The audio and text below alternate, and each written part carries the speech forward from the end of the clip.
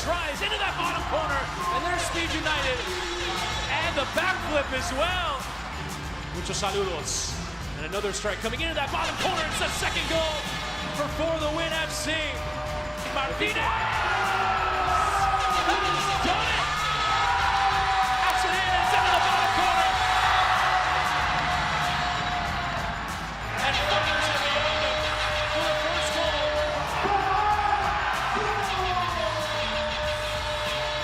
Cabrera, it's a goal. Rafa, header is on.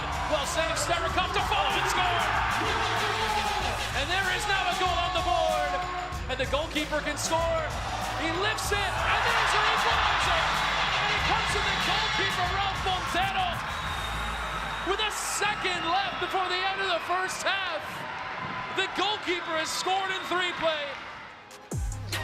What is up, everybody? This is Baller League USA. So excited to be back with you all. I'm Susanna Fuller, and it is match day 2 here at our beautiful home in Tropical Park in Miami, Florida. And I cannot wait to see what today brings, because match day 1 was absolutely insane. We saw a little bit of everything. We had a packed house, we had a marching band, we had cheerleaders, we had golazos, and we had backflips. Yeah, lots and lots of backflips, mostly from Speed. So hopefully we'll see that again today. But we're gonna try to top it today. I don't know how, but we're gonna try. But before we do that, we thought it'd be really fun to give you guys kind of a behind the scenes peek at the Baller League USA operation. So right now, I am sitting in the studio. This is my home base. We've got this nice comfy leather couch. As you can see, right behind me is the pitch. So I have incredible access here, and this is where we're gonna talk to all the managers, the player interviews, all that good stuff. But there are so many other cool spots in and around the arena. In fact, my guy Elisha is at one of those right now. So Elisha, why don't you tell the beautiful people where you're at, my friend? Yeah. Hello. It is week 2 of Baller League USA. We are in Miami, and right now, the energy is electric. If you're not here right now, please, next time, come in. I'm here with Alex, the barber. I'm here at the barbershop, okay? This is your domain, and right now, I'm about to go get a cut. You know what I'm saying? Get freshened up, because you know the saying. If you look good, you feel good. If you feel good, you do good. And if you do good, they pay good. So I'm trying to look good, you know. I got the new hairdo. I'm feeling good. We're in Miami, okay? So it's only right that we look fresh and good to get ready for the show. We got the lights going. We got the music going. The energy is perfect, okay? It's perfect. I'm ready. We had an incredible show last time, and I know the second one is going to be even better, okay? Every week, it's just going to get better and better and better. So I got to look my best for y'all, okay? You guys are giving me your time. Alex, they're giving me their time, so I have to give them a beautiful smile, a beautiful face, okay? So we're here this week again to shine, okay? This is Baller League USA, so we have to shine. We have to absolutely shine. And one person I know that's shining that I'm going to throw it through right now is Duda. Duda! What's going on, Elijah? Listen, my friend, you look beautiful already, but if you want to spend the night at the barbershop, I am going to be hanging over here at the VIP session, which, let me give you a little tour. Welcome to the VIP location, the VIP box here at Baller League Arena. Hello, how are we doing? Hello, let's go. All right, first of all, look at this view here. We have the most beautiful view. You can check out, come here, yeah, show them. All the managers are gonna be losing their minds right there. So hopefully, like Susanna said, we're gonna see some also speed backflips. The fans are already here, but let me show you a little bit more. One of my favorite parts about the Baller League Arena is the all-you-can-drink Celsius. Can I get a Celsius, please? Yes? Thank you very much. The fans can come out here and enjoy Celsius, have the best view ever. Now, one of my favorite parts, it is. Second, please. Wow. Cheers to you, Baller League. And also, look at this. Cheers to my friend, Chris. Chris, this is for you. Arriba, abajo, pa centro, pa dentro.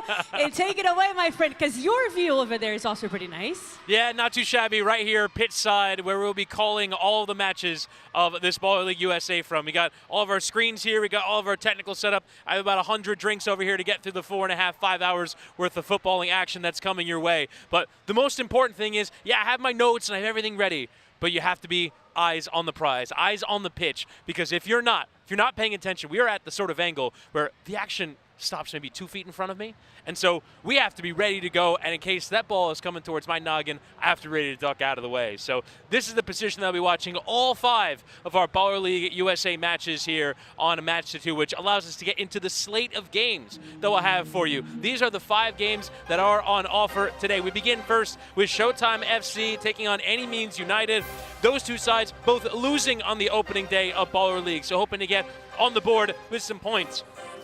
Next up, it's Speed United, the biggest winners on match day 1. Winning by 7 goals to 2 over Glitch FC. They take on Druski's Club 360. I hear both of those managers are in attendance today. And then in our 3rd game, Usain Bolt's 876, narrowly losing 5-4 in the opening day. They will take on Super Ninos. And then 4th up, it is M3 taking on For the Win. And Glitch FC and Midnight Wizards close out our proceedings here at the Baller League Arena. And in case you're new to Baller League, let's show you now what you may have been missing.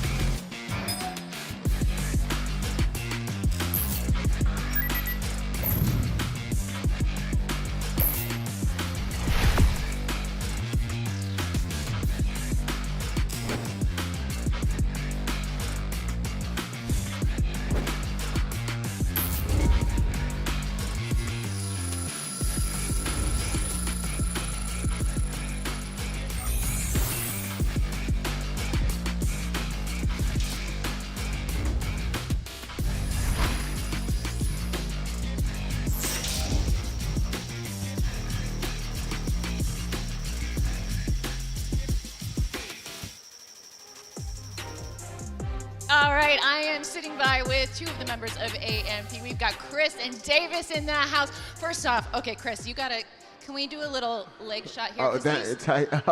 These shoes are out of control. I don't know if the sparkle is picking up on the camera, but these are absolutely insane. Thank you, all right, Davis, we chatted last week. Chris, you were here, but you weren't here. You didn't want to do the interview stuff, but we got you here today, okay? Yeah. So I know you took the L last week, but the only way is up from here. So what's the outlook for your team today? Quite significantly. We just want to work on being more aggressive. More aggressive. We gotta be more aggressive. Because at first the last game wasn't until really when me and Duke came down to the field and started talking to our team. And then they wanted to lock in and stuff like that. It's cool. But this time we need them to be locked in from second number 1.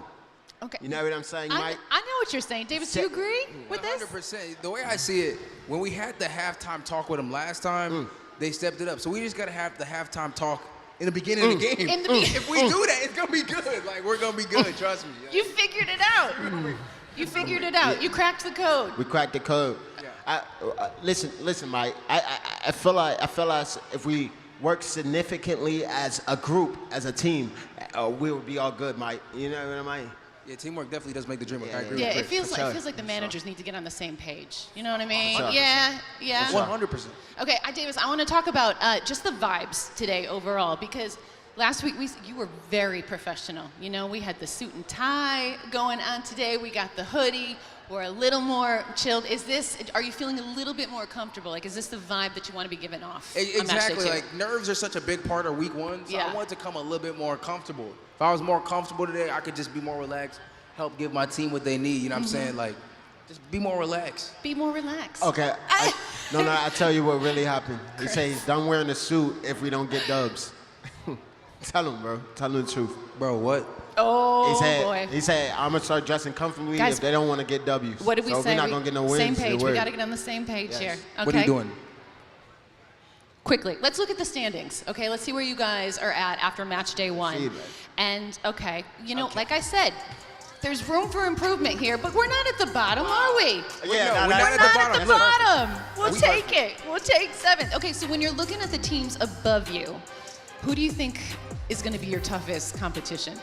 I'm not gonna lie, we're coming for Speed United. Like, no question, we're coming for them. We're gonna take them out, you know what I'm saying? We're not worried about it, but it's not the best start, but you can only go up from here. You can only go up from here. That's exactly right. Also, guys, we really, really want you to get involved in the chat because I know everybody here is going to be watching it, keeping tabs on it. So put up those dubs. Give them all you got. I got one more thing to say. Please. If any means United win tonight, we're taking them out to dinner, gang. Hey, every single one, bro. Everybody. On Chris's tab. Can I get on? Can I get in on that? Yeah, for sure. I'm hungry. I didn't have lunch. We got a window. Didn't have lunch. I don't like to go eat before I go on air. Nah, you know? Sure. All right. Yeah. Sounds good, guys. All right. So quickly before we let you go and concentrate and give your pre-game game talk, what's the prediction for your match tonight against Showtime? I got this, Chris.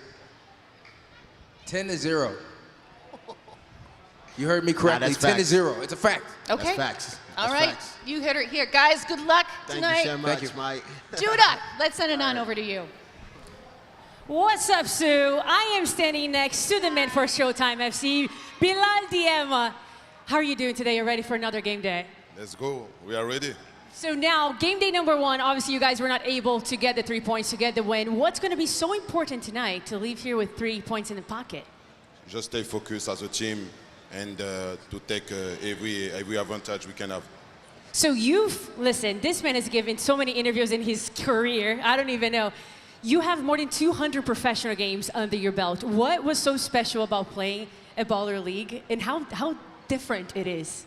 It's amazing, it's going fast, it's different than 11-11. So this is a good experience for me, and also I hope to shine tonight. Merci and best of luck. Thank you very much. Now, Chris, it is game time. They're ready to walk out. And the players are indeed filing out onto the pitch as we will have Showtime FC taking on Any Means United, a pair of sides that lose on the opening day of the competition. Showtime, the only team in the competition that did not score on the opening day of a baller league. There are our match day referees leading out the team, Daniel Va and Randy Cook. The referees will be in charge of this first match here of Baller League. Rodrigo Frias is in there as well, as there is Bilal Dielna, who we just heard from, looking to get something more from his team. The former Portland Timbers and New England Revolution man, 3 seasons in MLS, came through in his native France and played a fair bit of football professionally in France. But for Showtime, it was a difficult opening day for the side that is led by Odell Beckham Jr. from a managerial point of view. And now coming out onto the pitch is Any Means United. AMP, we just heard from Chris and from Davis in the build-up to this one. And they're ready to go and get what I believe was a 10-0 victory was the call from the managers ahead of this one. It would be quite impressive if they could pull that off, considering they lose the first game of the season for the win by 3-2. William Yang will again lead the line, the number 9 who scored a brilliant goal in that first game. There's that encouragement coming from the managerial team. And now we'll have the handshakes ahead of kickoff. And here is the starting 11 for Showtime. There are 2 players that did not start in the opening day, they being George Acosta and Matias Purain, who were both in the squad but came off the bench. So it is Acosta who starts, and then the remaining starters that are holdovers are Mizrahi, Dielna, and Daza. From that first game, Diego Alexander Vasallo will start in goal for Showtime FC. Here's the team for Any Means United themselves, making 2 changes. A Baller League debut for Sean McFarlane, the former Miami FC Austin Bold and FC Tulsa man in the USL Championship. He comes in along with Dale Wolofki Elise, the Haiti club football and youth national team player, will be in the starting 11 for this one. Mentioned Yang, who scored on the opening day. And here a look now at the prediction market ahead of this one. We have some more evidence of what these teams will look like, and it is Any Means United who impressed enough to get a 50% chance at a victory. Showtime, having not scored in the opening day, will be odds against at 29%. Again, scan that QR code on your screen, and you can get in on the action with a call sheet. It is the first match of match day 2 here in Baller League USA. Some really engaging, entertaining action last Thursday, and now we are set to go again. And it is Any Means United, led by AMP. We'll hope to get something more out of this. Showtime FC just want to get a goal on the board, and then they can go chasing some points from there. As we are underway, the basketball-style tip-off getting us going. A high boot there from Dielny. We'll have to be careful as that one does go launching out of play and out for a free kick. An impressive performance from Any Means United in that last game, despite the fact they lose to 4 the win. Were resilient in the game, struggled at times, but were able to, at the very least, stay within that goal. Now, again, a reminder, we'll play 12 minutes of normal 6-a-side football, and then in the final 3 minutes of each half, we'll get into our game changers, which will alter the rules. And could potentially be 1 against 1, could be 3 against 3, and among many possible changes. Yang on the swivel, trying to hit one, caught it reasonably well, but always going off target from that difficult angle. Dielna, looked a picture of a player who played so many professional games. Nice first-time touch into Acosta, former Inter Miami player who was part of the inaugural team for Inter Miami, having been in the academy at Boca Juniors. Play off that right side, and again, show for the ball, and we'll get it here. Those new to Baller League, those lines on either side of the pitch indicate sort of an offside line. You're onside if you play the ball or the runner is before this line. Once you move past that line, then normal offside rules apply. It is if you're behind the last outfield player, the second to last player, that makes you offside. Out towards that left, will deflect away, and it will be for Any Means United put back in play through Elise, one of the players who was not involved on match day 1. Each team carries a squad of 12 and can also name 2 wild cards to the team. Matchday squad includes 10 players, 6 starters and the 4 from the bench. They can roll in at any time. It's given away. The goalkeeper was out, and there's the opening goal for Showtime FC. Their first goal of the competition. They're on the board just after 2 minutes. And there you hear Julius James, the coach of Any Means United, frustrated with how that one's given away, and it's the goalkeeper who comes way out. And it is a huge moment for Showtime FC to get their first goal. It was Matias Purain, and there's a long distance effort that rattles the crossbar. Wow, what a strike that was from long range coming from Gabriel Ortiz, who has head in hands as he watched that one crash off the bar. Did hit the ceiling, so that will result in a free kick, or rather a drop ball. Hey, ref, when he kicked it, I think there's some confusion about who that came off last. And there is sort of a question about whether or not the keeper makes a save. From that angle, it didn't look like the keeper got a touch there. And so the referee is having a conversation, and it will prove to be the correct decision, as that ball was not touched by the goalkeeper. So on we play. So if the ball does hit the ceiling here of this arena, the team who touched it last will give away possession. Dielna on that left side. A nice first touch around the corner. Mizrahi in that forward position. Acosta, a nice challenge, and they're in again for 2. Acosta denied there by the goalkeeper Ortega, who is involved in potentially giving away that goal. It is a goal kick as it went off Acosta last. And again trying from long range. Oh, again off the crossbar. Wow, these strikes coming in, this time from Ubertina Eugene. Where's Tino on the back of his shirt? Former lower league player in Germany. Rattling the bar there. Any Means United are having their goes from long distance.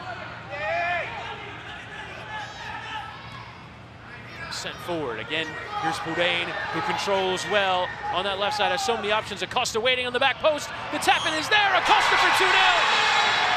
The polar opposite of Matchday 1 for Showtime FC. Couldn't score in week 1. They've got 2 in 3.5 minutes in game number 2. How quickly things can change. All the room in the world. The goalkeeper commits. Good patience and composure for Acosta, who could only score. And Showtime have gotten off to a great start here. I think Davis will be regretting calling a 10-0 victory in his team's favor before he even kicked off. And the pressure is there. Well recovered, and the first touch is decent from Daza. Will square into Acosta, first time in behind. Bourdain picking out that cross, and it does deflect away. It does allow, for the first time, to tell you that a corner will be eventually given as a goal kick, but 3 corners do result into a penalty kick.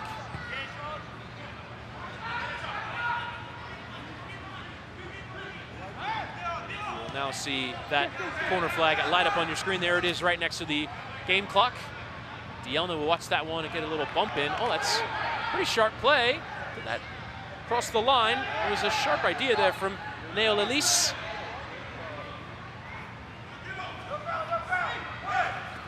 Riding of the challenge here on this near side. Slid back from Mizrahi to the goalkeeper. Vasayo. Stumbled on it there for a second.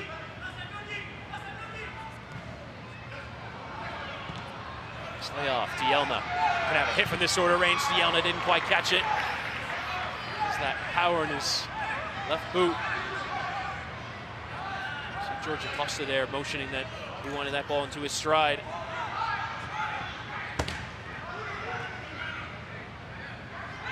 For any means, looking for a response. This is a good hold-up play there from the Yang, but dispossessed there by Mizrahi. Bourdain, the bench on the opening day. And then the hit there attempted from Mizrahi once again. Yes, Bourdain has gone down. Referee says no. To take a lenient view of the game here in Baller League. Another long distance effort, this time from the substitute Yuri Durin. And again, this time palmed up into the air by the goalkeeper Vasayo. Looked to be busy there.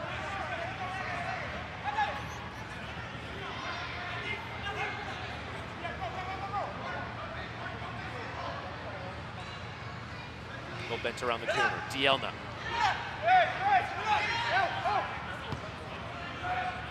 They switch out towards that left side. Strong start here from Showtime FC. The band in attendance gets going. Daza. Dielna tried that first time touch and gave it away. Mizrahi had to be careful there. Yuri to make sure he was onside.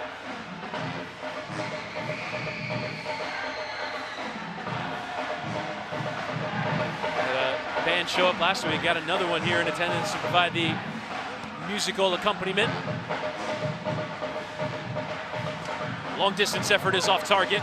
Once again, a bad strike coming in there from Robertini Eugene. Another Haitian player in the squad. 4 in total in this Any Means United side.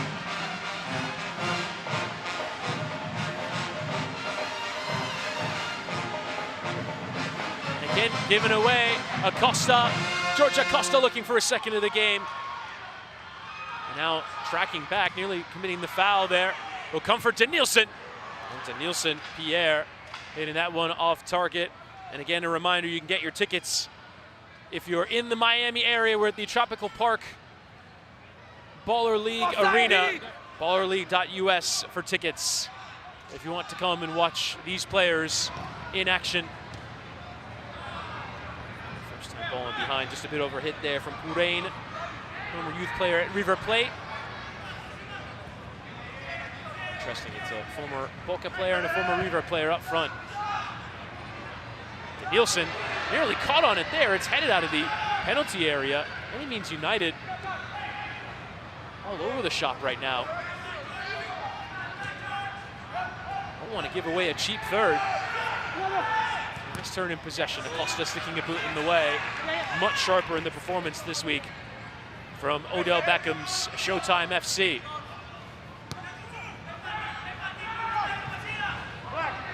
In the way there in those passing lanes and those attempts to play the ball in behind. Dega shows himself as an option. Nice little first touch there from Yuri, but the idea not quite matching the execution. Belloni will take on that far side, the Italian player. Comes on as a sub. Italy will play in the World Cup playoff final. They won earlier today. That 2-0 victory when they absolutely needed it against Northern Ireland. If you're excited to be here for Baller League USA, let me hear you make some noise. Nice little interchange on that right side, and the window was there. Here's now Danielson. If you support Showtime FC, make some noise. In down that line, and will roll out of play. It will be controlled now by Vasayo, the goalkeeper. Mizrahi. Acosta.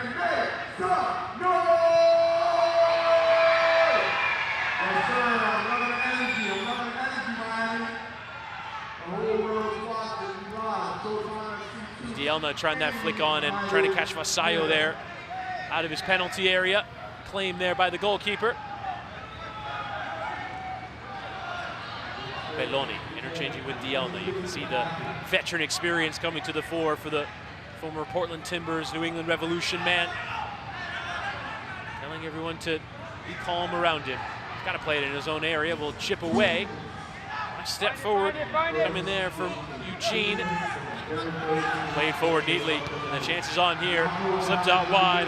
Belloni covering, defending exactly what was needed there from Rubertini Eugene. See that front two there of Belloni and Popa looking to combine.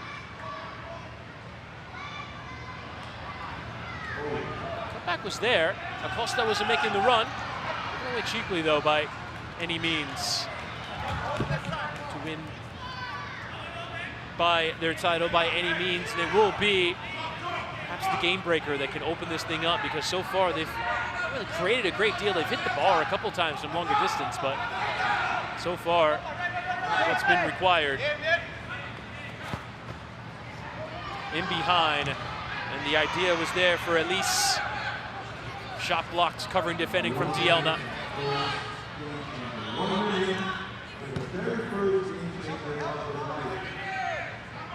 Vasayo.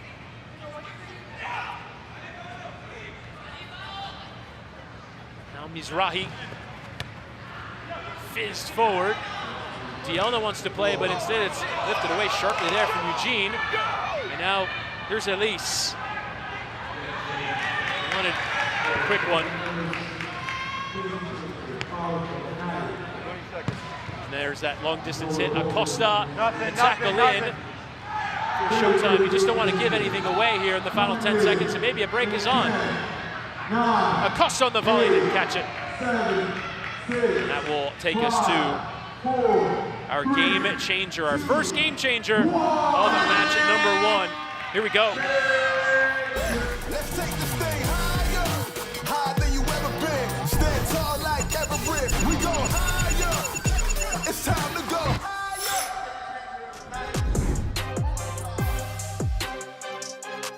So this is onside. It's fairly simple. There is no offside rule for the remainder of this first half in the final 3 minutes. So you can cherry pick, you can stand wherever you want, you can stay behind the last defender. It can, in theory, open up the entire pitch. We'll will provide some space in the middle of the pitch as we welcome those of you watching on the CBS Sports Golazo Network. This is a Baller League. This is the first match of 5 matches we'll have tonight throughout this competition. Showtime FC, managed by Odell Beckham Jr., taking on Any Means United, led by AMP. A couple of their managers in attendance for this one, and there's so much more action still to come tonight in this 6v6 competition. We're currently in our game changer, which means it's the period after the rules change. There are no offsides. There's a 3v2 there, and electing to go it himself with the hit there was Popa. Going the other way is a Yang, whose effort deflects on its way out. So it will be a corner in the favor of Any Means United, which will be their second in the game. So the next time that the ball goes out for a corner, that would have gone to Any Means United, it will result in a penalty kick. See the frustration there in that dugout. There's a player down as well on the far side. Make sure everything is okay. Julius James coming over to have a look. The coach there having a conversation with McFarlane, who makes his debut here. Steps off gingerly. Former Miami FC man. College just around the corner at FIU. As that one does go out of play. Ball's got to be on the line, not in the field, on the line, yes? Thank you. Referee stopping play and asking for that restart to be retaken. There are kick-ins as such rather than throw-ins. Referee just making sure that the ball is on the right side of the line before it's put back into play. A couple of swipes coming in, and nice bit of skill. Attempt coming in from Yuri, losing out. Now Acosta.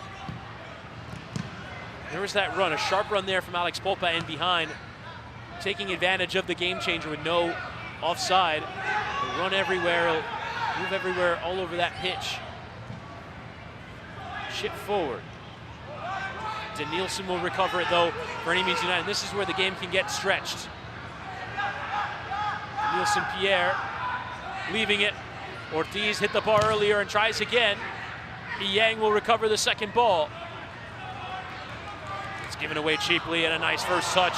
All sorts of room for Popa. The goalkeeper is out, and he makes the save with his boot. Nearly was going out of play, but instead coming the other way is Ortiz, who tries again towards that near post. This time, it's Diego Vasallo making the save. And you see the reactions, the devastating look on the faces there, crashing over by the coolers. They can barely watch in the Showtime dugout. And then again, that long distance hit this time from Acosta is straightforward work. Any Means would love something before the break. Last week it was Showtime who couldn't get a goal. Now they're the ones keeping the clean sheet. Another save. And there is that third corner. The strike coming in from Elisa will now have a penalty kick in the favor of Any Means United.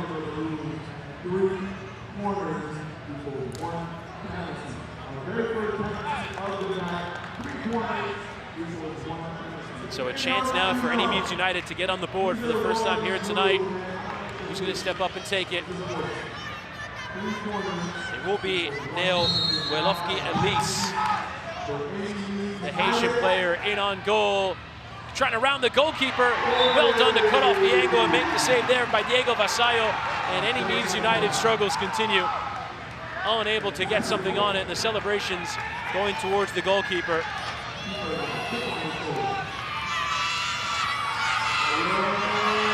Firing up the crowd in behind that goal as well.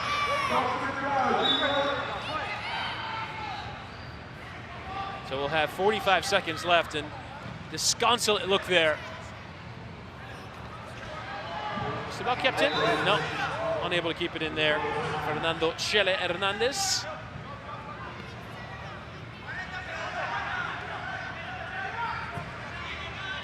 Once again going direct, it's goalkeeper to goalkeeper. Vasallo is going to fall on it.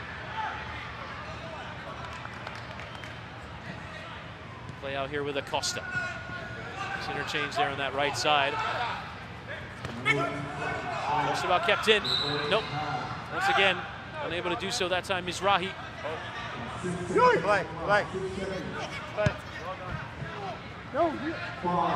Here's Ortega. Lifting forward. Is there one last chance in it? There is not. That'll bring us to the end of the first half. Showtime with the 2-goal lead. They get both those goals inside the first 3.5 minutes of the game. Acosta, after Purain, opened the scoring, and it's 2-0 in the favor of Odell Beckham Jr.'s side. You can see there needs to be some kind of response from that Any Means United side. They'll hope to avoid a second straight defeat on the first 2 games of this Baller League USA season. It'll be a real mountain to climb to make the playoffs from there, picking up 0 points. So Any Means will have to find something. Julius James there talking with. We're not playing with our heads up. Because a lot of the time we 3v1. Let's hear the Any Means United huddle. That's what I'm saying. So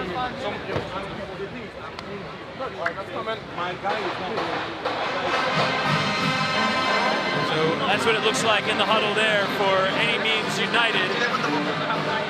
Having to find some kind of response going towards that second half. Now, coming up in our second match of the evening will be Speed United off of that incredible 7-2 victory on the opening day against Club 360. They had a man who scored 4 goals. Steven Kodra, let's take a look at what he brought to Matchday 1 of Baller League.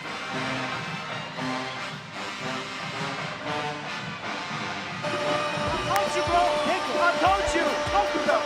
That's what I'm talking about. Good movement, Kodra into the top corner. And there's that experience.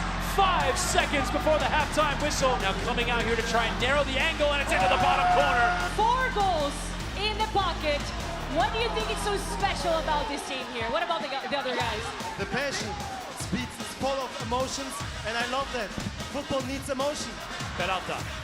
Kodra on the volley! The Baller League, a legend, has a hat trick, and Speed United's lead grows to 3. Najib, and it's Kodra again, absolutely dominating this match. He's got 4. You got a bunch of people back in Germany, back in your home, watching you, cheering for you. Send a message to them in German. Wir machen es kurz und knapp. Well done. Give it up for Steven Kodra.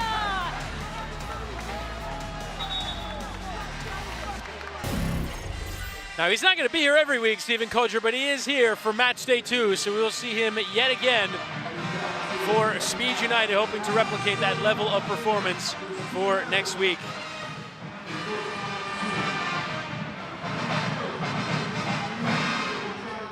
And here, though, right now, it is Any Means United taking on Showtime FC. Any Means trailing by 2 goals to 0. We see the goals there and the frustration on the faces of the Any Means United coaches and players. And let's get this second half started then. We'll tip off, and away we go.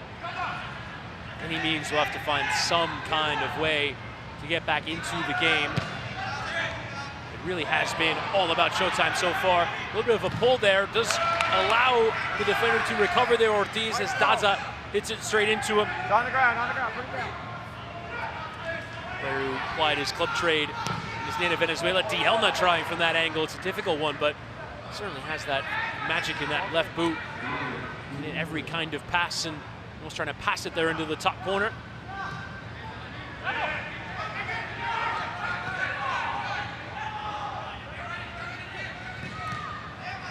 Block put in there by Purain, Argentinian. Pushing on from that dugout there. The Any Means players, the Any Means staff needs some kind of lift right now. They need some energy. Strong challenge in through that midfield from Daza.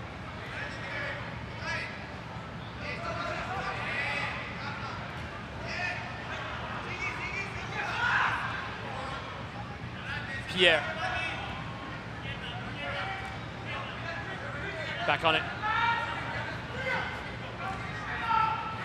Frustrated there, Pierre, with his options ahead of him. Ortiz denied as well. Just lifted forward, and the frustration is evident in the Any Means United players. Have really struggled to create much so far in the game. Denilson Pierre, former Caribbean Club Championship winner, played for Violette, experience in the CONCACAF Champions Cup.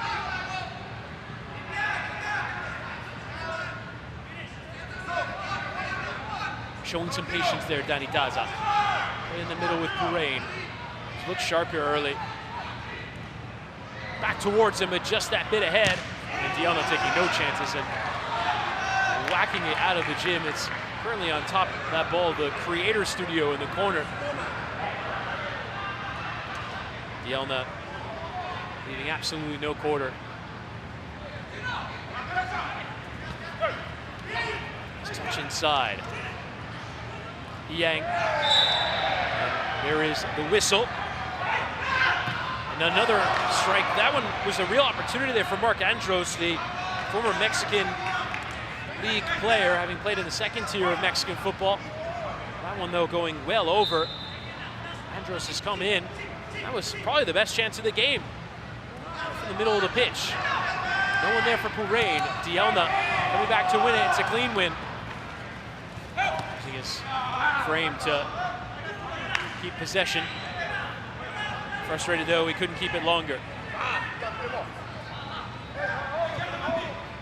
Lifted forward. Thumped away. Good defending there from Daza. Yang. Andros. Oh, and it's a strong challenge. And away is Purain, who scored the first, and looking for that second goal of the night. Another corner, which means that Showtime are now one away from getting a penalty kick. Something to watch over these last 12 minutes.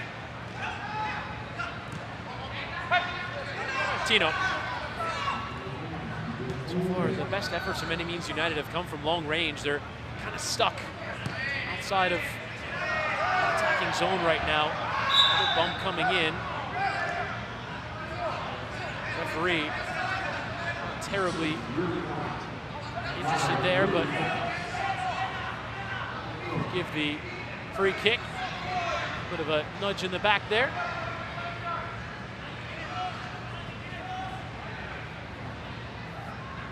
There they go in the dugout, trying to get something here.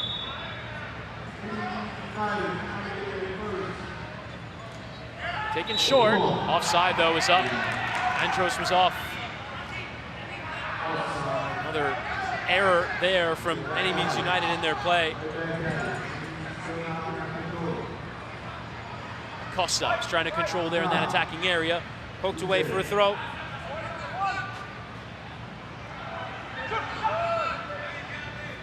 And that first time hit was hit with plenty of power there. Geronimo Luna came forward. Miami United player. Trying his luck, but unable to keep that one down. Coming back the other way was Andros, and now recovered here by the goalkeeper for Showtime FC, who right now is on his way to a clean sheet. Smart touch there from Acosta to not lose out. Kept his run going, couldn't quite find it towards him. Acosta again, Acosta's in. Sent his effort wide, but he was offside anyway. Offside is the decision. Showtime in a good position right now.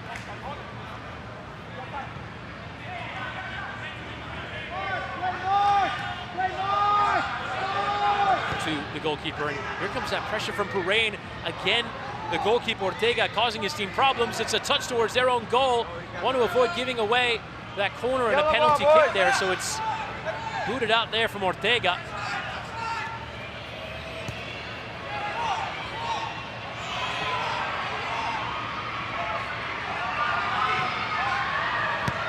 Out wide. Poked on there. Trying was Luna. Showtime comfortable, though, with their position in the game.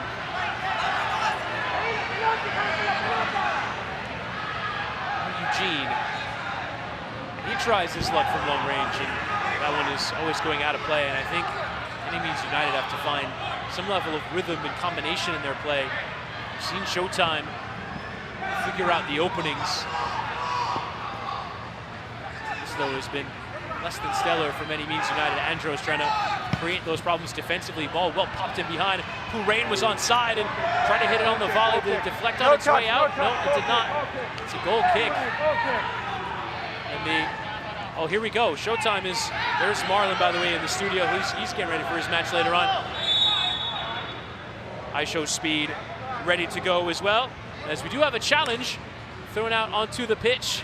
Showtime are going to appeal here at this ball deflected out for a potential corner, which would result in a penalty kick in the favor of Showtime. So here we go. The referee, Daniel Val, will come over and have a look at this one at the monitor. And now they'll have a look at the pitch side monitor. So the question will be is, does this effort deflect on its way out? It's kind of tough to see. That boot is certainly in there. It's really close. It's so difficult with the angle is there and sort of the bang frame by frame. Does it deflect on its way out? It's a good challenge. The referee is having a look. Let's hear their conversation. Corner kick. The challenge is good. It's a corner kick.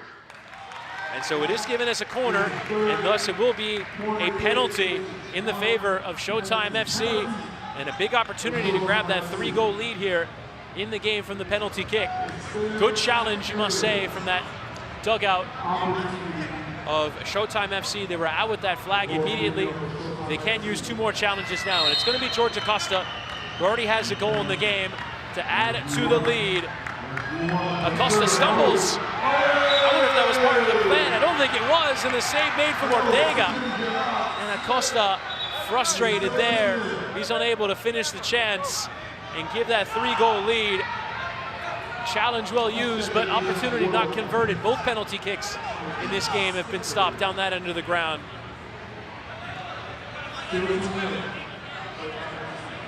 So it's still 2-0 in the favor of Showtime. Any means will think they have hope. Ortiz on the volley. As he tripped up there on the follow-through, he was indeed. This is going to be given as a free kick. Acosta taken down.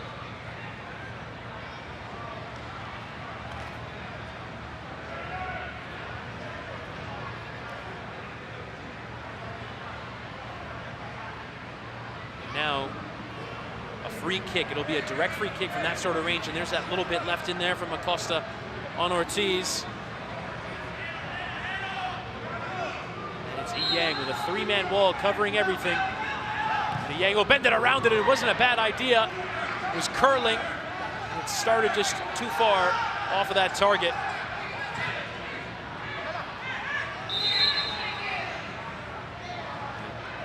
There's a challenge flag that's come here. I think Any Means is going to challenge for a corner here.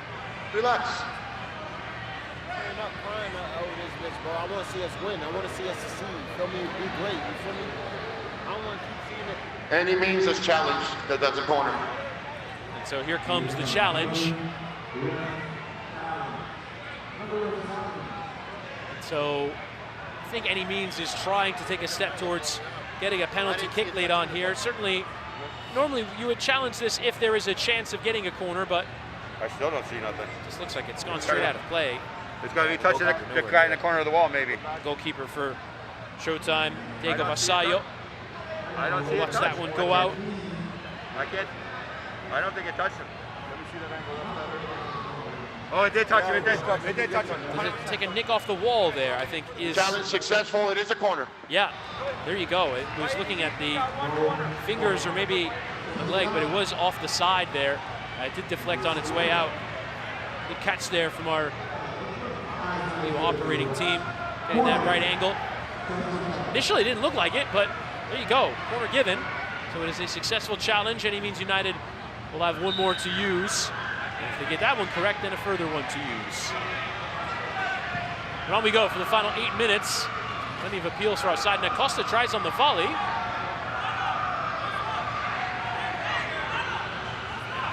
might have taken Nick off the ceiling on its way out. Either way, though, there's that attempt from Acosta. Goalkeeper was up to it. Heard there from that dugout. We want to see us be great. Teams have not really shown their greatness as yet. looking to go it alone there on that left side, but not controlling there was Belgrove on that far side. Ratina Eugene making a nice run forward, but unable to make it stick. So much room here, and that didn't quite come off towards Dielna.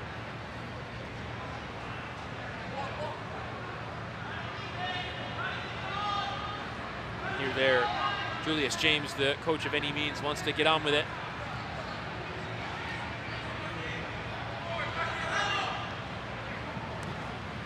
Oh, and it's the attempted switch of play, and it goes right off the head of Matias Purain, and Showtime have their third goal.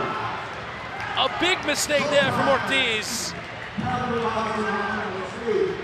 And that sinking feeling sinks even deeper for Any Means. It has gone from bad to worse.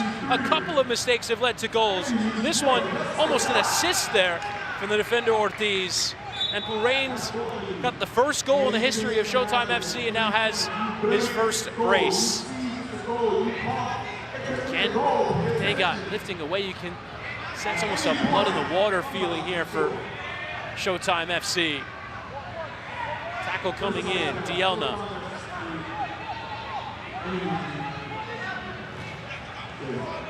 Acosta. Well-measured ball into Danny Daza. We'll invite Dielna into the attack. This is exactly what Showtime would have been hoping for here on Matchday 2. Fantastic response. I wondered when they didn't score in Matchday 1, was it because how good Midnight Wizards were because of the struggles they had on the night? I think you give Midnight Wizards a fair bit of credit now with what we've seen so far. Netting stops that long distance effort from hitting some of the crowd. We've seen in most of the games in Baller League, there have been a lot of goal-scoring chances, ball well worked, good combination play. We just haven't seen that tonight from Any Means United. They've been completely and utterly frustrated. Now carrying forward, and another strike, this time from Mizrahi. Always going off target.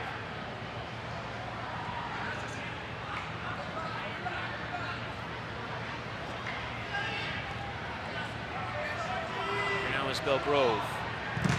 Another attempt, this time from Yuri, deflecting away. Just don't seem like those combinations are going to come off.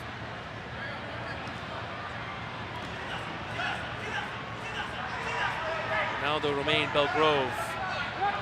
To Nielsen, first touch heavy. Now another chance, this time volley. That one off target from Daza.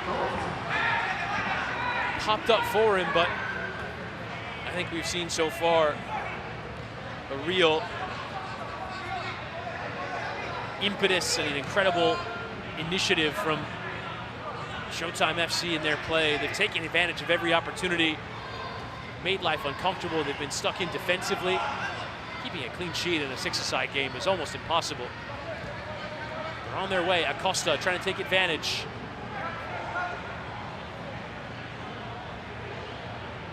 Here is Ronaldo Belgrove. So Any Means United and AMP need something to happen here. Chat, get involved. We want to hear from you. What game changer should we go to now so that AMP can get back into this?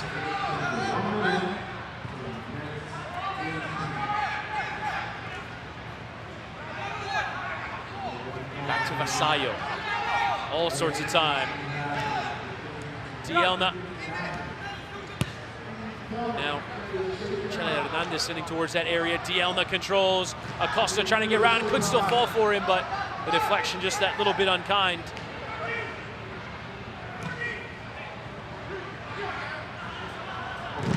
There's that effort again, this time from Elise coming in off that left. There's those sharp movements, but really find that window to play. Get back onto it here. He's carrying and straight into trouble. You can hear the shouts. Now Tino. Another effort from long distance. That's a good save from the goalkeeper, Vasallo. Poked away, and this maybe is the moment where that earlier challenge can come into play.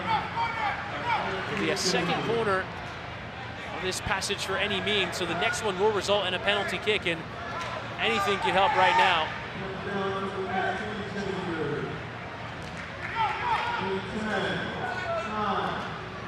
Nice little flick in behind and trying to put this one to bed there. On that far side was Paolo Belloni. Deflects up and hits the ceiling. So it'll be a drop ball. And we'll now have our second half game changer.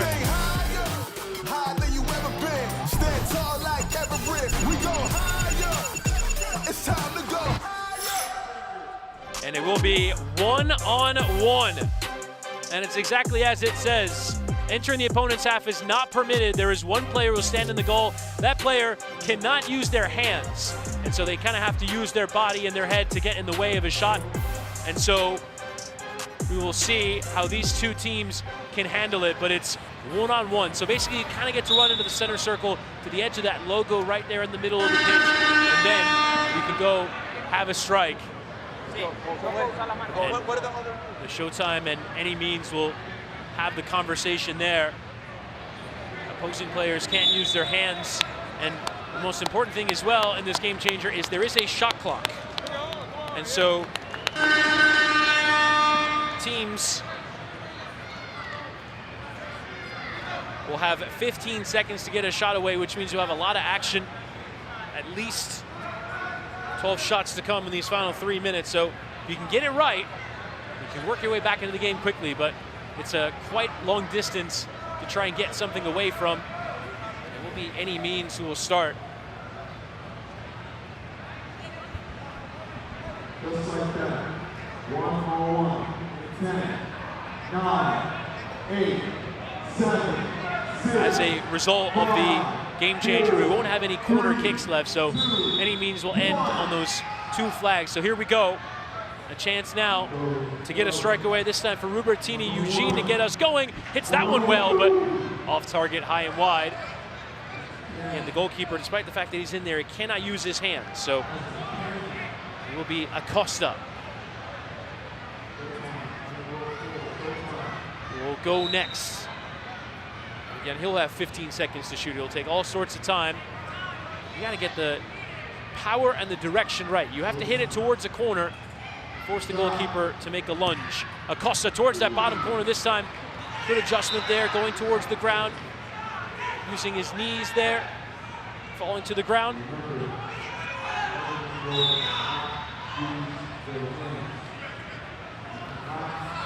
So here we go again.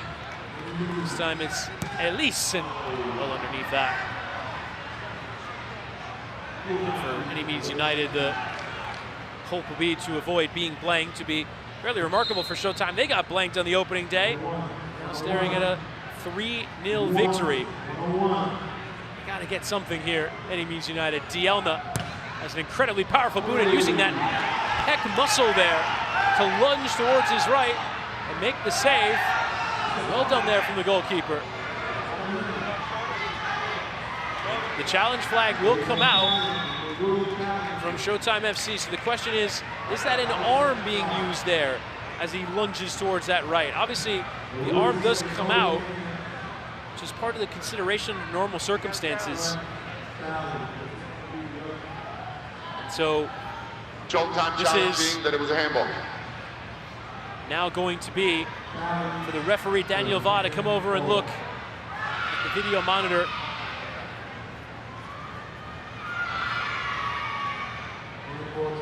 I got it below. Here we go. So there's that lunge. Goes off his shoulder. This is his arm throwing at it. Challenge is good. It's a goal. And so it is given as a goal. So it's now 4-0 to Showtime FC. The challenges have been clutch today from them as well. Well done there. There you see the frustration building even further for AMP. Response coming. There's the save from Vasallo and the effort from Ortiz.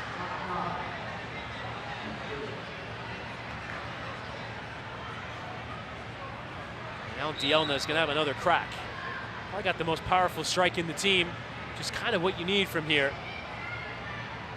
Looking for 5-0 now for Dielna. Hits it again. That's a beauty of a hand. He scored 2 in the game changer. Bilal Dielna leading Showtime to a dominant lead now. 5-0 it is in the favor of Odell Beckham's team. And again, the response. That one's not a bad hit there. Coming from Ronaldo Belgrove. And that one goes over. Frustration really setting in now. Any means staring down the barrel of 2 defeats from 2. Here we go. There's that effort again sent over, this time from Luna. This is guaranteed right here. Let's bring it home. And last up will be Mark Andros. Not last up, but next up. Andros soars that bottom corner, and again, well tracked there by Vasallo. We saw in the first edition of Baller League that sometimes it wasn't the goalkeeper who would go in.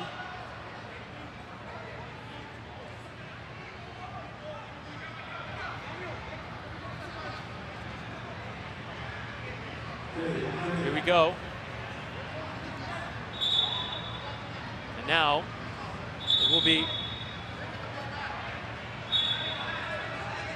So it is going to be Any Means who will have the ball. The ball went out of play, but it did so via deflection. So it is going to be Any Means. Ball goes out in their half. You get to keep it. Another effort. That one decent, but right on the goalkeeper, sticking his chest out there, Vasallo. He wants that clean sheet.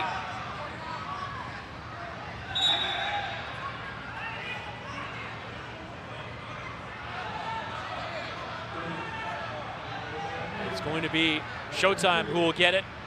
Honestly, the place it goes out will determine who gets it next.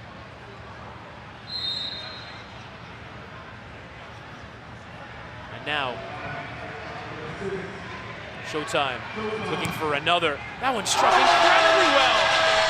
Showtime FC dominant here, and it's Belloni who scores in this game changer.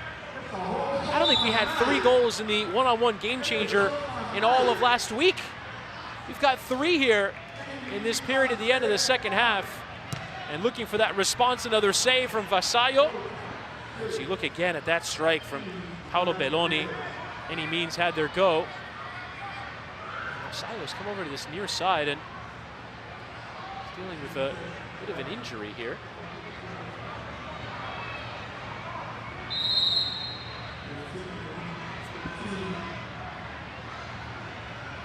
Here comes Showtime again. Resigned looks, and there's that strike going out of play. And one last chance for Any Means United to get something on the board. And here's that strike, and it's well off there from Ortiz. So shut out Any Means United here on match day 2 of Baller League. And you can see how difficult that was to take. They called a 10-0 win in their favor before kickoff. And here they are, now facing a 6-0 victory for Showtime. An incredible turnaround on match day 2. Dielna with 2 goals in the one-on-one game changer. Acosta scored, Bain scored. Fantastic performance from Odell Beckham's team. And it is 6-0 in the favor of Showtime.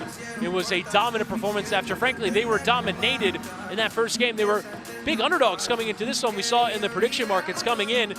Showtime were significant underdogs. Now here they are as victors. And you see the team getting ready. Let's go now then to Duda Pavao, who's standing by with one of the stars of the match for Showtime.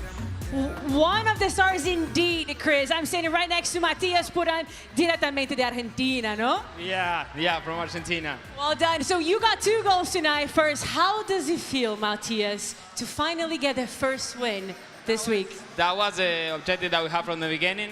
Happy for the 2 goals, but more for the win. We were needing that, so happy.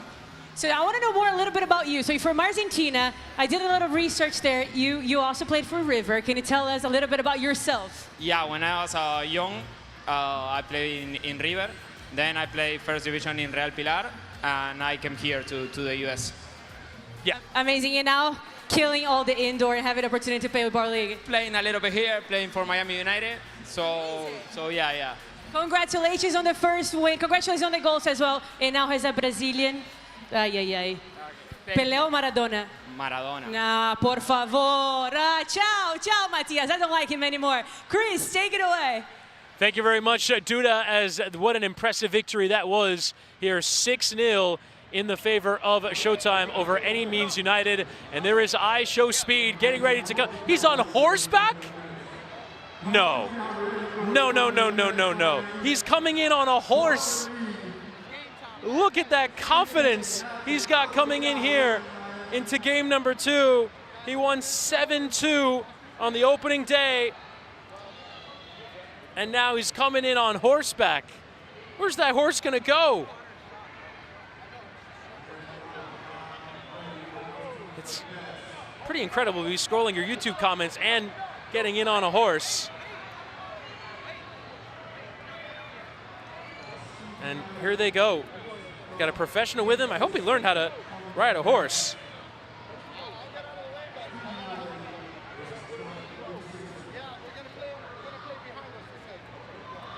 All right, I Show Speed's ready to come in.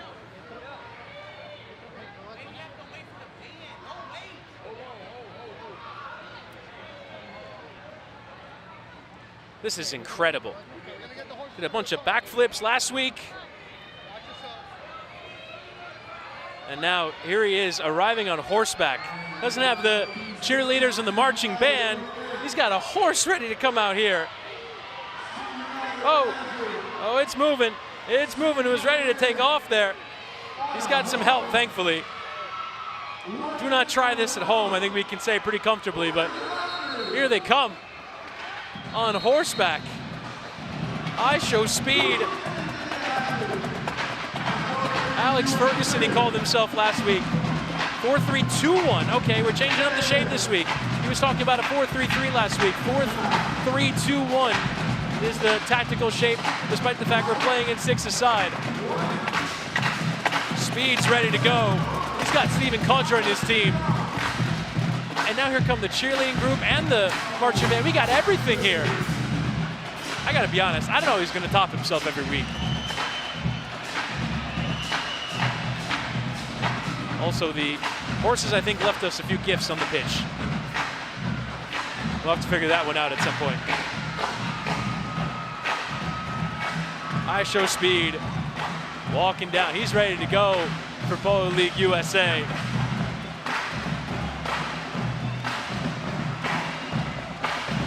Wow.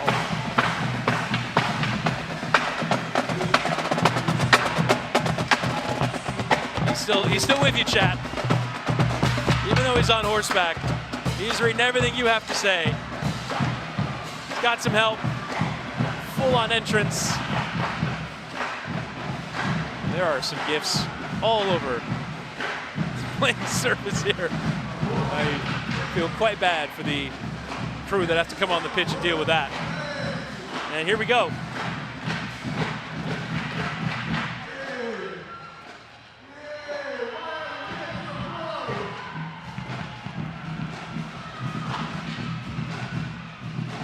And I Show Speed, fresh off a victory on the opening day by 7-2, is really enjoying himself here. Walking out onto the pitch. He's got his team there. Wait, the team came out in the middle of all that? Kind of lost my attention. And there he is, stood right on the halfway line. And somehow his opponent for this game has to be ready. As here comes the Club 360, led by Druski, who are ready to go themselves. Another marching band coming out. More dancers coming out. Pulling out all the stops here.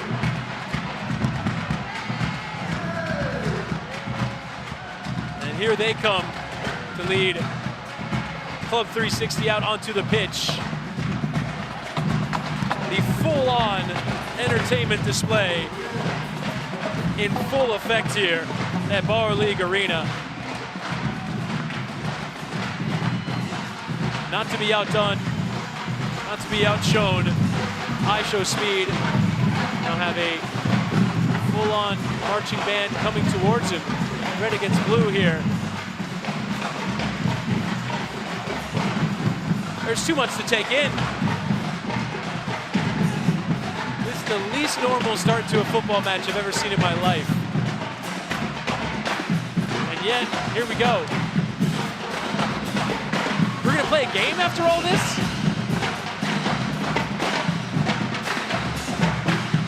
The band have the Speed United shirts and everything? Oh yeah.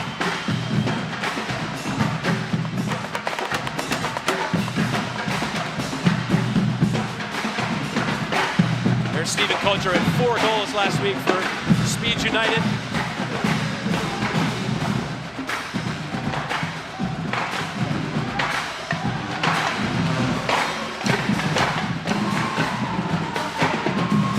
No expenses spared here at Baller League. Nothing we can't bring you in the form of entertainment. This is incredible to watch.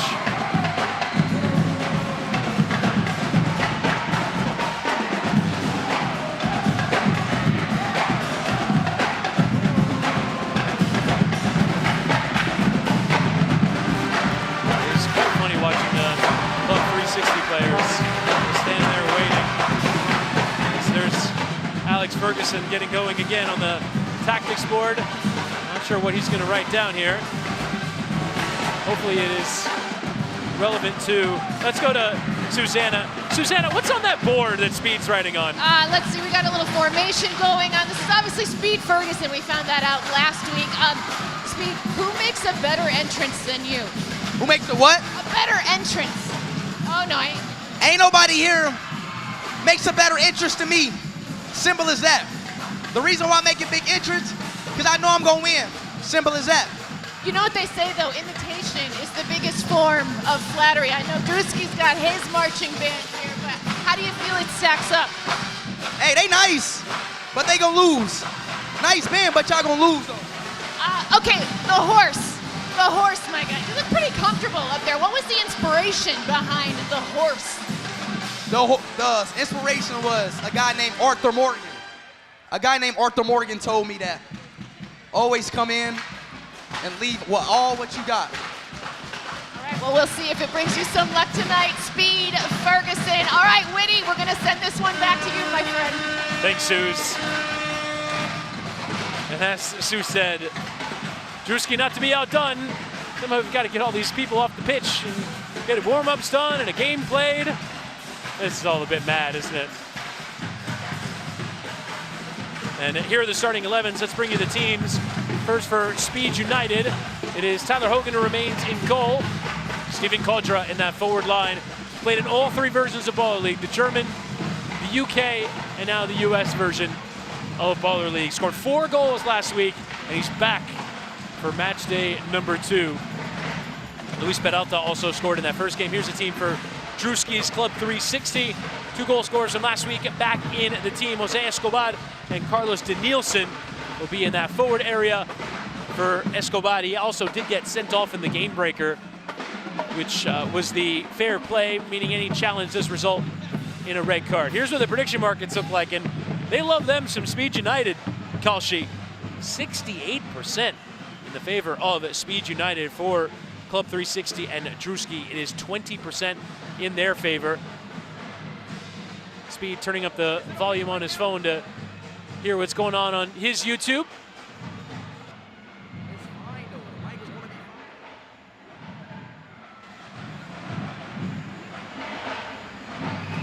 And here we go.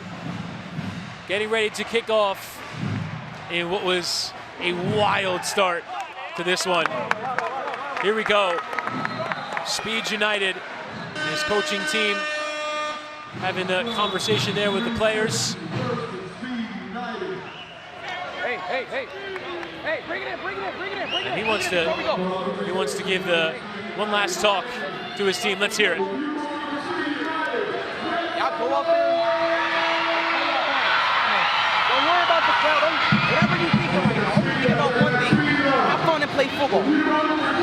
Play it y'all way. This is Joga Bonito, bro. Do this shit. Score the ball, defend, 4-3-2-1. Simple Let's go, boys. You listen to Speed Fagerson, everything gonna be all right. Let's get in there. Come on, get in. Come on now. Speed United on 3. Speed United on me. 1, 2, 3. Speed United. Great stuff there from Speed to his team. He's dialed up every bit of energy he possibly can. And now somehow we got a game to play. Got to clear the pitch as well. And here we go. And it is Speed United in the green and red, Club 360, led by Druski in the orange and white. This will be a big follow-up act required here from Speed United. They won by 7 goals to 2 on the first day of the competition. A lot of it happening late. It was actually a reasonably competitive game for most of it against Glitch FC, and then just got away.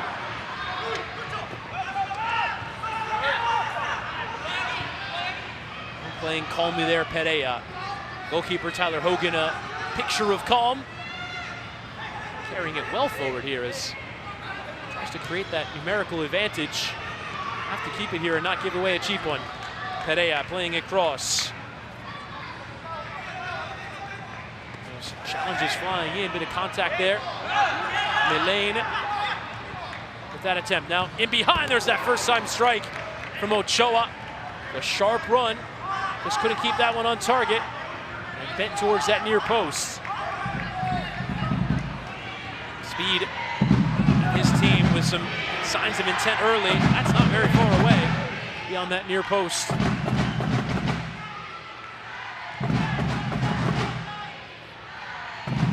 Comes that atmosphere again. Pressure coming towards Edgar Perez of Club 360.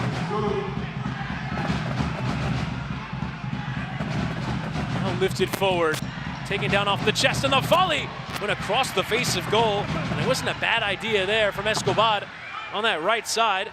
Scored last week, former player at LSU Eunice. Also has some experience playing 7-a-side with City Soccer at TST. And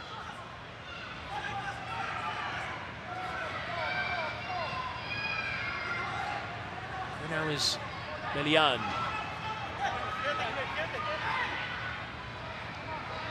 Again, Speed taking their time, setting up in that 4-3-2-1. Hogan.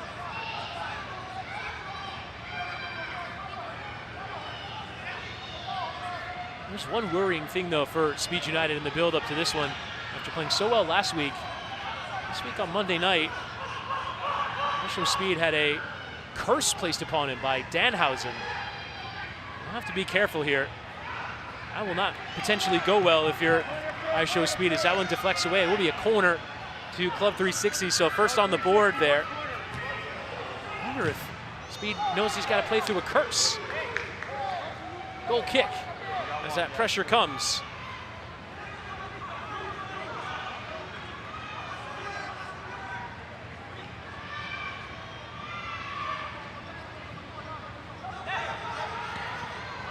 Kodra.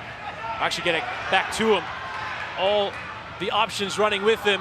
Could have gone it alone, tried the square ball, and it's well recovered here by Club 360. Off goes Carlos de Nielsen, playing with purpose there. That take a deflection on its way out. It will be given as a corner, so a second corner now for Club 360. They're one away from a penalty kick. Another flick on there from Kodra. This time recovered by Edgar Perez, and so far Club 360 have been up to the challenge.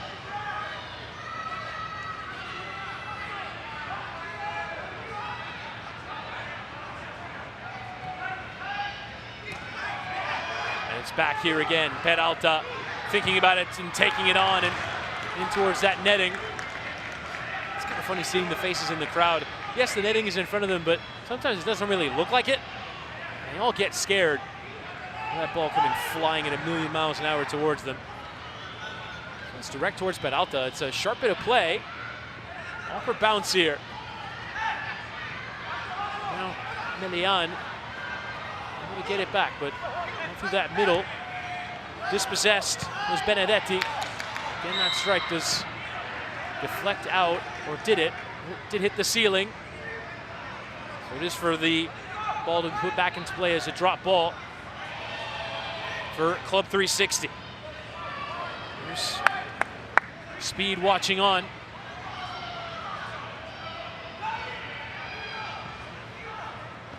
Fraghetti.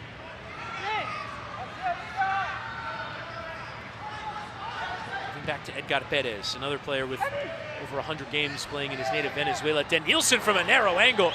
Will take a nick on its way through. It is a corner. Well done there from Danielson to win it. And it will be a penalty kick.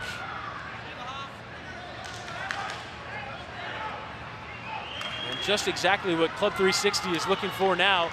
They get the first goal in the game, put Speed United under pressure.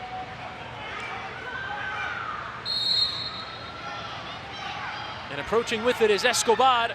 Takes a stutter step and just hits it right into the chest of Hogan, who was not fooled by that stutter step. Will be for Speed United to get it back into play. Big save from the goalkeeper.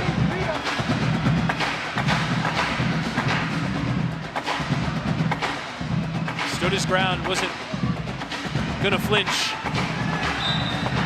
Free kick given on halfway. Tripped up there was Ochoa.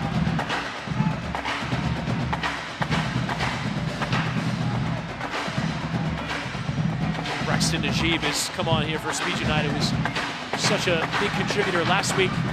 Recovered though, Benedetti dispossessed.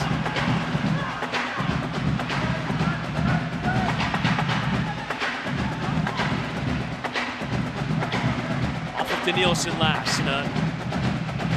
Restart coming now.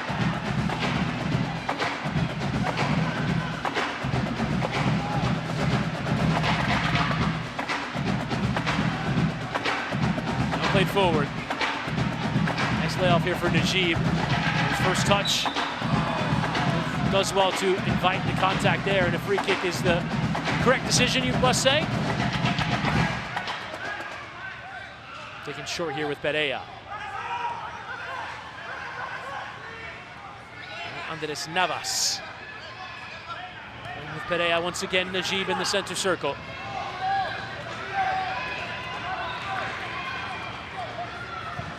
Lifts it forward from Hogan. Well over the head there of John Diaz. There's John in the back of his shirt, former Quinnipiac college player. He's also got some experience in the Red Bull short-sided tournaments. A few of the players from Baller League come from.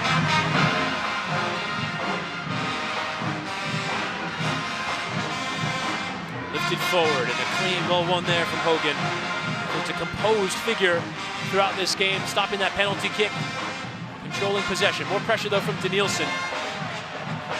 Good first touch though from John. Stuck though in this corner, has to find a way out of it. Is it off the defender and is a throw-in right there by the corner.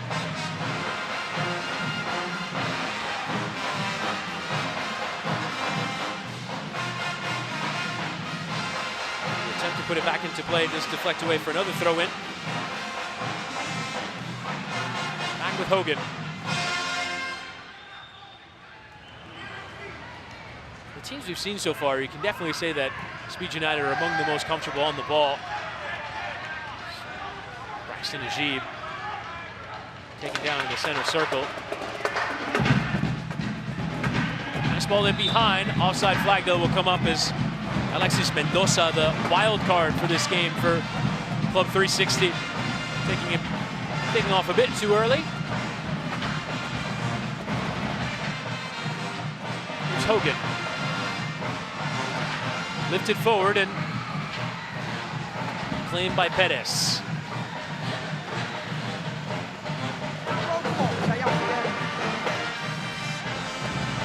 Taking as much time as he wants here.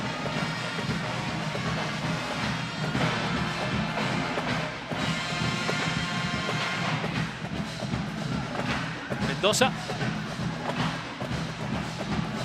Club 360 with the best chance to get on the board. Jose Escobar having his penalty kick denied by Tyler Hogan. Haven't seen too much in the way of clear goal-scoring chances. Najib will lift forward, and that's an easy claim there for Edgar Perez. Wants to get on with it. Danielson looks to be the biggest threat up front for Club 360, inviting a challenge and taking the hit on and just off target. It's a little bit wide. Speed watching on, hasn't quite been as you would expect for him.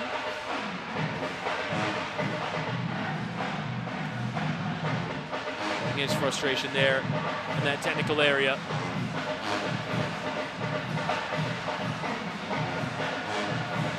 Once again, Club 360 with the ball.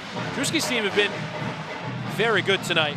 They did lose on the opening day to Super Ninos.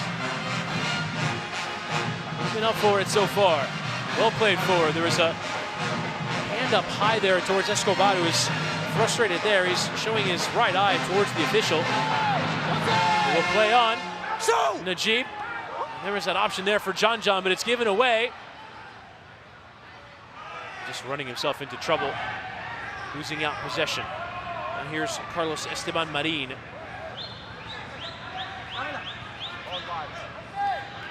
Now back on it again here, Marin. Sharp idea. Pressing is in there. It does look as though the game change will be required to shift the narrative of this one so far. Two even teams making it difficult for each other.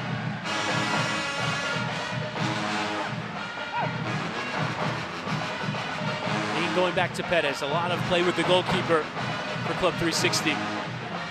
Instructions still being barked out.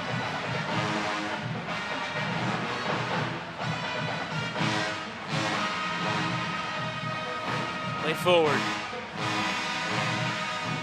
Nice turn there, an idea from Juliel Mucci. The Argentine losing out over there on that far side.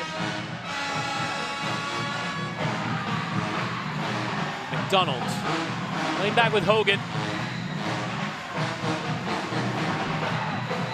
More pressure coming here, and well done there to cause a problem. Alexis Mendoza flying at the opponent. These pressing chances that look like they're there, and again, Rico's biting in, losing it over there by that corner. It's a goal kick.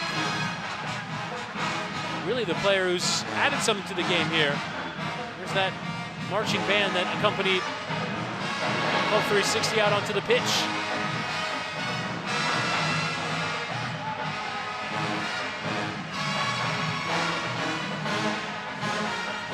Hogan. Oh, well played forward. Perea trying to let it run. It does get volleyed over here. Well done here by our crew to make sure the equipment's not hit over by our announce table. Perea for Najib.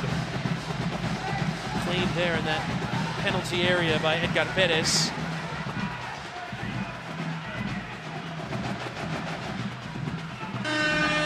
And now we get to the game changer. Higher than you ever been. Stand tall like Everest. We go higher.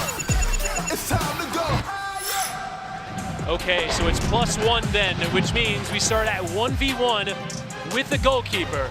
And every time a goal is scored, one player is added to each team. The goalkeepers are not allowed to leave the penalty area or engage in build-up play, meaning once the ball gets kicked off, the goalkeeper cannot touch it again. And it just becomes a game of one-on-one from that point.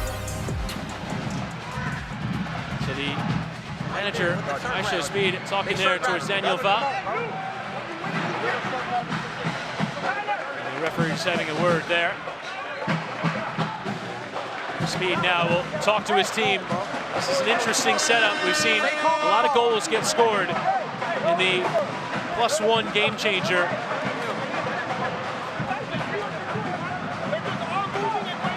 That's all they doing. They just waiting for the long ball. All right, so here we go with this game changer in +1. It's Escobar who's gonna run at his defender and look for the goal, denied there by Hogan. It does go out of play, and so it will be for Club 360 to get it back going again. And basically you just dribble it back into play and then go again. Once again, the step over showing he wants that right, and there's the finish. And the first goal of the game is scored by Escobar of Club 360, taking advantage of the one-on-one scenario, and now we're at 2 against 2 on the field. And I show Speed, frustrated there. So here we go. So there's that right-footed finish. You can tell the defender, Luis Peralta, was showing him towards his right because he's a very left-footed player.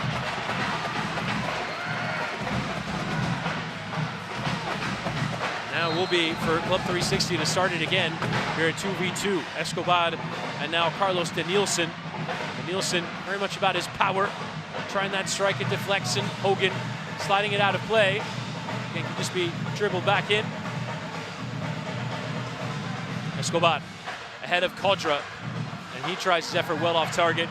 Kodra, who scored 4 in the first game, has not really made much of an impact here tonight. He's got to take it himself. Again, can't play with the goalkeeper. And there he goes dribbling. He's lost out. Danielson for 2-0, denied by Hogan.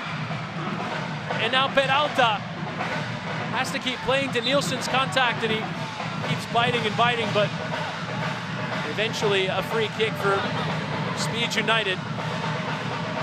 Final minute and a half for this game changer. We're at 2v2 here in the +1. Club 360 opening the scoring through Escobar. No contact there on Kodra, who again cannot play with the goalkeeper.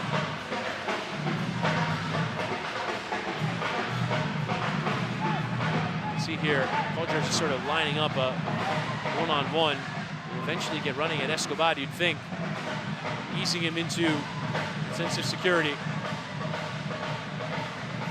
Escobar steps in, got a piece, but off goes Kodra, and the heavy collision there with Danielson and Kodra on the floor. He's giving us a free kick, and he'll be slow to get up. Treatment will come for him. Here's that challenge. Yeah, it's a banging of the legs there.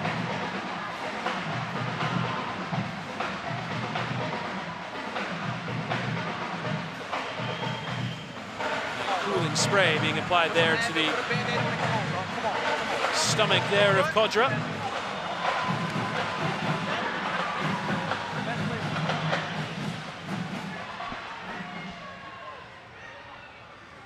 On will play with 54 seconds left in the game changer, and Kodra wanted to go quickly, so he'll give it to Peralta. Up 360 maintaining the lead, but Speed United looking for some way through. To do it on the dribble, find a window. Kodra looking for one to a more and more difficult angle, and another bit of contact and a shove. Free kick given. Kodra not having it there from Danielson, going head to head there. Would be a free kick. Those two none too pleased. Here's that contact, and here we go. Peralta now. Surrounded by two, he's in trouble. Danielson and Kodra. Danielson can get running. Nice touch to send himself on his way. Danielson from a narrow angle. Always gonna be difficult, and now he's gotta get back up and get back running. It's 2 against 1. Gotta play all Kodra. Just running out of legs there at the end, and I think Danielson will be more than fine to see the time tick away, and we'll reach the end of the first half. Club 360 getting the first goal of the game through Jose Escobar. Ran one-on-one at Luis Peralta, got it towards that right boot, and finished well beyond Tyler Hogan. So Speed and his team, who hit for 7 last week, unable to find a single goal in this first half, even in the game changer mode. Steven Kodra at 4 last week, all of a sudden finds himself struggling to find even a chance here. Let's go into that team talk with I Show Speed. If you want to switch, that has to be on you guys. No, and when we're on the ball, and I'm dragging centrally, there's pockets from our 2 forwards checking in and then playing under. We don't have to go feel pressure. But also, when we have the ball, I need more movement. We're just standing there like this. I need you guys to approach it, do what they're doing, like that. Better passes, man. And let's get some fucking shots on target. We never miss every shot like that. Y'all got this, bro. Hey, 15 minutes. Y'all know what they doing, bro. They do the same shit. One goal, we're back. Hey, let's go. Come on. Hey, fuck, come on. Ochar, Braxton, John. And then let's go. We do apologize for the language there, as I Show Speed trying to fire up his charges. It is Speed United 0, Club 361. Let's bring you a little bit more about Baller League.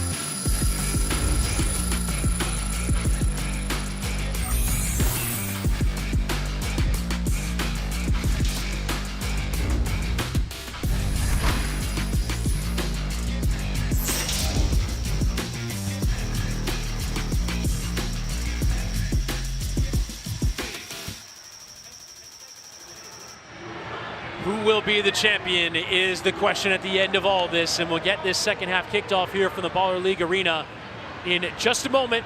Speed United's group trailing by a goal to nil. All acquired in that game changer. Is there going to be any opening of the play in normal 6v6? You see some early pressure here and some contact there on this near side from Juan Vasco, who commits. Orange ball, handball. I got handball. Is going to be given as the ball to Club 360. Referee fine to let the contact go on. Here's Bettis. All the time, and offside is going to be given. He was just ahead of that line when that ball was played. It's about that offside line here on this side, so if you are ahead of it, everyone else for the opposition is too. It's given as offside. There's Hogan. This little flick on. Najib, who felt he was fouled on, we play. Escobar, though, taken out from behind, and now there's an on-mat break going the other way. John poked out towards Braxton Najib, who was offside. Just starting a bit beyond that last defender.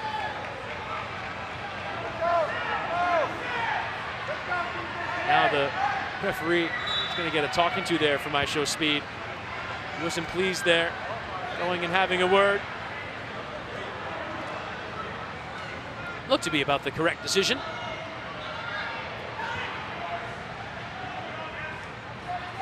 Mendoza.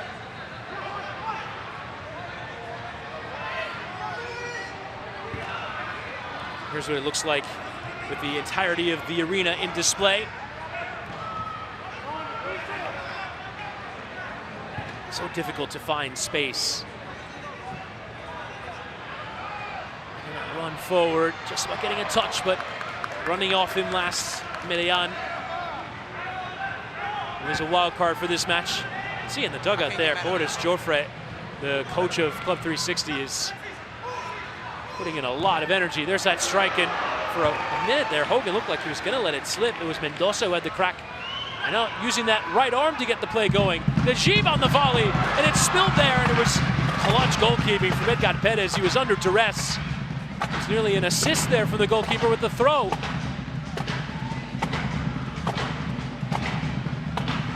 Sharp play there from Club 360. Looking for the windows to play.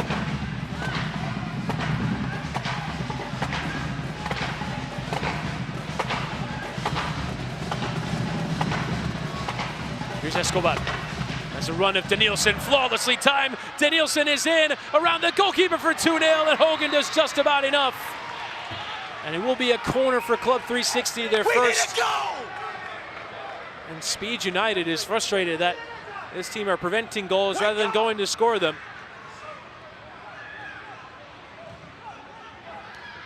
John. That was incredibly well played. The run there from Danielson was fantastic.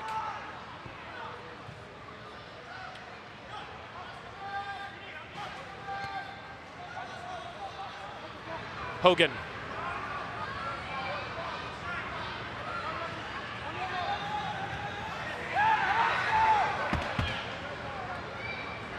And we thank all of you who are joining us here for this Matchday 2 of Baller League. I've just been informed that over 180,000 viewers are with us across the various platforms of Baller League and the individuals involved. Westcol bringing us a big audience. Show Speed bringing us a big audience. Thank you to all of you who are with us. Now just a bit behind Danielson. This is Baller League. New era of football, a new era of soccer.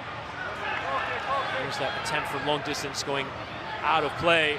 6v6 for the first 12 minutes, and then we'll have a game changer at some point to alter proceedings. Show Speed frustrated there.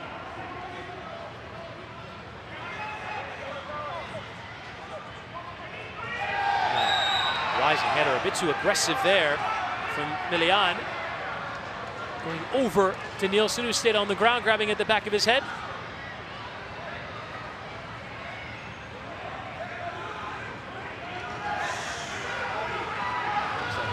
eye and that shoulder going through the back of the head there.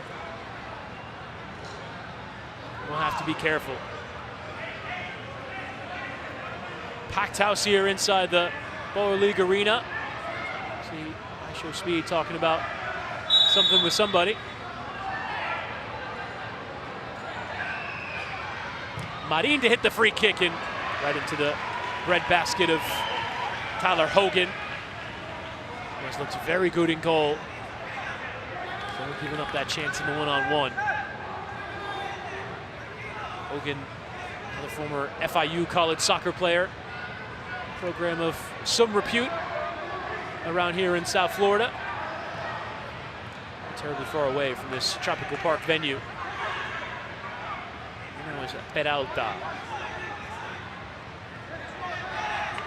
Directing runs, he wants some movement. There's a lot of stasis. Quadra challenges all over. Player gone down there. And frustration shown from Melian, who had that earlier bit of contact. And the player who stayed down for Club 360 is Quintero.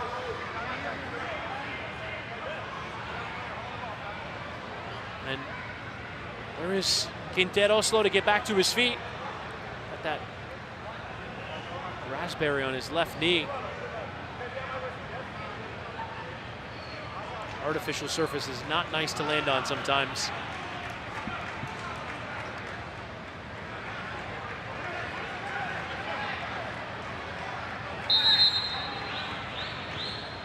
On we go.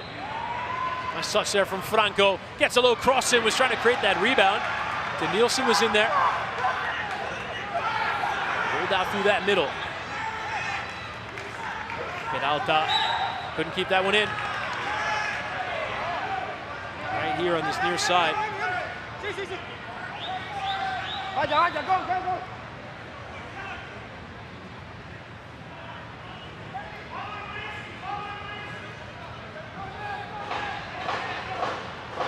Rotation and cycling among all the Club 360 players.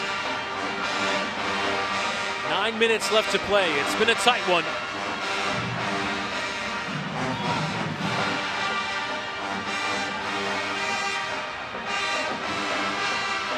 Lifted forward, down off the chest.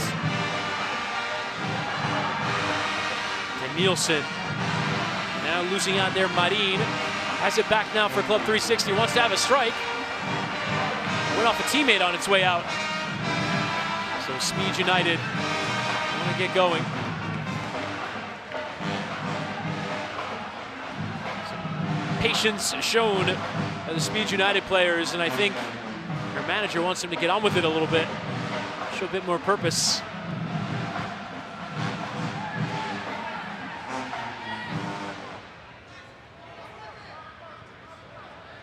Perea. Played forward, but nothing really there. I think you're seeing a real frustration from a Speed United perspective about how that play hasn't quite come together. The rhythm isn't there. You see real defensive intensity from Club 360. Almost going man-to-man in their pressure at times. Here's a nice run here made by Mendoza. Left it behind him. Good square ball. Quintero will have to settle. Play back here with Marin and Franco. Strong challenge in from Peralta. He's got it back. He's got to run through that middle, though, and another challenge. It's a clean one in the judgment of the referee. And now space is open. The strike deflects on its way through. And there's the second for Club 360 from Chepe Quintero. I think he might have just broken that board, Show Speed. Can I get a challenge? And it's going to be a challenge in from Speed United. I think they're going to come back here and ask for the foul. I'm challenging that, man. Come on. That's a foul. Ain't no foul. That's a damn foul. Foul here. Challenge on the foul. Challenge on the foul. Challenging that it was a foul before the goal. Oh my fucking God, dog. VAR, man. And the referee will now come over and take a look. Do again apologize for the language. There's no challenge on fouls. And they're going to have a look here again at that challenge coming in. And it's Franco towards Peralta. There is definitely some contact there. The question is there also contact with the ball?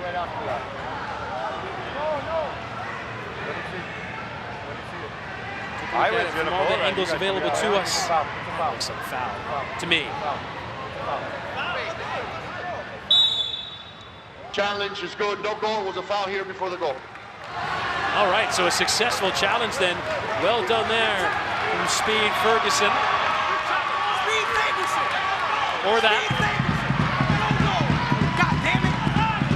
That's Speed Ferguson ball. Thank you,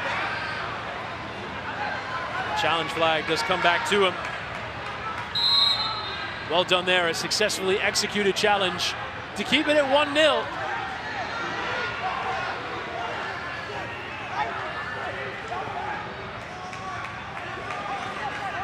Hogan. And Kodra on the turn, looking for his first goal of the night. Oh, and there was a bit of a coming together there. And it's a man down. Juan Vasco in the middle of that is grabbing at his face. I think he's signaling that he was hit there by Steven Kodra. Man. And so there's a player down in Juan Vasco. I wonder if there might be a challenge here coming from the Club 360 penalty area, or dugout, I should say. And the challenge flag has been thrown with some distance as well. And so here's that incident here. Does that leg kick out? And the challenge flag has been thrown. And so this one is going to be looked at. What are y'all challenging? What is he challenging? He's challenging. Challenged by 360 that there was a foul there on the play. I'm so confused. What happened? And so the conversation will begin about whether or not this is a red card offense coming here. So I guess the question is, as he goes to ground, is he throwing a boot and kicking out at the opponent? I think it's intentional. There's sort of that leg flailing, but it's sort of difficult to judge intent here. And so let's hear now from the referee. The challenge was unsuccessful. There was no foul on the play. All right, so there we go. Challenge was used by Club 360, and you see the contention between the two teams. Kodra, though, might just have gotten away with one there. There's definitely a lot of contact in there, but you'll have to be careful.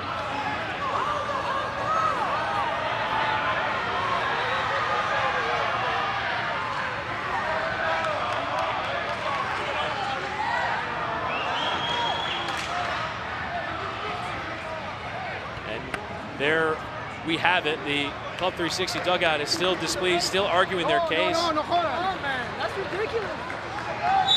7 minutes. Spanish was saying, don't even kid. So here comes Mendoza trying to keep that one in play. Actually did manage to do so. A couple of contentious decisions here. This one is an intense, awkward bounce. Peralta was there, but well done there from Marin just to lift to safety.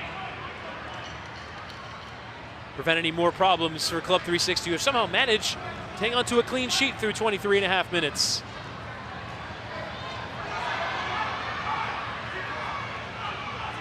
There's that challenge coming. Good work there from Escobar. As the sun sets here at Tropical Park, I want to ask you guys watching in the chat. Chat, where are you watching from? Tell us. I imagine it's all over the world, on YouTube and on Twitch.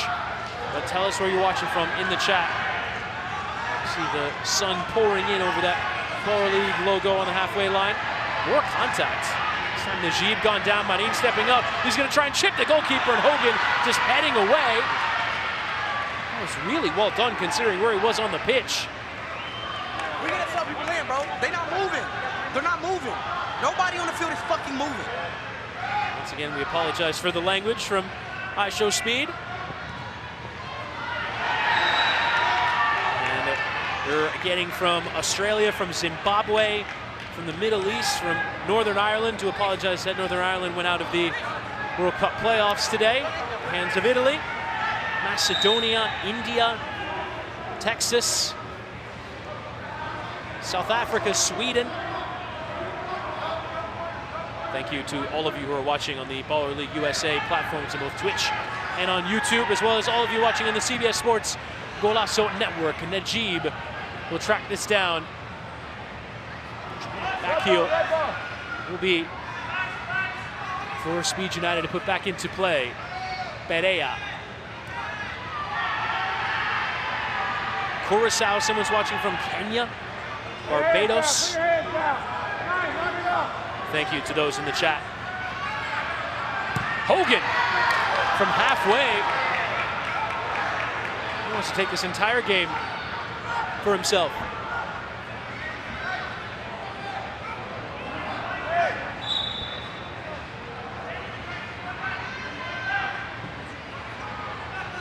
Danielson. Najib taken down. Free kick near halfway.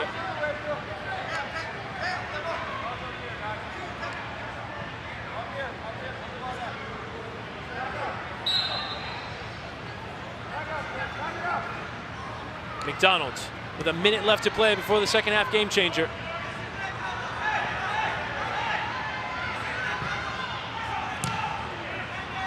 Hogan will get it back to him again. He'll roll it out this time. McDonald taken down there. Referee letting it go. That's a late whistle. A late one. The referee thought about it. Gives a free kick here.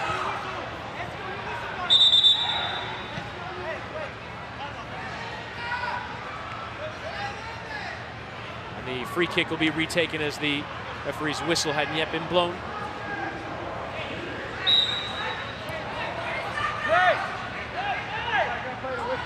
Hogan. Perea. A nice step coming in. Runners either side. Fraghetti looking for a second. It was towards that bottom left corner. Just off target.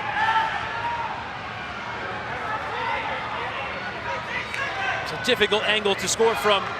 With Club 360 nearly making it 2-0. A claim there from Perez down the other end.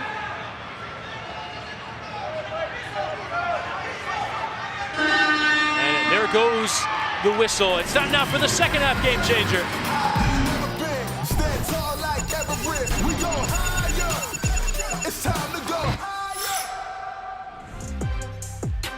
And it's time for the line. This could completely swing the outcome of this one. Shots from outside the offside line count for double. That is the game changer here for this one. And that is how this game can completely swing. So if you take a long distance strike and it goes in, if you're Speed United, you can go from trailing to winning. That would be enormous. Absolutely enormous. And for Club 360, if they get one of their own, they almost create an insurmountable lead. It's quite difficult. We haven't seen too many goals scored from outside of that offside line to get it struck well enough.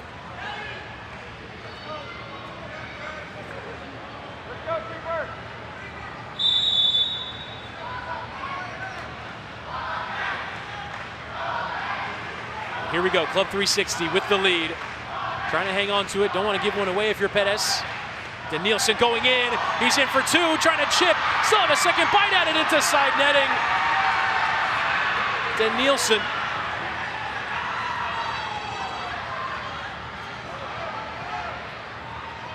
Nodded away, will be put back into play.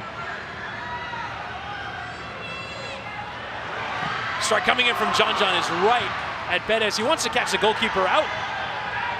Fairly ambitious there. Hogan watching that one go out of play. Some of the fans in attendance enjoying their day out here at Baller League. Once again, the stands to capacity. Potential for a high boot in there. Once again, we're in the line game changer, meaning if someone scores from behind the offside line, it will count double. Tripped up on halfway there, Mendoza. free kick. He's gone rolling over, making a real show of that one. I think the crowd is too impressed.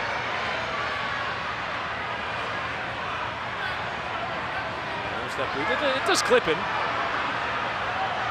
Sort of that extra roll and another roll.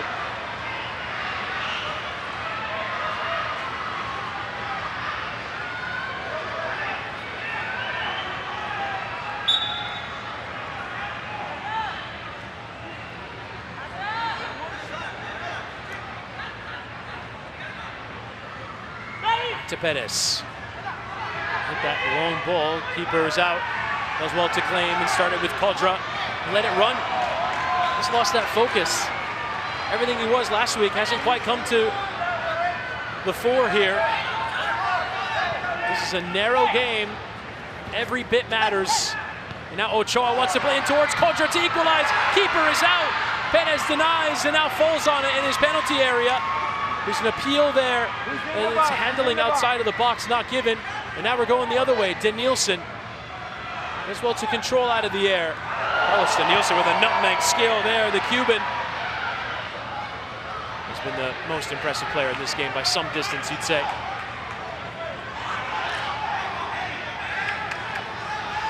Here's Club 360 to have the ball. Speed United players can barely believe it. We're in the final minute, and there's that early ball in from Mendoza. There's that little nutmeg there from Danielson. Fantastic bit of skill.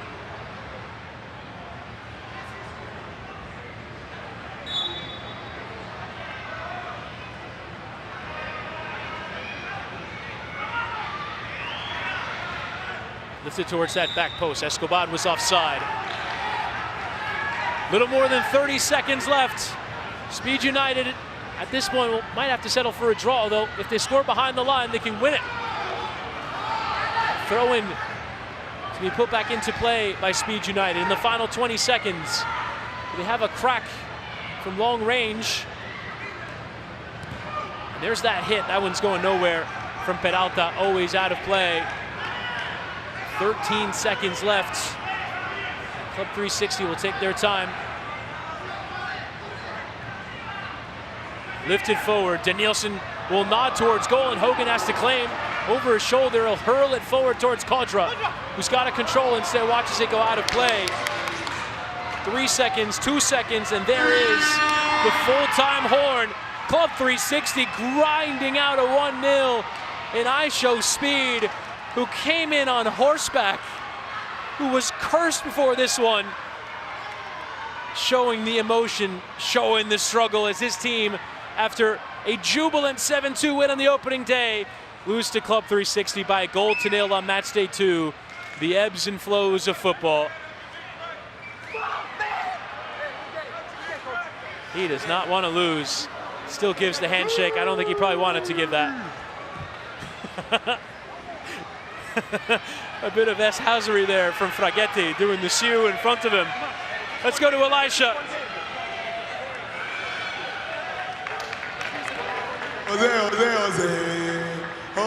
Jose Escobar, the sole goal scorer for this match to get Club 360 their very first win. How you feeling? I'm feeling good. Got a goal. Hey, that boy came from where? We in Florida, bro. There ain't no competition like Florida, so we can't let him come take over, bro. Come on. Sir, Miami, you heard him. Make some noise, Miami. You heard him.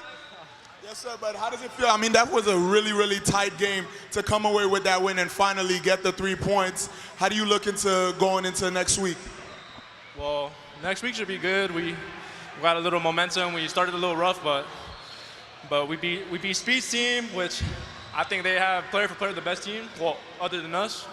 So we should have a good. We're riding a good momentum come next week.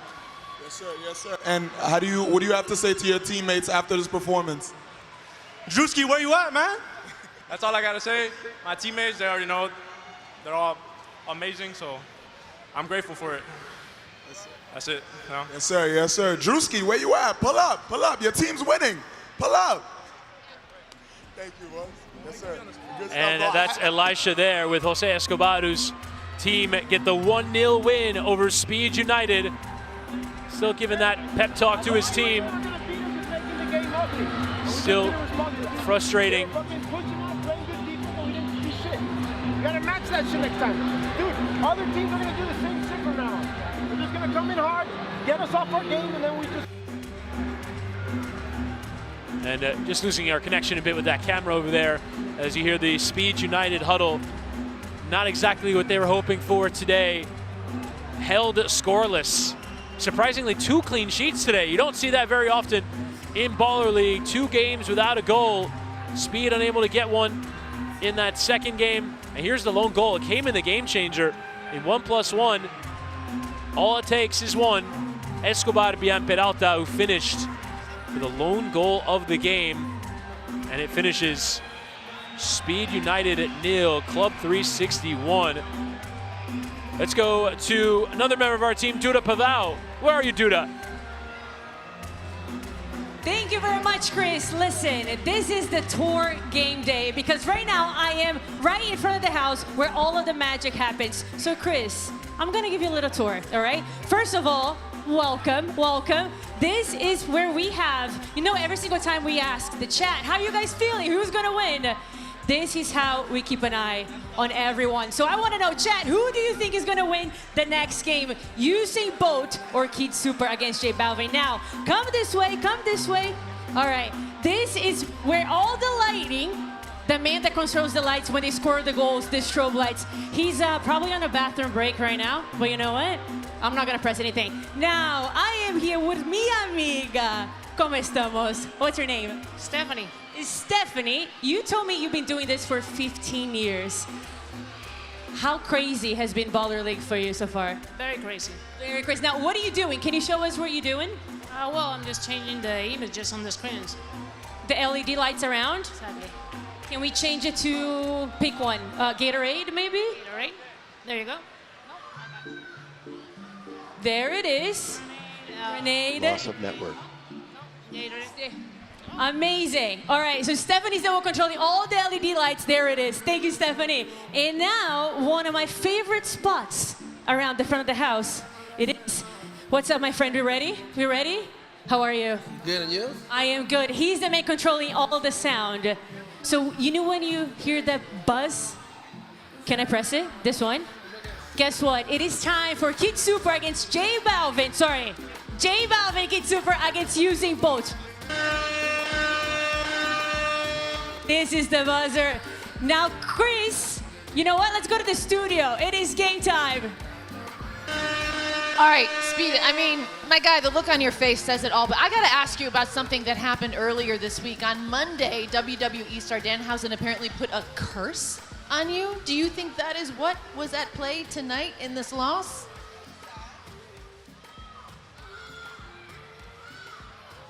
I'm kind of lost in words, to be honest. I kind of underestimated being a manager. Ooh. I'm Speed Fagerson, but there's more to football of being a manager. And I have a lot of respect for managers now. I really know what it means to be a manager. Mm-hmm. And I think what it takes to be a manager is being able to moving forward in dire situations and being able to think of new tactics in these situations and in these moments where we're losing and we didn't close out. At the end of the day, I can do as many tactics that I want, a 2-3-1, a 4-3-2, 2-2-1-3, but at the end of the day, it's the player's job to handle the task. I am the voice. I am the movement. I am the pieces. I move the pieces. But if the pieces don't respond, there's only so much I can do as a manager. It's prophetic. All right, so what do you take from this moving forward into next week? Okay, how does Speed progress as a manager then?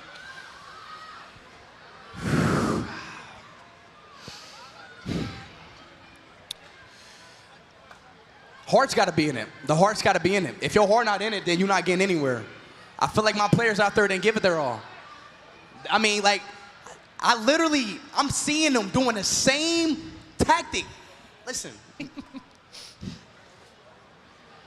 Nobody's trying to go for a run. Nobody's making movements. They're You're sticking frustrated. like glue. You're frustrated. I'm It's clear. frustrated. It's clear. I'm He's frustrated. very frustrated. Like, All right. move. And I don't want to. Like, come on. Like, listen. I don't want to add salt to the wound, but KSI had a message for you earlier this week on Baller League UK, and should we listen to it? Because I want this to motivate you, you know?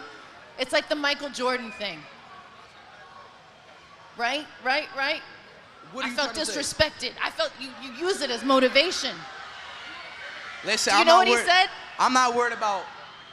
Bro, get the fuck, bro. Get him out of here, bro. Oh, no. Ugly Your ass team out sucks. of here, bro. The team ain't good. If your team faced my team, we would destroy you. Prime FC would, we would walk you. Literally like our son. Literally like a dog, bro. That's what would happen. You'll be barking for us. We'll destroy you. It's one day, bro, one day. It will happen, trust. All right, this is your chance to respond. Fuel that fire. Take it personally. I need subs. Talking to the mic, man. Hey, good job, though. Good luck, my boy. Bro, I'm really pissed right now, Oh, bro. you want really?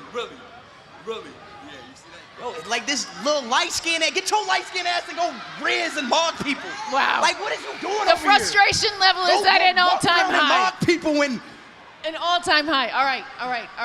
No, I'm not done. Okay. I'm not done. You asked me a question. I did. And I'm gonna respond to KSI. KSI, nobody worried about that fat ass forehead, buddy. Before you come to Speed United, take the bandana off. Once you take the bandana off, then we can talk. But until then, there's no relation, buddy. Please. Don't worry about my Prime FC. This man, I can't. He's flustered. This man really He's sat. flustered. This man He's really all sat over here. the place. Oh yeah, I think Speed. Bro, I can't even. You know what? My God, I can't wait to see how you respond next week and what kind of entrance you make next week. Because if the horse didn't work, I don't know what's gonna work. Any ideas? You got some time. We'll let you think on it. Hey, it's gonna be okay. All right, Whitty, let's send it back to you with the call. You feel bad for I Show Speed, but you know what? That is how the game breaks sometimes. You got to take defeat with victory. And it was a 1-0 for Club 360 and Druski. Next up, we got a big one. It is 876 United taking on Super Ninos, the team of Kid Super and J Balvin. Nobody worried about that And here are the teams being led out. First for 876, who put in a really good display, despite the fact they lost by 5-4 to M3, Marlon's side last time out. Here comes the team of Kid Super. Fortunately, we don't have either Kid Super or J Balvin with us here, but still with full support for their group. They really got Kid Super in particular. He wanted to play last week. He said he was going to play this week. Got to get him out here at some point and eventually into the Matchday squad. We'll figure this out. Here is the team at first for 876U. It is 3 changes for the team that starts with Othello Ba making his debut. Victor Claudel and Hassan El Sayed are into the team as well. Here's what it looks like for Super Ninos, largely naming the same team. It's only Derek Sterling who comes in from the start. And Felipe Gutierrez, the 19-year-old Colombian, who came through the FC Dallas system. That will be in the starting 11 where that shirt number 20. Matthew Wuling, Felipe Gutierrez, both adding goals as Super Ninos. Won by 4-2 last week over Club 360, and because of that victory, while 876 United lost, it is Super Ninos who are the favorites, but do not underestimate 876 United in this one because they were very good last week. In particular, watch out for Mateo Sarmiento, who was the hat-trick hero last week, the only player last week who scored a hat-trick in Baller League USA. He was awesome in the game. He'll start again today for Usain Bolt, Lionel Brown, and Club 876 United. They're the huddle for Super Ninos. What a game we just had. Hotly contested, big time decisions, fine margins. That's what it is in this league. It's all about the fine margins. You got to get things right in the key moments. And so it will be 8-7-6 United against Super Ninos here in our third game of match day 2 of Baller League USA.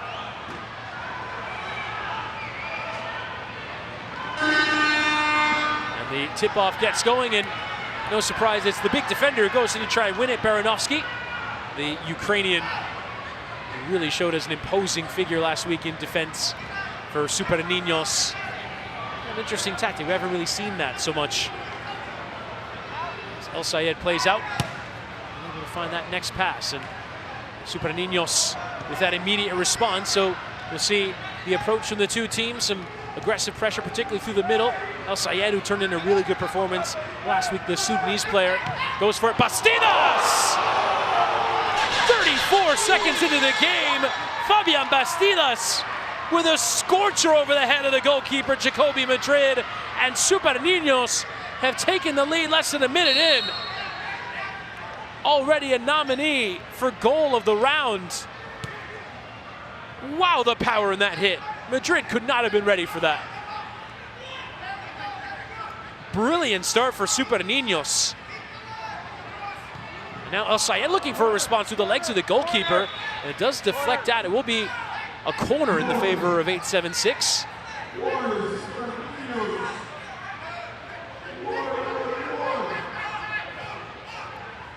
Looking for that immediate ball forward. It's going to be given as offside. It was claimed there by the goalkeeper anyway.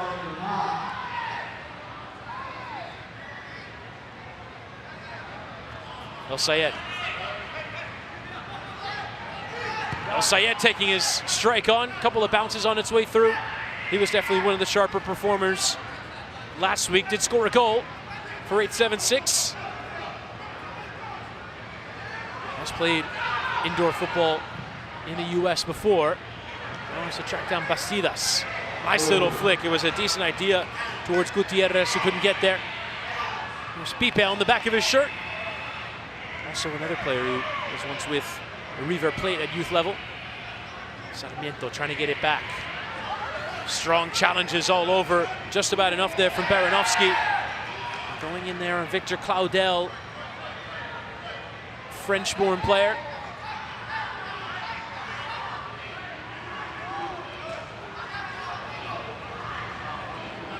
Lovely there from Sarmiento. We'll get it back here. Sarmiento deflecting.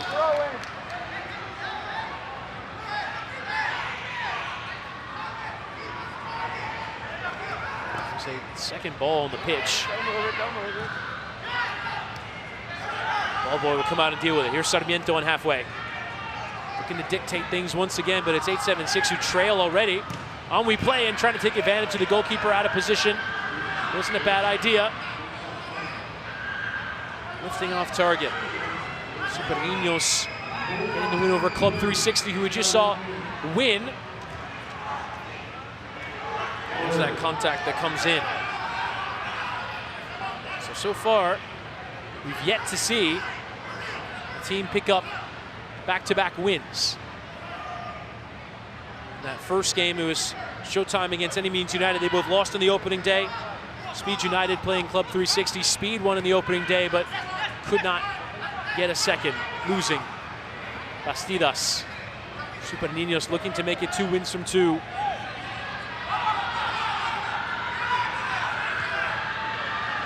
Ling. Frustrated with the options around him. Played out there. And the goalkeeper, Thomas Wallace, was really busy last week.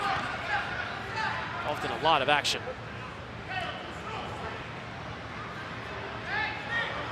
Madrid. Getting some pressure coming. It's well won. The challenge really sharp there from Derek Sterling, unable to get round Jacoby Madrid to finish that one off. 8-7-6 looking a step off here. Claudel, well-measured challenge there from Baranovsky.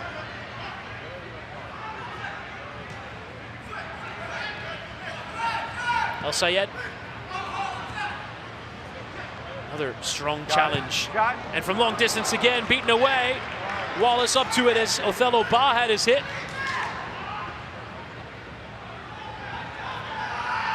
Othello Ba, who had several years with Miami FC, now of the USL Championship in the second tier of American soccer. Chat, wherever you're watching this one, who do you think is going to win? Super Ninos going for another.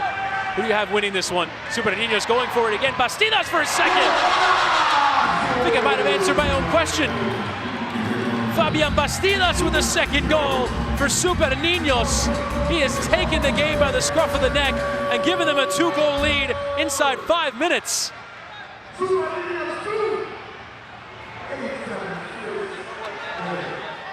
there's the reaction there from the dugout. And sometimes you just got to buy a ticket. You take a strike, a deflection comes your way, you stay at it. That was dogged pursuit there from Bastidas. Player who had his time playing his club football in Uruguay. Well controlled here by Matthew Wuling. Back towards halfway, but gave it away. Well lifted forward. This is good play here from 876. The first touch, the match, and the finish. Sebastian Piala with the composure, turning inside and finding it into that bottom corner. This game already has had more scoring inside 6 minutes than we've seen for a lot of the action we've seen otherwise tonight. And Prada with the composure to stand in front of the goalkeeper, get turned, and still place it in the corner. Seen some contact here, and again, players having to be separated. We saw that in the first game. Bastidas frustrated there, going in towards Sarmiento. It's a couple times tonight. We saw Stephen Caldra in that second match have a bit of a go. That's what we want to see. Two teams getting after each other, competing with intensity. El Sayed from halfway, forcing Wallace to work.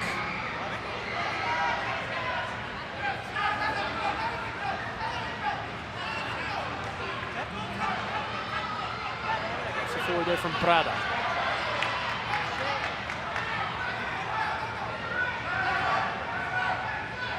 It'll be for 876 to put it back into play. Here's Hassan El Sayed.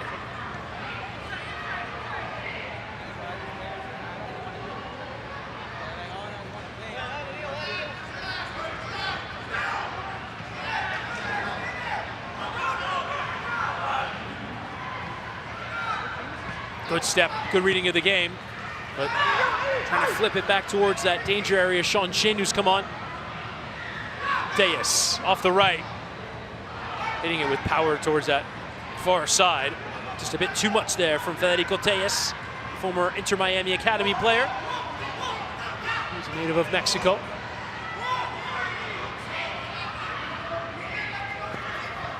El Sayed playing here with Madrid.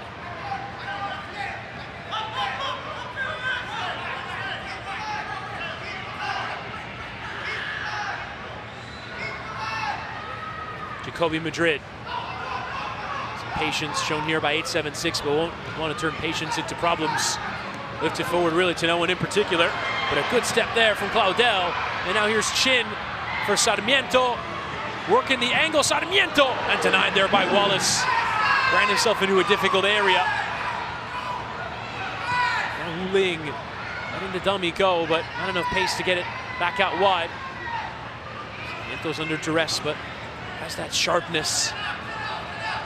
Until he's comfortable in these games. Another former Inter Miami Academy player, Sarmiento. Also played in MLS Next Pro with Carolina Core. Any play, and Wallace ran it out of play. Will be a kick in. Get no throw-ins here. Place the ball on the floor and put it back into play. Super Ninos with the advantage, acquired through Fabian Bastidas. There's Prada. Chin. El Sayed. Oh, he's tripped up there, El Sayed. Fighting the challenge there of Tellez. Play. Usain Bolt was here last week, and he was really into this. This played in towards Claudel. He was offside. Offside. But Usain Bolt was here in the dugout last week, and you can tell he loves his football. He's a massive football fan, but also he's really into it here at Baller League. He wants to see his team do well, and they were doing well, really, for large portions of their game against M4. And the game just turned into game changers in the second half. And there's a little bit of skill there, trying to show the techers there, as you can, once again, come and see the Baller League action for yourself in person. BallerLeague.us and that QR code on your screen if you want to come around. Watch this game. On the right side, El Sayed beaten away. That time by Wallace.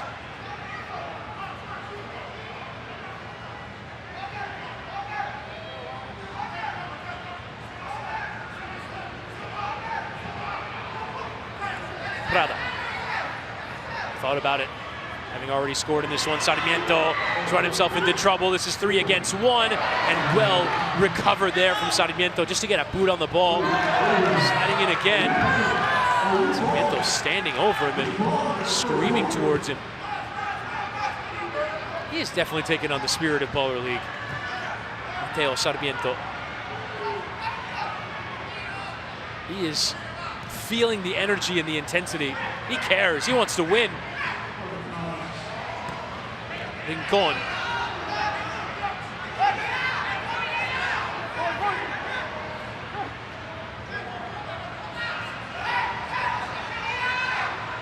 Sterling.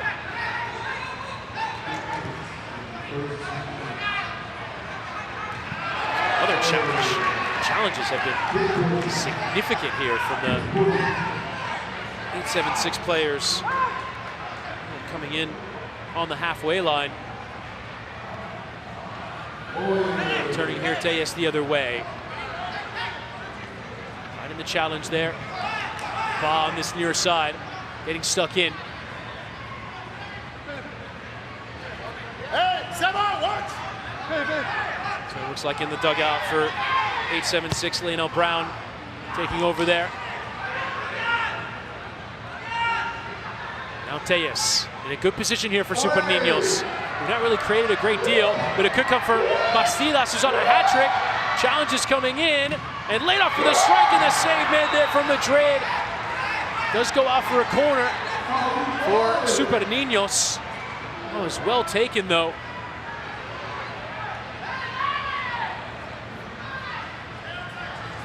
Super Ninos will apply some more pressure. That was a good strike from Jose Quintero.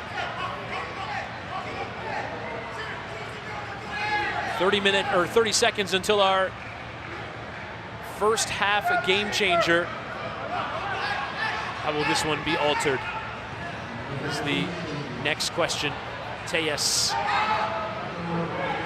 onto ground. Free kick awarded. El Sayed not pleased there with the decision, and will have a free kick here. With 12 seconds left before the game changer.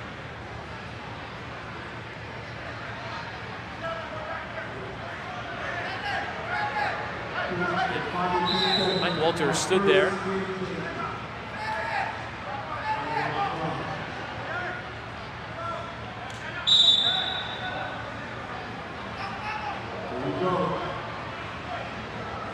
It's Quintero who wants it, and it's Quintero who will drive it towards that bottom left, but difficult to get that one on target.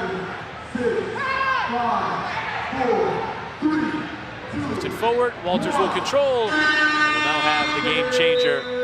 Let's see what it is for the first half. Higher than you ever been. Stand tall like Everett. We go higher. It's time to go higher. All right, then we go back to +1. We saw it in the opening game of the night, and so it will be for the two teams to start at effectively 2 against 2, but it is 1-on-1 in terms of outfield players. And so the ball gets put into play, and then it's a 1-on-1 scenario. The ball can't be played back to the goalkeeper. If a goal gets scored, then we add a player for each team. So it's 2 against 2, then 3 against 3, and so on as we go on. Kid Super and Jay Balvin would be appreciative of the performance put in from their team so far. It is 2-1 in the game. Super Ninos acquiring that early lead. 8-7-6, got a fair bit of the play sense, but so far it is the lead to Super Ninos. All right, so here we go. The goalkeeper and then the one outfield player, and it's going to be Sarmiento against Quintero. Bit of a loose touch to start it. And Quintero, or rather Sarmiento, is starting with purpose. Sarmiento getting around the defender, taking the strike on. It's off the underside of the bar, and now the goalkeeper can't go out and play. The rebound is played here by Quintero, and on he'll go. Challenging Sarmiento, goes in with the challenge. He'll be rolling out. It is, once again, 8-7-6 with the ball. So the goalkeeper's put into play. He no longer can get involved, so we'll have a challenge coming here. Thrown from the dugout from Super Ninos. Los Ninos are challenging that it was a corner.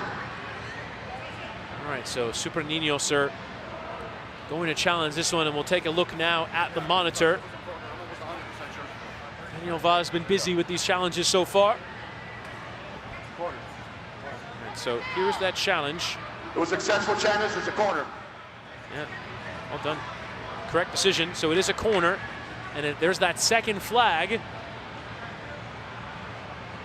So one more, and we'll have a penalty kick for Super Ninos. So well-executed challenge there from the dugout. Sarmiento will take his time, walking it forward. There's no shot clock in this mode. He plays deliberately, shifting both ways. Sarmiento towards that bottom right corner, and a save well made there from Wallace. Thomas Wallace, the former UNC Charlotte player, made some good saves. Sarmiento looking for another chance, gets another strike away, another save forced. And it is a corner for 8-7-6, so now we're 2 corners to 2. The next one will result in a penalty kick. Sarmiento, though, has created some good chances. Felipe Gutierrez wanted to come on, but Quintero will give it one more go. He tries some long range. You can perhaps see the lack of fresh legs. Sarmiento, though, no desire to come off. He wants to keep going.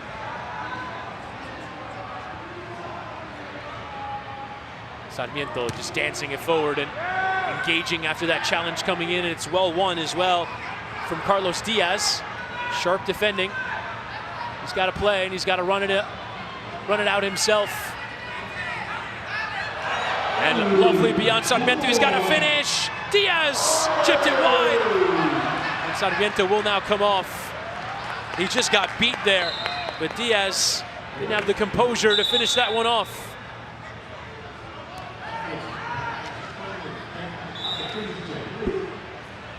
Less than a minute left, and on we go. Now on is Prada, who has the goal in the first half, but he's lost out. Diaz has been very good defensively. Now looking for something in the one-on-one. Diaz inviting the challenge, inviting the step. Prada still engaged. Well saved there. Going out and playing, and now a chance here for Prada to go. He's 1 against 1. Can he get this one right? Prada scores! Sebastian Prada has 2 goals in this first half to claw 8-7-6 back level just before the end of the first half.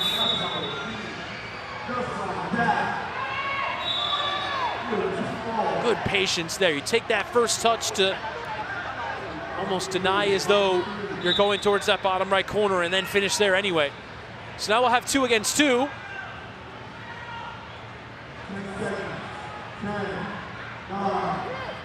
Super Ninos taking that big risk. Bastidas, who has the goals. And I'll take one last shot. I don't get it off in time. So there is the halftime whistle. Bastidas has a brace for Super Ninos. Sebastian Prada has a brace for 8-7-6 United. Incredible individual performances in this game. It's been incredibly close between the two. This is a really high-level game. And the 8-7-6 team will now come together and have a word with each other about what they want from this second half. Hold that. First things first, how do we start the game? No, the shape. What do we want? We have fucking, Mateo, when we started, where were you? Off the right side, boss central, left. We have two of you guys in the middle, the wide side's wide open. Right. Gentlemen, the goal came from that runner on the back side. He was on the left. All right. We just gotta be smarter, man. We went through this shit already. Fucking get in your position, move the ball. We squeeze it, get it to one side, then look for the outlet ball on the other side. Switch that ball You again. had the ball 4 or 5 times. The first time he comes in, knock it back over the top, we get the goal. What are you waiting for? That's Jacoby, take care of the fucking ball. You have it here. Don't get over the top. Everything's in the middle, we getting picked off. Come on, man. That there is what the huddle looks like for 8-7-6. Let's go now to Duda Pavao. Thank you very much, Chris. Now, welcome back to the Duda World Tour. We were back at the house, and now we are where the players warm up before. You're good. You can come in. You can come in. Go USA. Let's go. This is where the players, as you can see, they warm up over here. They walk out to my left. As you can see, look. The next goalkeepers are warming up. What's up, you guys? You ready? Now, this is not all. No. Here, they can keep an eye on what's happening on the field.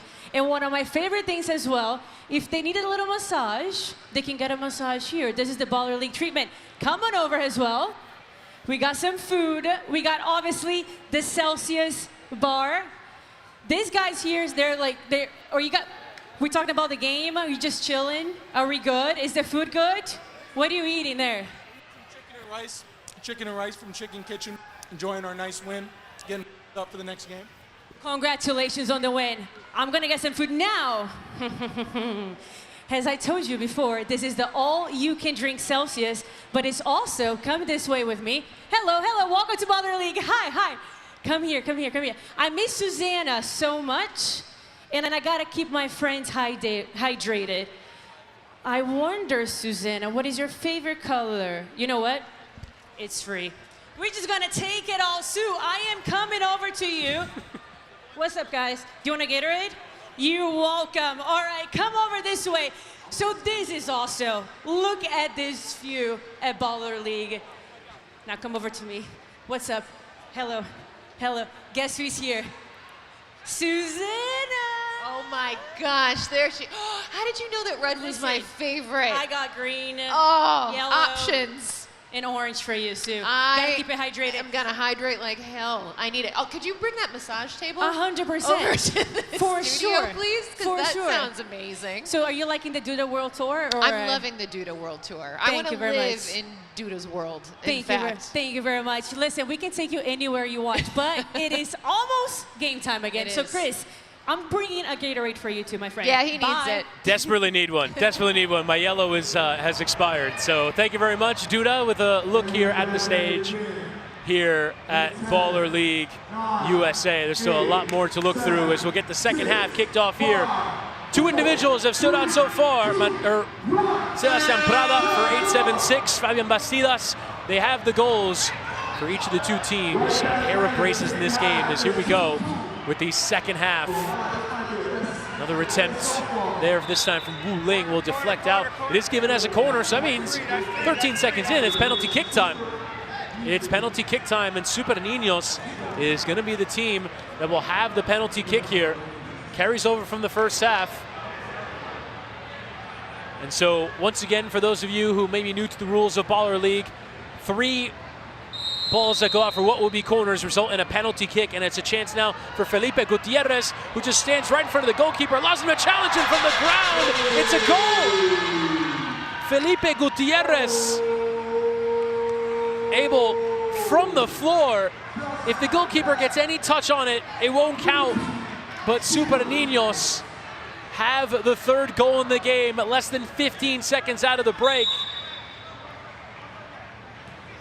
And Jacoby Madrid just unable to reach over and poke that one away. And so Super Ninos have the lead once again, 8-7-6. Getting the lead back towards the end of that first half in the game, or rather, getting the tie in the game back towards the end of the game changer, but now trailing once again.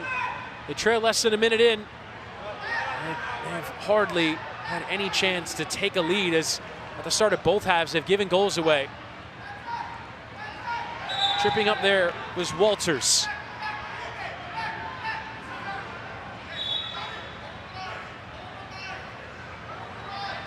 Here's Chin.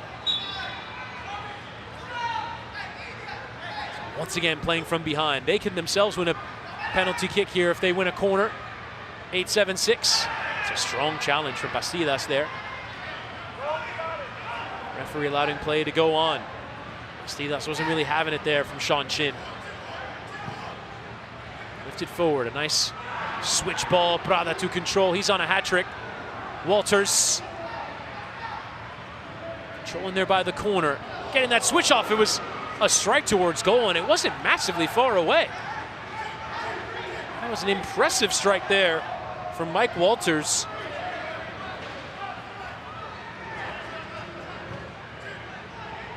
Once again, direct. Trying to volley it and control it was Matthew Wu Ling. The referee will give it as a ball to be taken as a kick in there on that far side. It never went out of play, but the referee is signaling over there. So it will be like a throw in. And it must have taken a deflection on its way out. So back in. There's that strike attempted. Time bouncing out Walters. Racing over, but unable to keep it in play.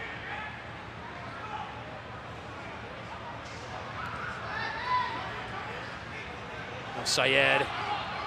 He's stuck in there on that far side, but it's off him last. Eventually the referee will give it to 8-7-6 here. Prada lifting it towards El Sayed, who tried to leave it back there for Walters, but wasn't close enough. Bazais goes chasing. Chin with the press there in midfield for 8-7-6. Matthew Wu Ling now on the ball, but pass backwards, always running out of play. Challenges going in from everywhere.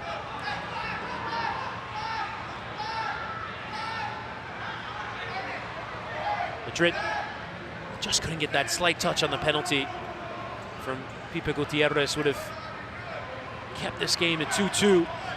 Just about enough.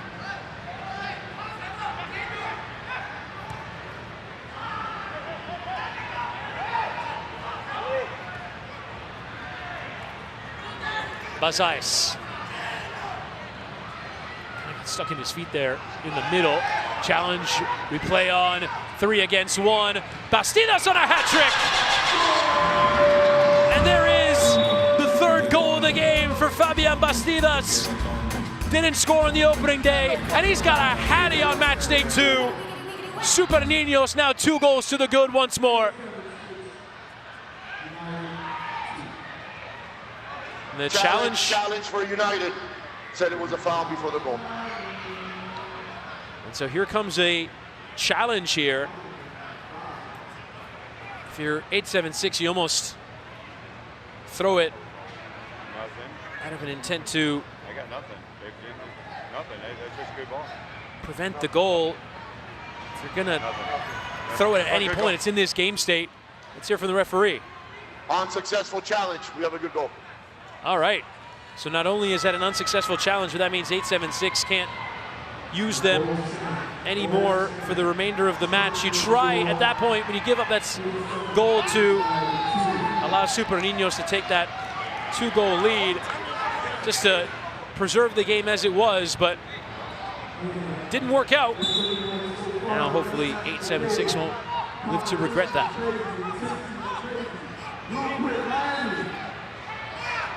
Take a chance.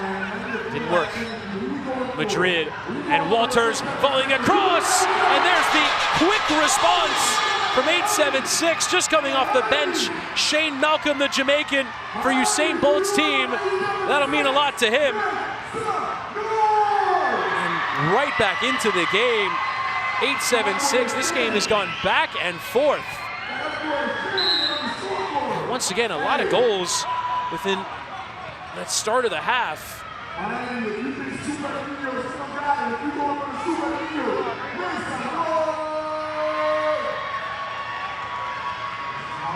Prada. nicely played towards Prada down the line. He's running out of room. He goes crashing into the boards. You can hear the noise there as it's that collision that carried into the ad board here on this near side.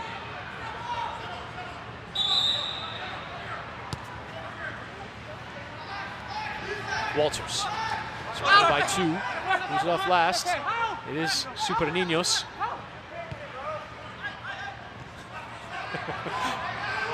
Walters asking the referee, how is it off me? And there's that header. It was a bit awkward there. It's a late whistle as challenging in there was Walters on the goalkeeper, Thomas Wallace, who sent it forward. The header was on target, and Madrid had to be up to the challenge.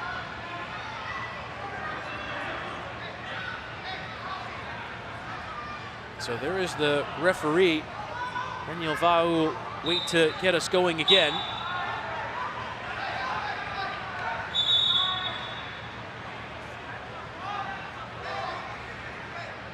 Now, once again, we have a challenge. And the referee's going to walk over. I think he's going to ask if more was merited there. For Super Ninos, that it was a foul on the goalkeeper.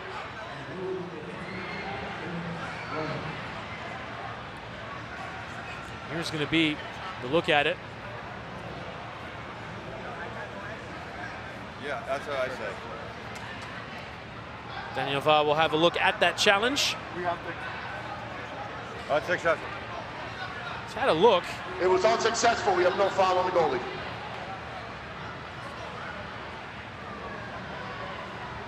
Quick look, nothing in it. So both teams have used their available challenges. So we'll play the last 10 minutes with the referee's call standing. You do get more challenges if they're successful, but if you lose them, you lose them.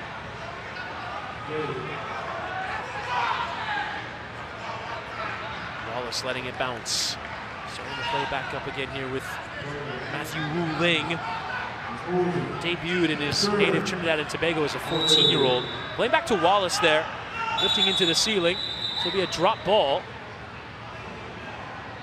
Referee will trot over and make sure it's taken as it should be.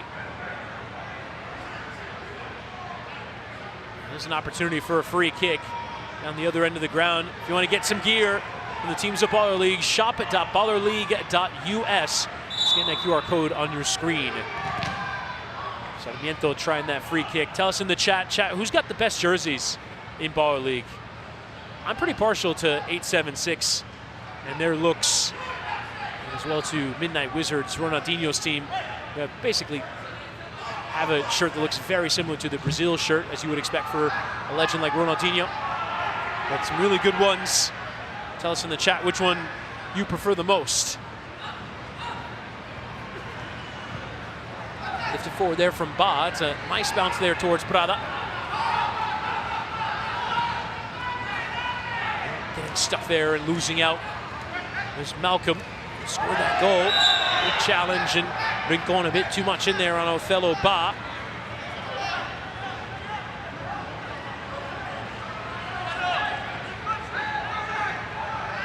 Sarmiento to get the play going again. There's that challenge in there on Ba. Just that little bit extra. Too much there from Rincon.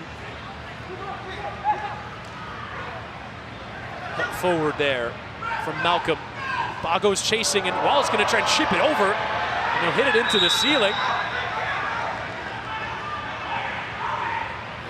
Wallace there was saying that he got fouled. The referee not terribly moved by his appeals.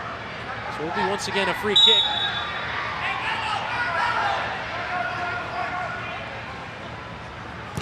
Ba trying his luck, deflecting away.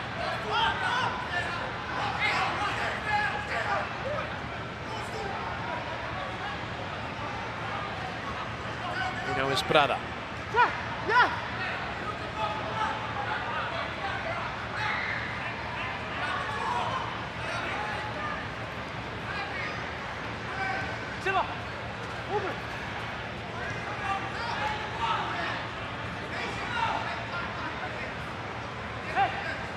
Madrid will lift forward. Bounce to Thomas Wallace, who will get the throw launched in. Super Ninos want to add to their lead. The whistle will go as it did go out of play over that touchline. So there's a throw/kick in. 8-7-6 can still get a penalty kick here with their next corner that they win. We play on here. Referee says no. Deas into that bottom corner of the post and following in and scoring. Artem Baranovsky following in. And Super Ninos have a 2-goal lead once again. And there are no challenges left. So even if there was an appeal there, so there's that earlier challenge in the move, and then Deas hits it off the post, and Baranovsky followed in. There was a premature horn that went off as well. But Baranovsky composed enough to go finish. There was an appeal there as Sarmiento went down on halfway that he should have been given a free kick. The referee wasn't too bothered.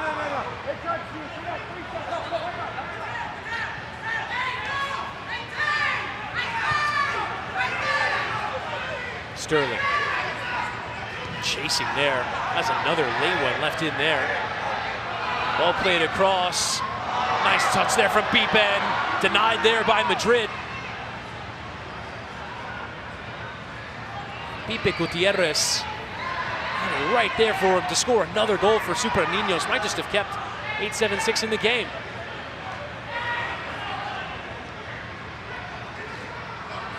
This ball hooked forward.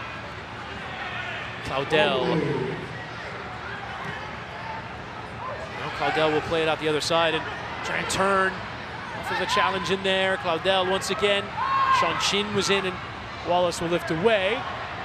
Well over our broadcast position into the stand here where a lot of fans are watching from.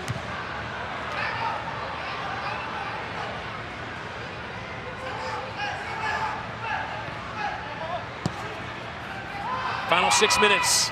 8-7-6 have got to get something going here.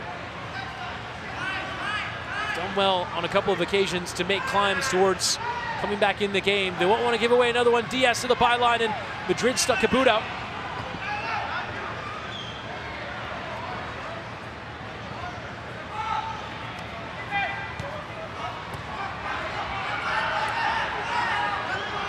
Wallace is taking some risks in the goal.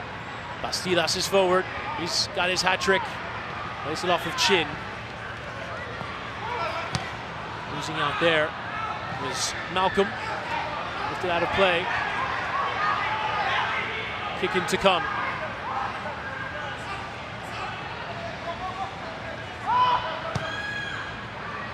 Switch out to El Sayed. Now Wu Ling wants to play forward. Super Ninos would love to add to their lead. Bastidas wants a fourth. Bastidas turns again. Bastidas denied there by Madrid. Jacoby Madrid keeping his team in it. And still a chance on. Another block coming in to stop Quintero. Super Ninos look close to putting this one to bed.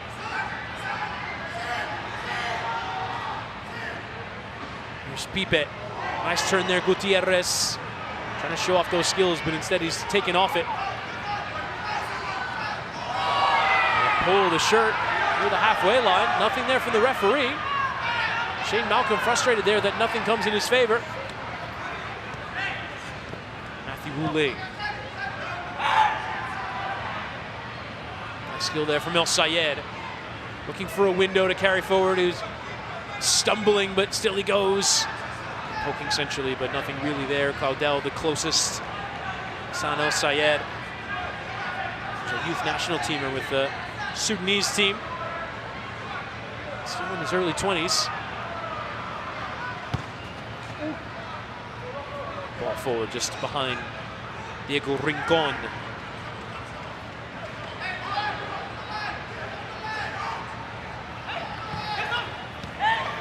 Claudel wanted something. Chin going in and gets it back. Ba helping it forward. Claudel gets bumped. Strong contact there. Good defending. Claudel is stuck in the corner now. And it is to be a or it is given as a corner. Yeah, well done there. Good awareness as well. So a third corner comes in 8-7-6. Have their way back into it. 27 seconds before the second half game changer. It is going to be a penalty for 8-7-6 United. The penalty kicks tonight have not gone as well as the teams might have been hoping. So here he goes. El Sayed going early and sending it wide. Hassan El Sayed frustrated there that he couldn't chip into that Super Ninos lead.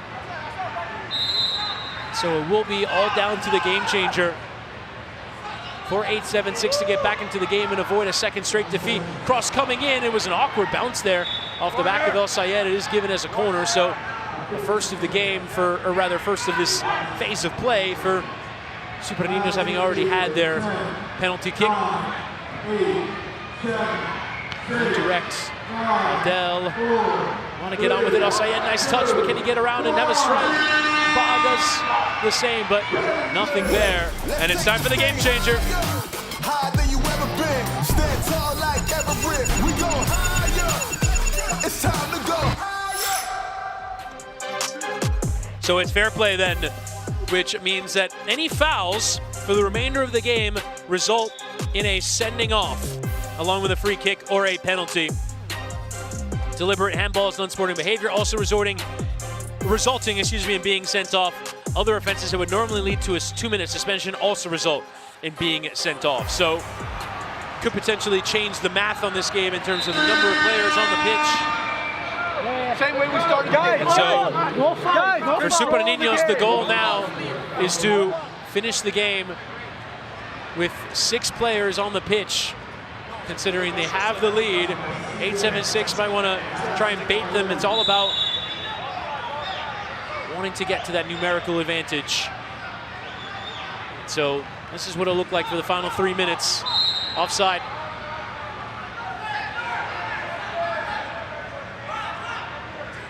Othello Ba on the wrong side of that line.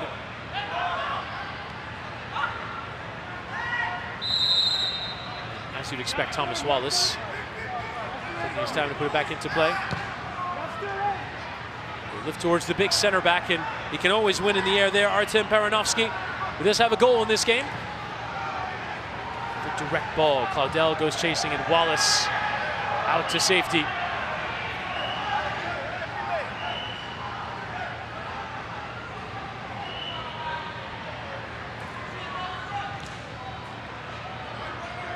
Another corner this time given in the favor of 8-7-6. So now they'll be 2 away from a penalty kick. Ambitious here for the final 2 minutes. They have to go though. They have to go pressing. They have to go try and win this ball back. Nice turn there from Pipe Gutierrez, showing off the sauce on that far side. Here's Sterling. Baranovsky giving away. Ba letting it run. Well, helped out wide. Lifted to the back post. Othello Ba. There's that challenge coming in there in Bastidas. And that means it's going to be a sending off for Othello Ba. He's got to go. And it's a routine foul in a bad area of the pitch. And now 8-7-6 will have to play the last minute and a half down to 5 players. That is the nature of the game. El Sayed has to be careful. We just put in that challenge. It will be for Super Ninos to have the ball with a 2-goal lead now and a man advantage. Surely can see this one over the line. Lift to that back post. Sterling unable to control. 8-7-6 will have to get on with it. Lost last week by 5-4. Look on their way to losing by 5-3 as that overhead attempt from Claudel doesn't come off.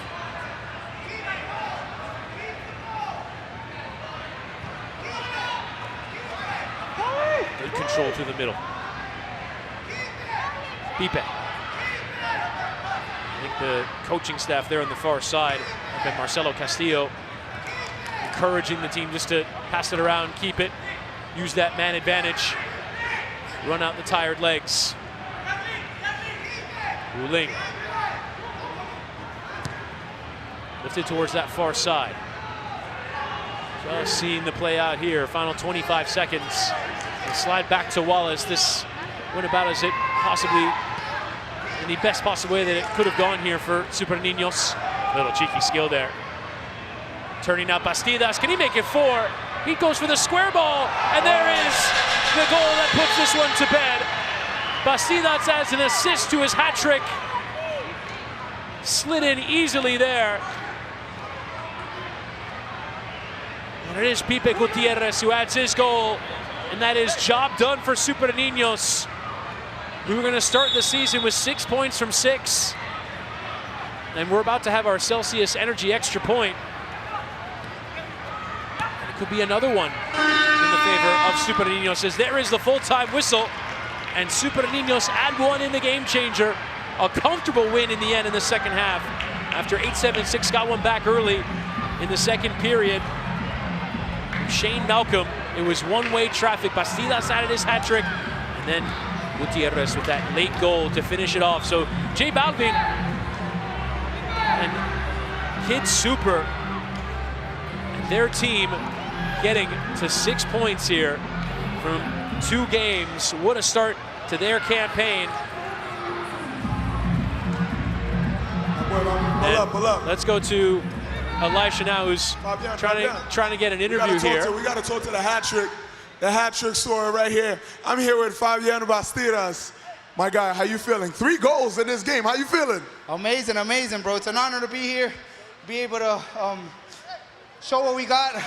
And nothing, we're going for the championship, guys. Amo! Yes, sir. Yet another win. I mean, what took you, from last match to this one, being able to come out with 3 goals to help your team win? What was the difference maker this time around? Yes, sir. Love to the crowd. Yes, sir. The difference, nothing. We analyze everything as a team. This is a team win. More or less the goals, it's a team effort, guys. So we're enjoying the win, but we got to keep going for more. Yes, sir. Yes, sir. He's going to celebrate with his team. Look at that. That's a team player. As a matter of fact, I'm in a team too. Yay! Yes, sir.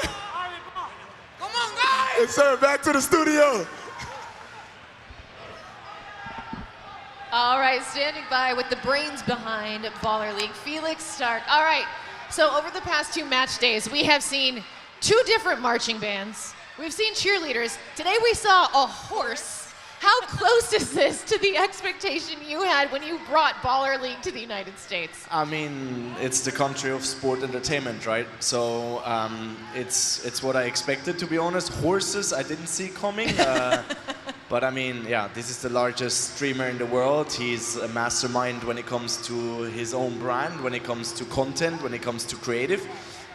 So yeah, that I never saw coming. I don't know how comfortable he was on that horse. He didn't look that comfortable there. But he's a man of many talents. I don't think there's much that guy can't do. So I don't know what he's going to do next week. It's going to be tough to keep topping, right? I know, we were talking about that earlier. I was like, maybe a helicopter? Is there a heliopad somewhere in Tropical Park? I don't know. If there is, I have a feeling that Speed will probably find He's up for everything, I'm sure. Like, whatever he's coming up at nights, the next day he's just going to do it. That's his life, and that's why we all love him. Mm-hmm. I feel that he can literally come up with any idea, and he will make it happen. Like, that is definitely, I show Speed. But Felix has a brain, one of the brains behind all of this organization and all of this madness that we have that is Baller League. To you specifically, how does it feel to have such big names, obviously in the streaming world, but footballers, athletes, being here in Miami? It's crazy, no, and I think we already are growing today in viewership numbers, so we have to educate the market also, like football can be exciting, soccer can be exciting, what is 6-a-side football? So I don't think it goes overnight, but already the millions tuning in, right, over the course of a night. Of course, not at the same time, but over the course of the night, millions tune in. So that's absolutely crazy, and we're on so many channels, right? We're right now in Colombia with Westcol, we are with CBS here, we're on our channel, Speed's channels, Marlon's channels, XQC's channels. I think it's democratizing the viewingship, right? Yeah. It's very normal to be on one channel, and we are like on so many, so yeah, it's quite cool. Yeah, so many eyeballs on Baller League right now. We're taking a look at some of the action that we've seen tonight. We've got the Celsius Energy Point coming up, where some of the goal scoring is going to be on display. But how important is the Celsius energy point when it comes to these standings, because I have a feeling it could come down to that at the end of the day. I mean, it did in the UK multiple times, right? With Toby almost making it to the Final Four with extra point, in Germany too. So I think the extra point is a point every week, and you can win 9 of them, right? So that's 3 W's. So I hope today will be a little bit more organized than last week, because last week, so they're cutting us out. Here it comes. All right, guys, it is time for the Celsius energy point. Whitty, we'll send it back over to you. Thank you very much, Suze, and here come the teams. We saw some performances earlier that really brought in some high level on the penalty kick, so we'll see what the Celsius energy point brings us tonight. You see George Acosta leading the way for Showtime United. William Yang, Luis Peralta, Jose Escobar, Mateo Sarmiento, who just played for 876, and Pipe Gutierrez, who did score his penalty kick in the game. And so it is time for the Celsius energy point. So essentially what this is the run of players, the line of players will each take a penalty in that sort of MLS style in the late 90s, and it's a last man standing situation. So the last player who doesn't miss and who converts will get the point for their team. Last week, it was for the Win FC who got the extra point. So they're on 4 points now in the table. For the Win actually up next against M3. And so it is time now then for the Celsius energy point. And it's Showtime FC's George Acosta to get us started first. He'll go one-on-one. It's a pool goalkeeper who is in, bottom corner, and there's Acosta who scores. So he will, at the very least, go to the end of the line. Yang is next for Any Means United, who picked up a second defeat in the season earlier. He scores beyond the goalkeeper.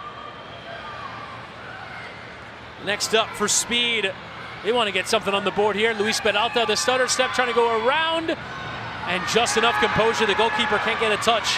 So we're 3 for 3 now on these penalty kicks. Fourth up is Escobar for Club 360. He places it in the bottom corner.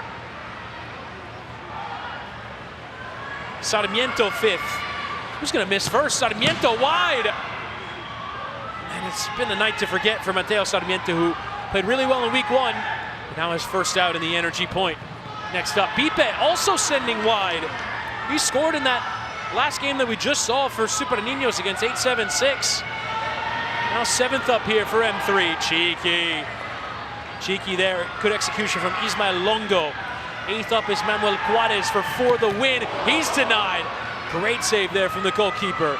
So we've had 3 teams knocked out. For the Win, who are next. Now Midnight Wizards for Ronaldinho. He sends it over.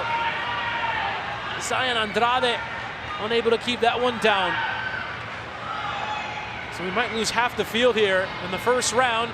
Again, round the goalkeeper. Lovely there from Miguel Benito of Glitch FC. So it's 6 players that remain. Acosta will go first. Acosta took a touch off the goalkeeper and then went off the post. So nothing in it for Showtime. Yang, again, just that power. He doesn't really want to engage the goalkeeper. He just wants to place it in the corner. Might be the best way. Luis Peralta for Speed. They could do with a point. That's well taken. Club 360 are next. Jose Escobar looking to add the exclamation point to their earlier win. Lovely. Well done around the goalkeeper. And well taken. M3 is next. Longo. Stutter step into the goalkeeper. M3 denied the extra point. So we're now down to the final 4. Benito for Glitch. Good step over, finds the angle, sends it into the back of the net. So we've got 4 left to begin the final round. Next up is William Yang. Bottom left corner. It's been the same finish every time. Someone's got to stop it at some point. Peralta for Speed. Bottom left corner. He's been sharp. These are some really good penalty takers now for the energy point. Down to 4. Escobar dances, commits the goalkeeper, turns on it. That's incredibly well taken. And so to make it the same field for another round, Benito Left it there for the goalkeeper's got to get around it. He sent it in the side netting. So Benito goes out for Glitch FC. So there's 3 left. We begin first for Any Means United. Yang tries the same finish, just sends it into the top corner. I don't think we've seen that in a game yet. I mean, he's doing it with ease here. Peralta for speed. Stutter step, bottom left corner. It's kind of been the same run-up every time. Escobar this time doesn't bother to engage the goalkeeper, sends it beyond him. So it's 3 remaining for another round. Will Yang do it again? Bottom right this time after going left every time. Bottom right, the finish. Peralta to go even longer. He put it wide. Speed denied the extra point. So it's 2 that are left. Yeah, it is Escobar for Club 360. Around, and he'll just walk it in. Okay, so Yang has to do this again. What finish does he pick out this time? Again, just towards that left. It seems like he could do this all night. Escobar to bottom left, and on we go for another round. We're in sudden death. Yang. This time finally sends it wide. So Escobar has to go score. You can't win on a miss. You got to go finish this one off. Sort of a win-by-2 situation. Escobar around the goalkeeper. He finishes it off. And Club 360 with a flawless night. They get 4 points from the evening. Just what Druski and just what Club 360 would have been hoping for. After they lost on the opening day, they beat Speed United by 1-0 in their match. And then they get the Celsius energy point. So they go climbing up that table. Let's go to the studio now with Susanna and Duda. Thanks so much, Whitty. All right, we are standing by with the 2 managers who are going head-to-head in our next matchup. We've got Marlon and Arcangel here. Marlon, I want to start with you because last week was very dramatic. We saw a goalie goal, which I love. It was a banger. It was absolutely amazing. And you basically stripped down. So my question is, how many layers are we wearing underneath this? And are you anticipating sort of the same celebration if you do in fact take home the 3 points today? Now, I'm a very passionate coach. You know, I believe for my team. Yeah. So whatever happens out there. I'm just going in with the mindset of winning. That's it. I'm not really thinking about stripping down, stripping out, whatever it is. So that was not planned to be. Not really, no, not at all. Okay. It's just, you know, adrenaline. Adrenaline. Adrenaline. Adrenaline. What was your reaction, Arcangel? Because you guys finished on top of the standings last week. You got that crucial extra point, and you saw this. I mean, was this kind of like, this could be our biggest competition? I mean, we're just very positive. We think we could do the same thing today. Mm-hmm. So, get ready, bro. Yeah? Yeah. We're getting this W. How you feel? I'm feeling great. How are you feeling? I feel great. That's I'm good. ready to go. That's what's up. What's going to be the secret, if there is a secret, to beating Marlon's team tonight? You guys are standing at the top. We just got to stay positive. We have a great coach. We got great players. And I don't know. We just going to play with all that we got today. Sweet, sweet. Well, Marlon, your team put on a pretty incredible performance last week. Let's take a look back at that performance and how they did and see if they can replicate it tonight. We'll take it on and fire to the bottom corner. First goal for M3. We'll take the W. This was probably, I would say so far, the craziest game of the night. And the goalkeeper can score. He lifts it, and there's an equalizer. And it comes to the goalkeeper, Ralph Montero. The whole team put in work. It wasn't possible with, you know what I'm saying, 90 on the field, so y'all did great. We're going to celebrate tonight for sure. Thank you very much, Marlon. Congratulations, 3 points. Oh man, so good. I got chills. I love a goalie goal though, dude. It's the best. And what a dramatic way to win it. So how are you? You're very calm right now. I don't think he's calm. I see the little shaking.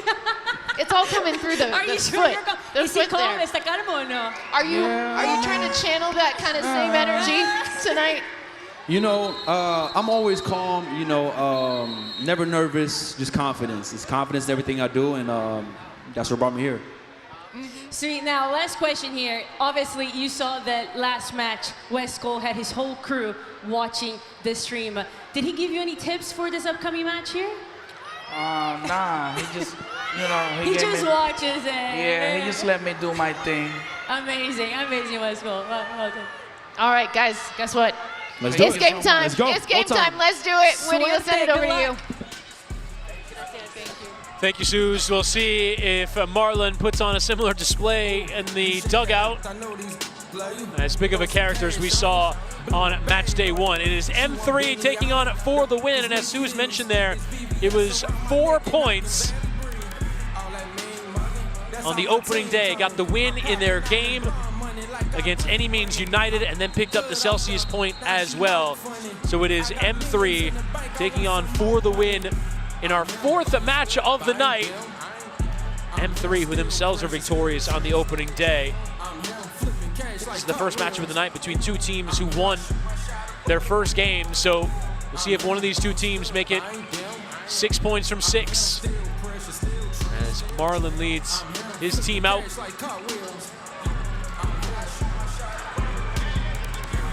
Stand behind the group. Same look as last week. The black on black is a Diego Simeone style manager. And here's For the Win. And once again, Arcangel is out for this one. Walk out with the team.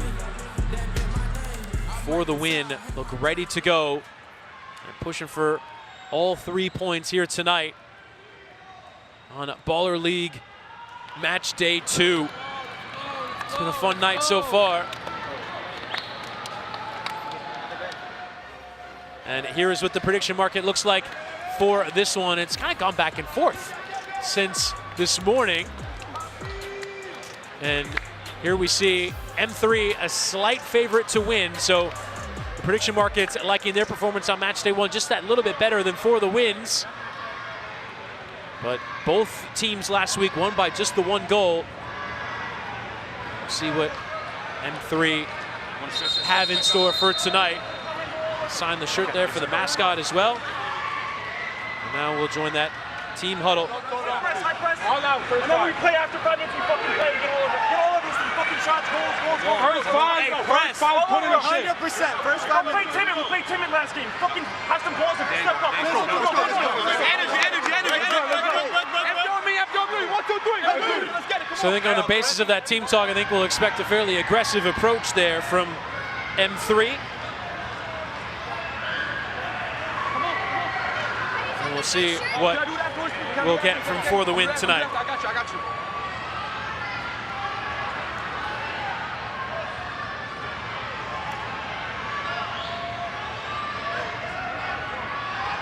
So here we go. Here's For the Win with Westcol and Arcangel ready to go as we begin this game between M3 and For the Win, a pair of teams that win on the opening day and look to start with 6 points from 6. An early handball is the decision given here. We'll see what For the Win can put together. Back to the goalkeeper, Rodrigo de la Terga. Early chance there on the direct attempt. It's not a bad idea, that switch of play out towards the far side. Long ball thumped away. La Terga reading that one well.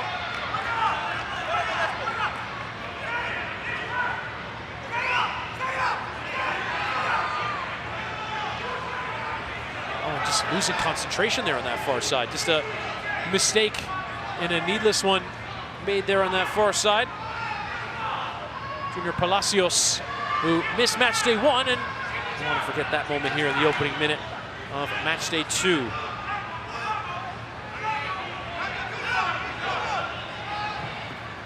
Now Marlon's Ralph Montero, who scored last week. It was a brilliant moment for the goalkeeper. He was in the game changer. Saw the goalkeeper off his line and actually measured an absolutely beautiful ball forward. It was not easy. He got it exactly spot on. As a goal kick is the decision here over there by that corner.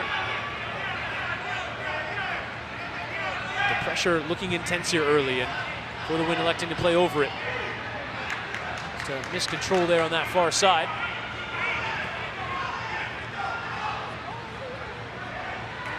The attempt is to play out. Bogal unable to control that one. Amit Bogal looked a solid defensive force, and once again from a difficult angle over there on that far side.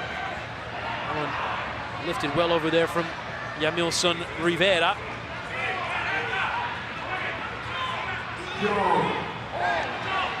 High boot was dangerous there. Martinez putting his head on the potential danger area there. For the Win, getting us going once again. It's been a really good night of Baller League action. Well controlled by Calderon.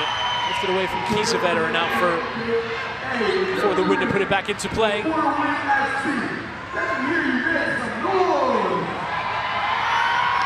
Marlon. He's been into it. We've had a few of the managers come round.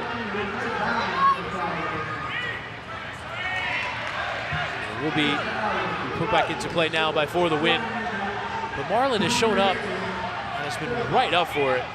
He's cared about every minute, every second of these games, living them as much as the players. Nice challenge coming in there. Now Modesto Mendez running it into a difficult danger area. Right now with Bogalu, wants to have a hit. Palacios able to stab it away. Palacios, who a longtime player for Miami FC, USL Championship, Colombian-born. Spent some time with Union Omaha of USL League One, but player of significant pedigree in US lower leagues. Big physical presence over there on that far side. His first game here now with For the Win. Well controlled, looking for that window. It took a deflection on its way through the adjustment. Well made there by De La Tergas. It was Julian Kennedy who got that strike away. Kennedy coming back to play. Nice moment for the former ACC champion with Wake Forest. That one is lifted out of play. There's Marlon watching in the dugout.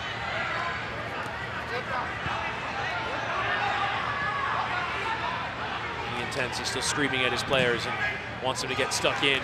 Nicely recovered there by Luis Cabrera, who's come on, stuck on the halfway line. Will come here for Jamilson Rivera, has the overlap available, but he'll take it himself, curling towards that top corner, and will track there by Montero.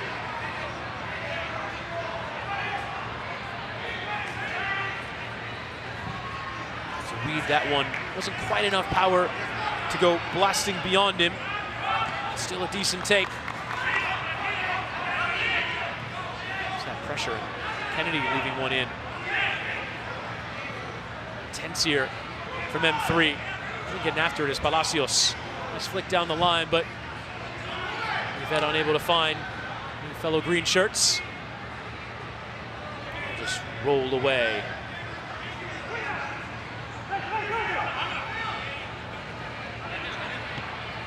Martinez playing with Juarez.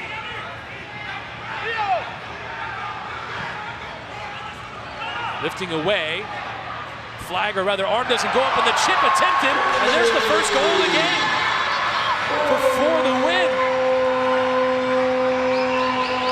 And it is Luis Calderon, the wild card. He's been the wild card for the Win in the first 2 weeks.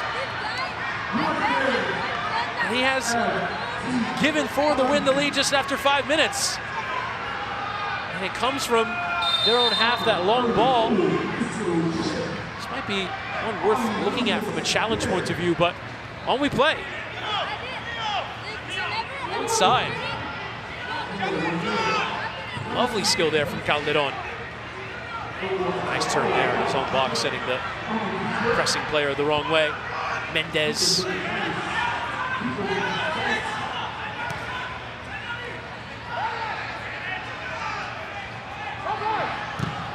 Attempt there, coming in off that left side. Cabrera. Mendez back on it. Sending it across well into Bogal. He tries some long range as well. A couple of long distance hits. Why not? The blocks. Good intensity shown by For the Win in defense. There's Cabrera who had that hit. Stephen Elias as well, who will join in the attack now for M3. starting to play in quickly there by Kennedy.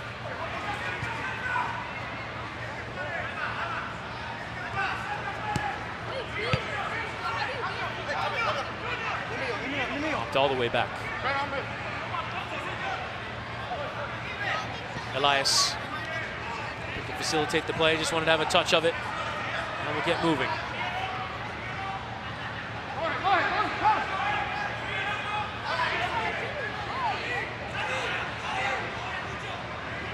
Finding a way through right now to play with zip and with purpose.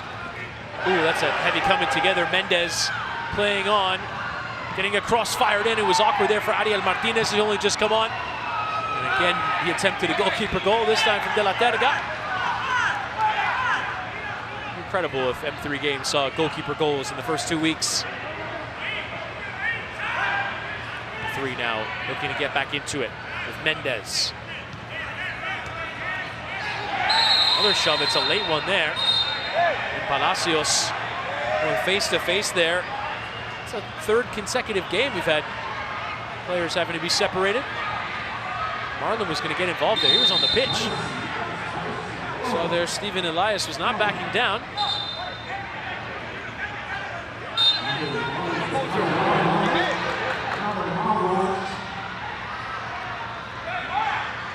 Not shy. Taken short with Bogal.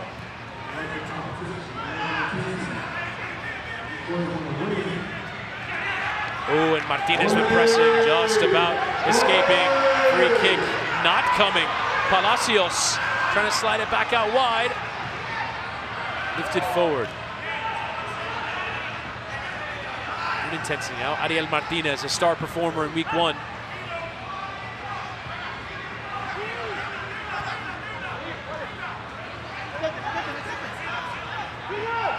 Palacios thought about striking once they played with Martinez.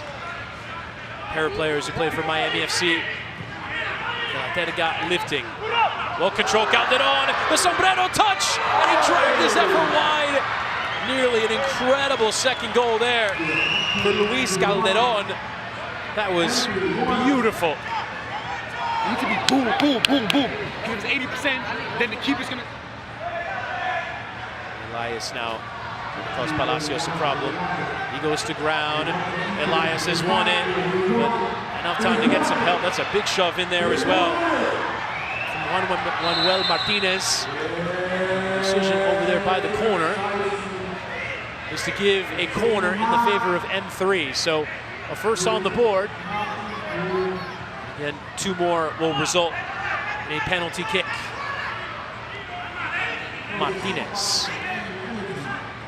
Another wild card. 2 wild cards starting for the win. Enjoyed the performances of Juan Manuel Martinez and Luis Calderon.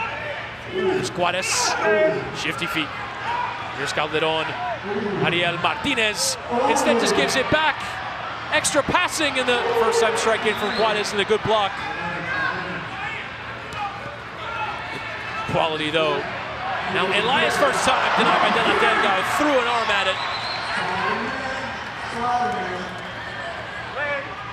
Calderon. The 2 players tussling.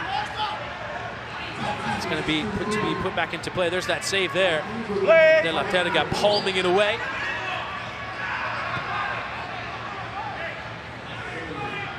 M3 have responded well. Martinez. And it's stuck there for a second. The Cuban former Miami FC player, one of the stars of the show. And he makes that run further still. Martinez! And there's Juan Manuel who had to go. Just got underneath it. Reminder, if you want to come watch these matches with us at Baller League, ballerleague.us.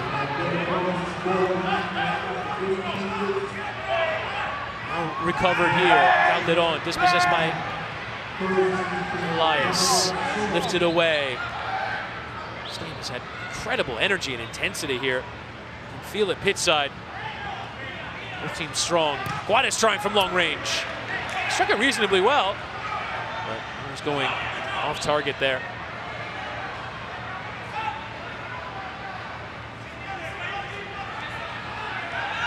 More pressure coming from Palacios, and it's a sliding challenge from Juarez. Off the the wall over here on this near side. M3 could do with the game changer. They yet to find their opening goal in the game. Scored 5 on Matchday 1. Here's Longo, dispossessed, nothing in it.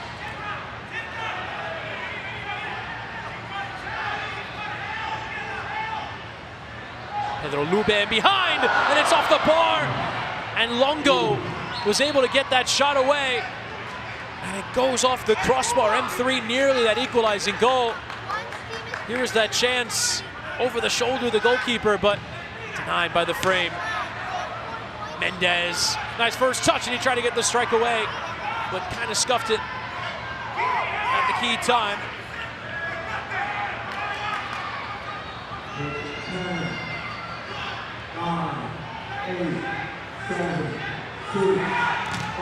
Another strike blocked. Heading into game changer time. What do we have for this first half? Higher than you ever been. Stand tall like Everest. We go higher. It's time to go higher. And it is 3 play. So for the remainder of this first half, it will be 3 against 3, including the goalkeeper. The team that starts with the ball often won't have a goalkeeper, so it'll be an odd man advantage. There'll be a 30-second shot clock for the team that starts with possession as well. And then when it turns over, if it stays in play, the defensive team can then change and will often try and strike towards an empty goal. So maybe we see Ralph Montero score towards an empty goal yet again. Let's make the most out of it. Isma, we have to get a goal. The most important thing for them right now is to go get a goal. They've yet to tally in this one so far. Scored 5 last week. Pedro Lube adding 1. Nico Gal adding 1. Luis Cabrera, who had 2 goals on Matchday 1, now looking to add something more. So it will be for the win, who will start with the ball. They were kind of holding it towards the end, and this is the situation they can then enter into. The interesting thing, though, is they will start with the goalkeeper. Interesting strategy. We often see the attacking player come in for the goalkeeper, so it looks like he's going to join and stay as the last man. Can't get involved, though, should he wish to. Juarez will play back here to De La Terga. Can join. Fancy a hit. He will take the strike on it. Fires off target. So it will be a change here. So it will be M3 to bring on 3 outfielders. So for the win, trying something different than what we've seen so far in the game changer. This is what we're used to seeing. 3 outfielders attacking 2 defenders and trying to find the empty space. Lube will go wide here with Longo. Now approach, will give to Cabrera, who's unmarked. Will give it back to Lube on the first time, and there's the first goal for M3 tonight. Pedro Lube with 2 and 2. He scored on Matchday 1. He's got an equalizer here tonight at M3, playing this game changer very well.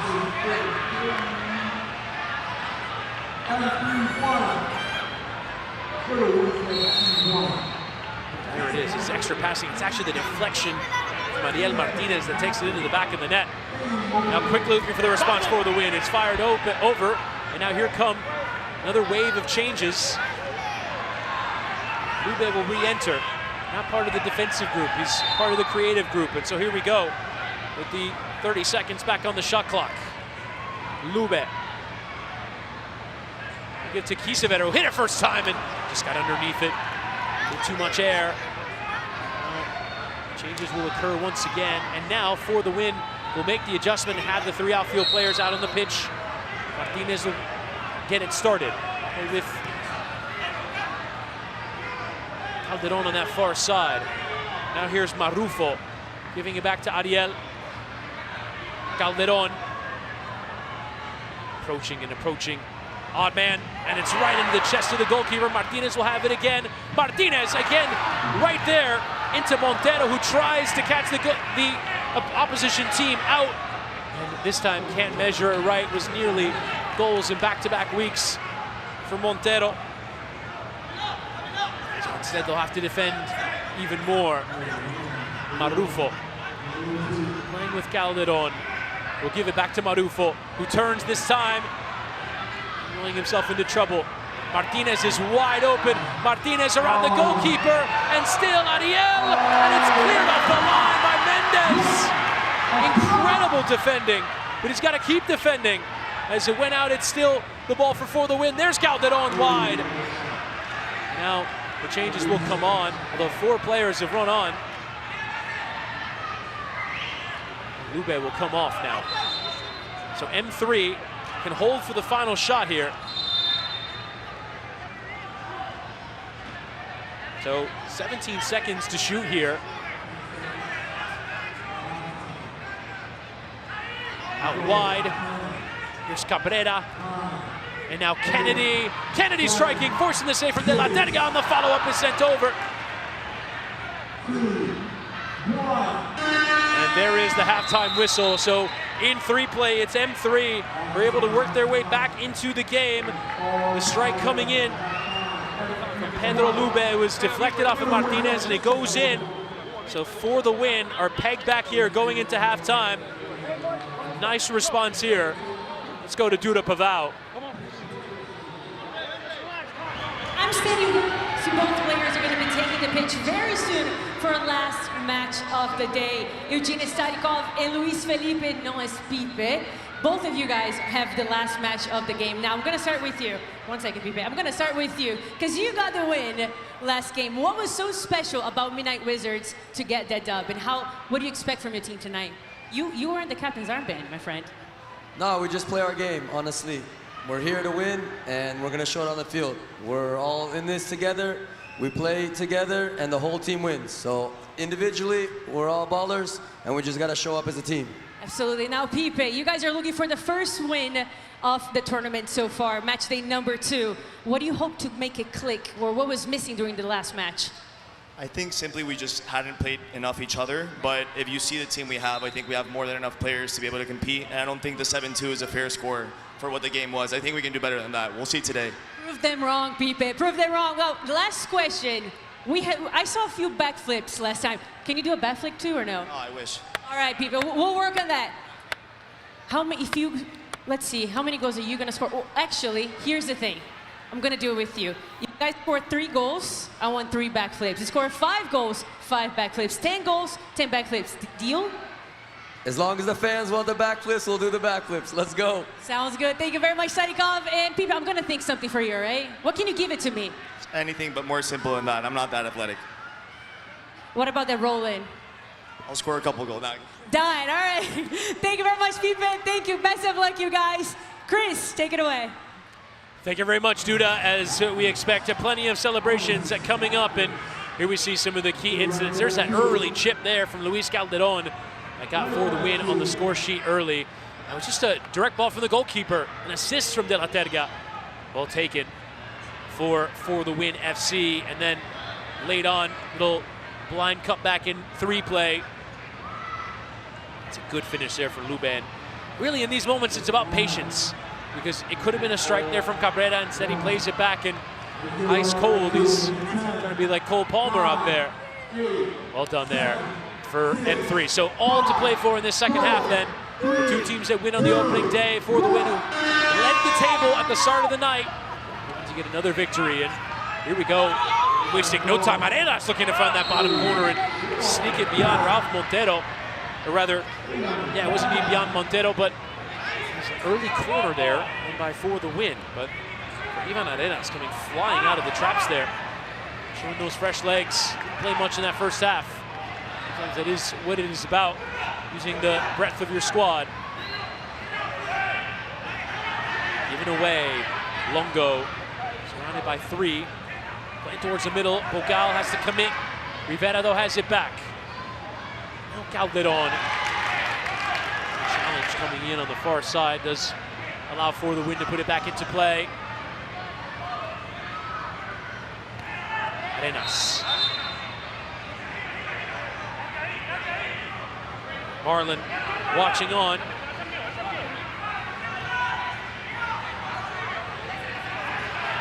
Elias, low ball through that area, and Palacios takes it out of play. It is a corner. So one more for M3 will result in a penalty kick. Watch your back, Diego. Instructions there.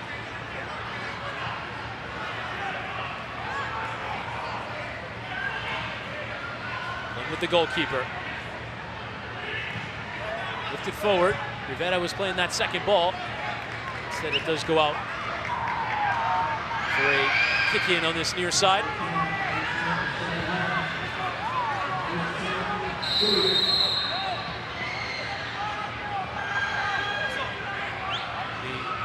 ball will be put back into play by M3. So it is going to be a kick-in to come again from this near side. It was a foul committed by For the Win because those kick-ins must be taken low on the ground. They cannot go over knee height. Must be taken low, and so it is a change of possession. Another attempt for M3 to put it back into play. It's a low cross into the penalty area. Pedro Lube went to ground.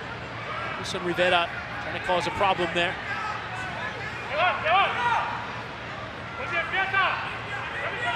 Rules the ball early, trying to keep the game on the ground.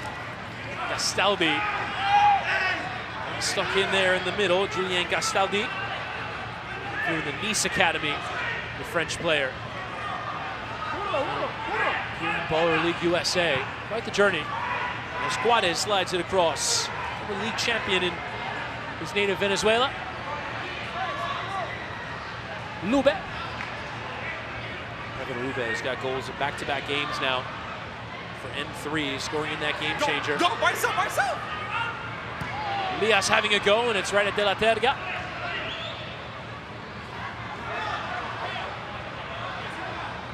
Trying to see the game, Marlon, from the dugout. A lot of ideas, shouting a lot towards his team.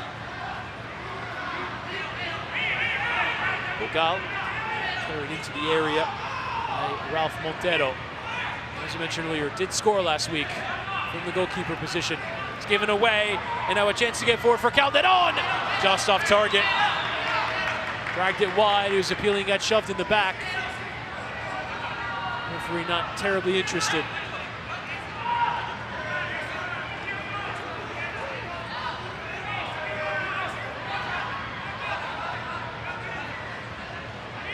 Wants it short here, Montero. Right through the middle, plenty of space there for Gastaldi.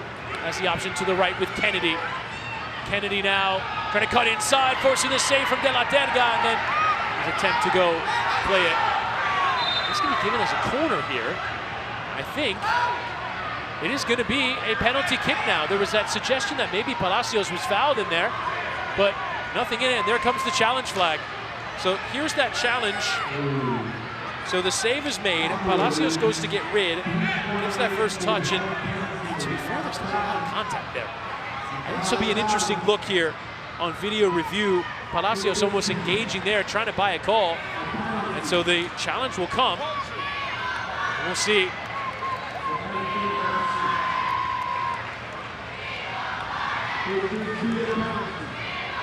So here we go. Right now, it is given as a corner. Let's see what the referees. After review, challenge unsuccessful. So no penalty for M3. Thank you very much, referee. So it is indeed a penalty. The challenge does not work out. So on the whistle, it will be a chance for M3 to get their lead. It's not going to be Ismael Longo who took it for the Celsius Energy point. It's going to be Julian Kennedy who will go one-on-one now at Rodrigo De La Terga. Here's Kennedy to the bottom left corner, well taken, he went early, and M3 have their first lead of the game. Julian Kennedy, cool as you like, on that penalty kick. So the corner given in their favor, and M3 have a lead. Marlon looking for 6 points from 6.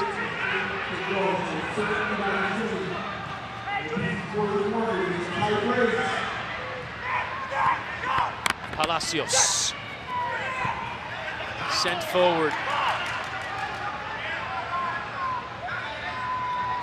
Now Montero will slide it out. There's Westcol.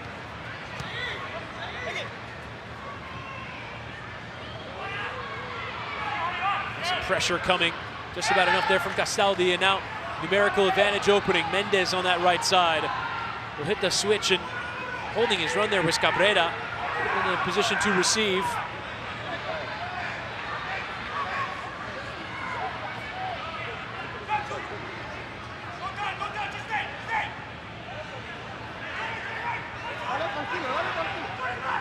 There's Palacios. Nelson Rivera. Ariel Martinez, who is such a key player, but kind of been held in reserve. Deployed now for the final minutes. Is for the winner behind. Rivera. Stumbling over there on that near side. Can turn back and play there.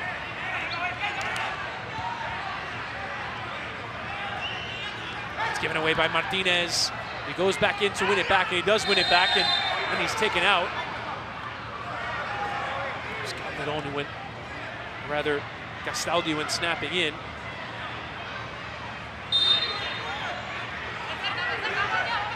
And Rivera looked up, saw the goal, and decided to have a crack. It was going over.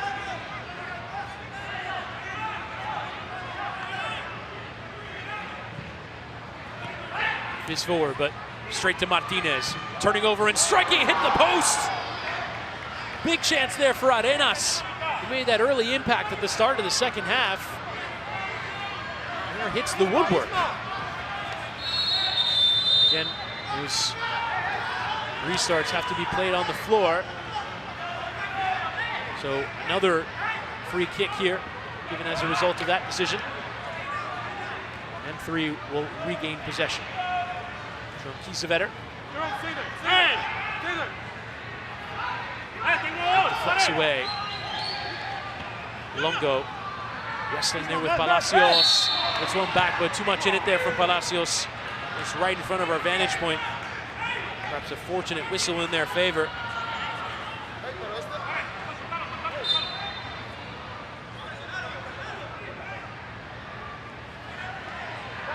Bogal.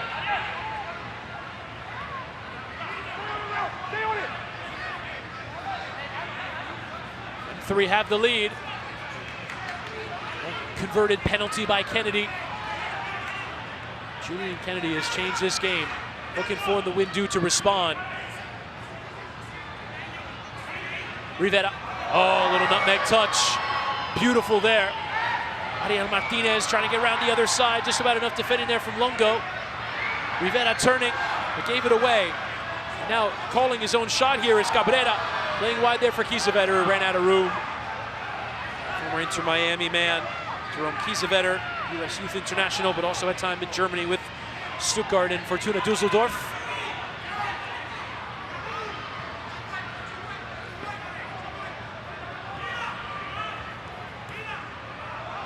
Helped on there. And Rojas is now on the pitch. The player's not seen a great deal of game time so far. Still looking to make an impact. De La Terga. Had the chance to lift it into a vacant area, but nobody there. The green shirts of for the win.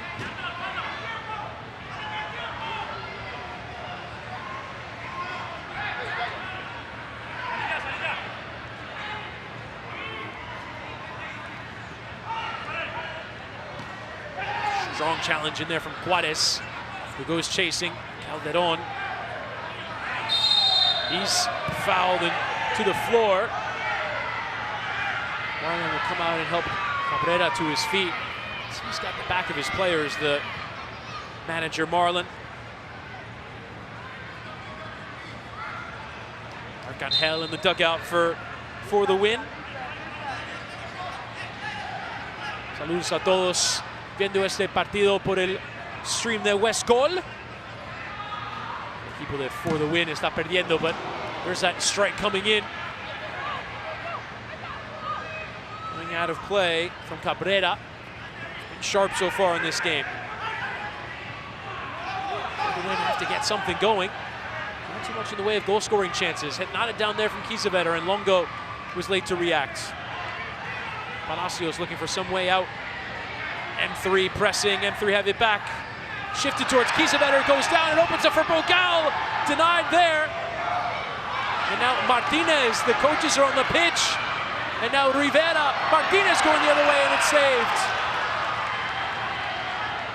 And Marlon has walked out to halfway with his challenge flag in hand. And I think Kiesewetter is going to say that he was fouled. Marlon looking for a referee to hand his challenge flag to. He's halfway to the other side of the pitch. And Marlon is going to come here. I think he's going to hand the flag to the judge right over here. So I think he's going to appeal here that Jerome Kiesewetter was fouled. And so here we go. He's going to have a look.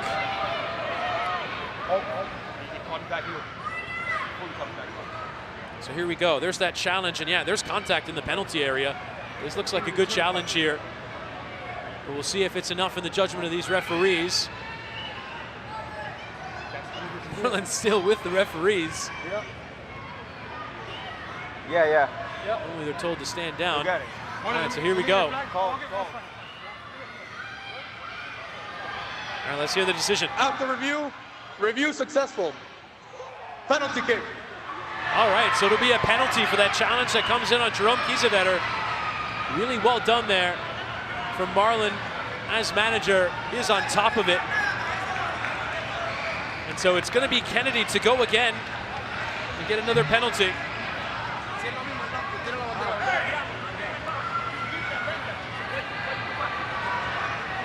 All right, so the pitch will have to be cleared, and it'll be the same taker. Really smart, well-executed challenge there from Marlon.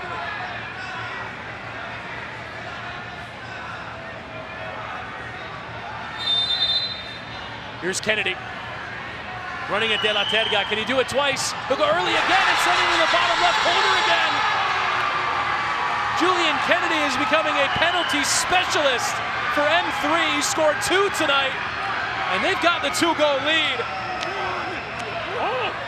Well-executed challenge there from Marlon. And right now is looking like the manager most on top of it in this game, in this league.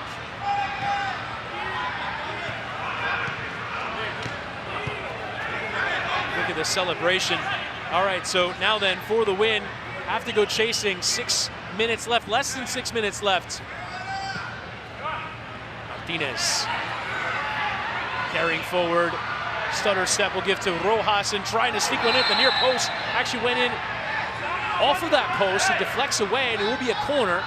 So a second corner flag next there to the game clock in the favor for the win. The next one will result in a penalty in the favor for the win. So perhaps a route back into the game for them. Shop.ballerleague.us if you want to get a hold of any of the kits in this league. Pedro Lube blocked away. That QR code on your screen if you're a Marlon fan, an M3 fan. This blue and black shirt looking like it's going to be a successful one. Sent into play. Goes straight out.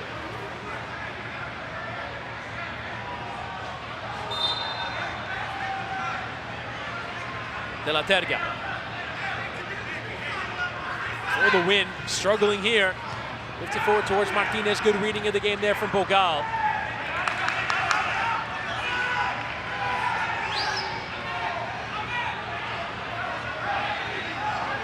Watching Marlon here from my vantage point, and it's great to see that no matter the level of the game, the coach, the people on the sideline are the ones who sweat it and are the most nervous, have no control of anything. And there's that challenge coming in. It's a aggressive one from Modesto Mendes will result in a free kick. Emerson Rivera, who's fouled. It looks like Ariel Martinez is the one who wants to take. He's the most shifty, the most inventive kind of ideas. Looks like Rojas wants it though. There's that contact.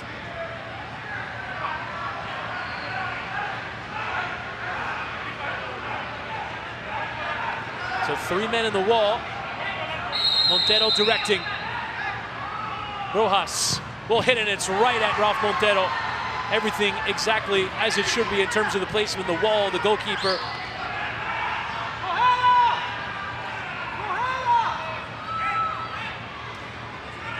Now Juarez puts it back into play. Approaching the final minute before the game changer at the end of this second half. Game changer could fix absolutely everything. Rivera, lovely first touch. Better challenge there from Pedro Lube.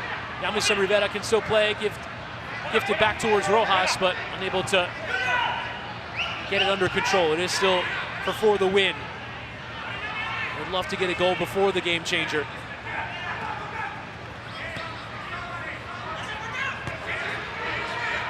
Ted got encouraged to carry forward there by Martinez. Slid forward, and Lubeck gets the goalkeeper out. He'll go running, Lubeck. And now Longo hitting on the first time.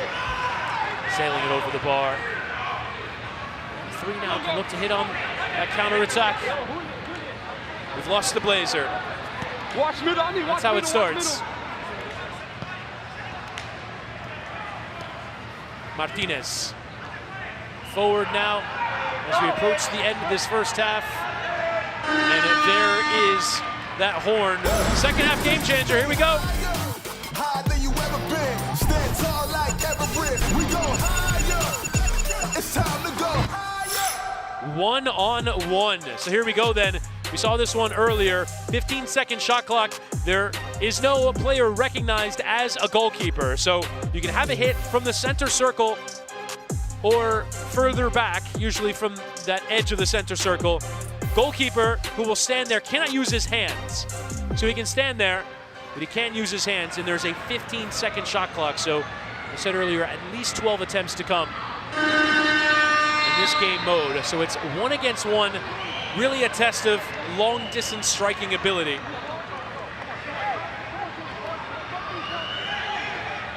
So we'll see who will go in at each end. It's going to be M3 who will start with the ball. And despite the fact that you can't play with the goalkeeper, it's going to be Martinez who will stand in there. And again, he can't use his hands. Arcangel encouraging his team.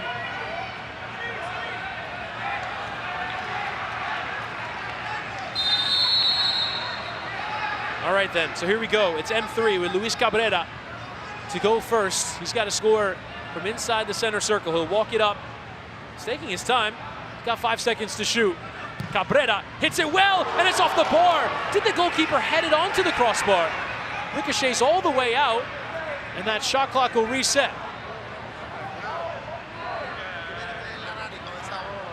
14 seconds now, and it begins again. Can Cabrera get it right again? His strike is wide. So now Martinez will come on. He can touch it into play. That shot clock will begin. Here's Martinez through that center circle. Ariel Martinez! And the goalkeeper sticking that boot out. He again can use his hands, but strong goalkeeping. Marlon loving his #1, Ralph Montero. Now Kennedy, who scored twice from penalty kicks. Into that center circle. Here's Kennedy. High and wide. Gotta get those strikes exactly right. And it's Martinez who's gonna keep fancying them. Here's the Cuban. Ariel Martinez, one more touch and strikes towards that bottom right, but once again the boot's out from Ralph Montero. Calling him the GOAT. All right, so who's gonna go next then? It's Kiesewetter for M3. Does have a quite powerful strike. He'll have to keep it down. One of his efforts so far in Baller League have gone over the bar. And has that shot clock gone, so that won't count. So Kiesewetter took too long, so it won't count. Palacios next for the win. They've got to get something going. Palacios hits it with plenty of power, but too much power, you could say. 1 minute left. You can see the stress. You can see the stress. It's not easy to watch.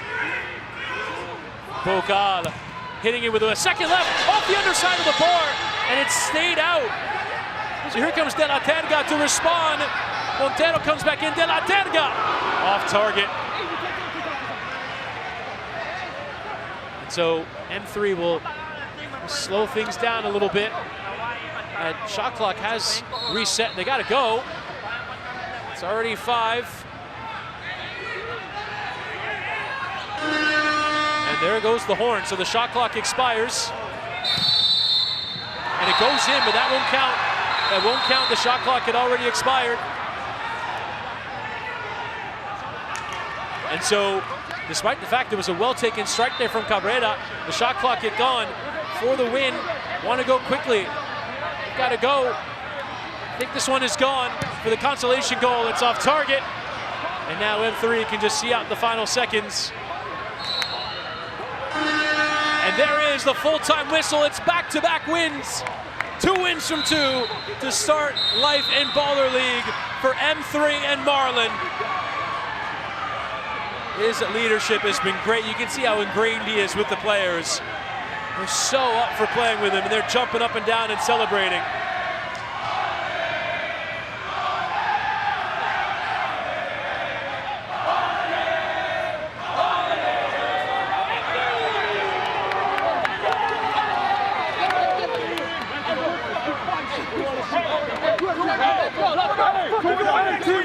Team effort, way to go, boys, let's go.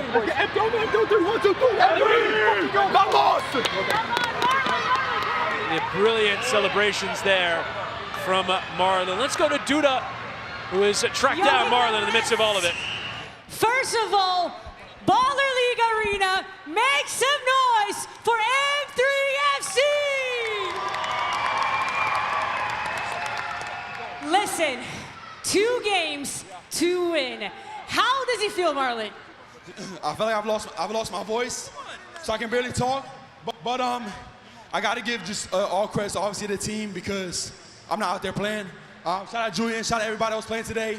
He came back, he didn't even play last game, so it's a team effort, and it just proved that if you just keep fighting to the end, we're gonna win games. So it's a team effort for sure. Are you guys gonna be the champions or what? I'm asking.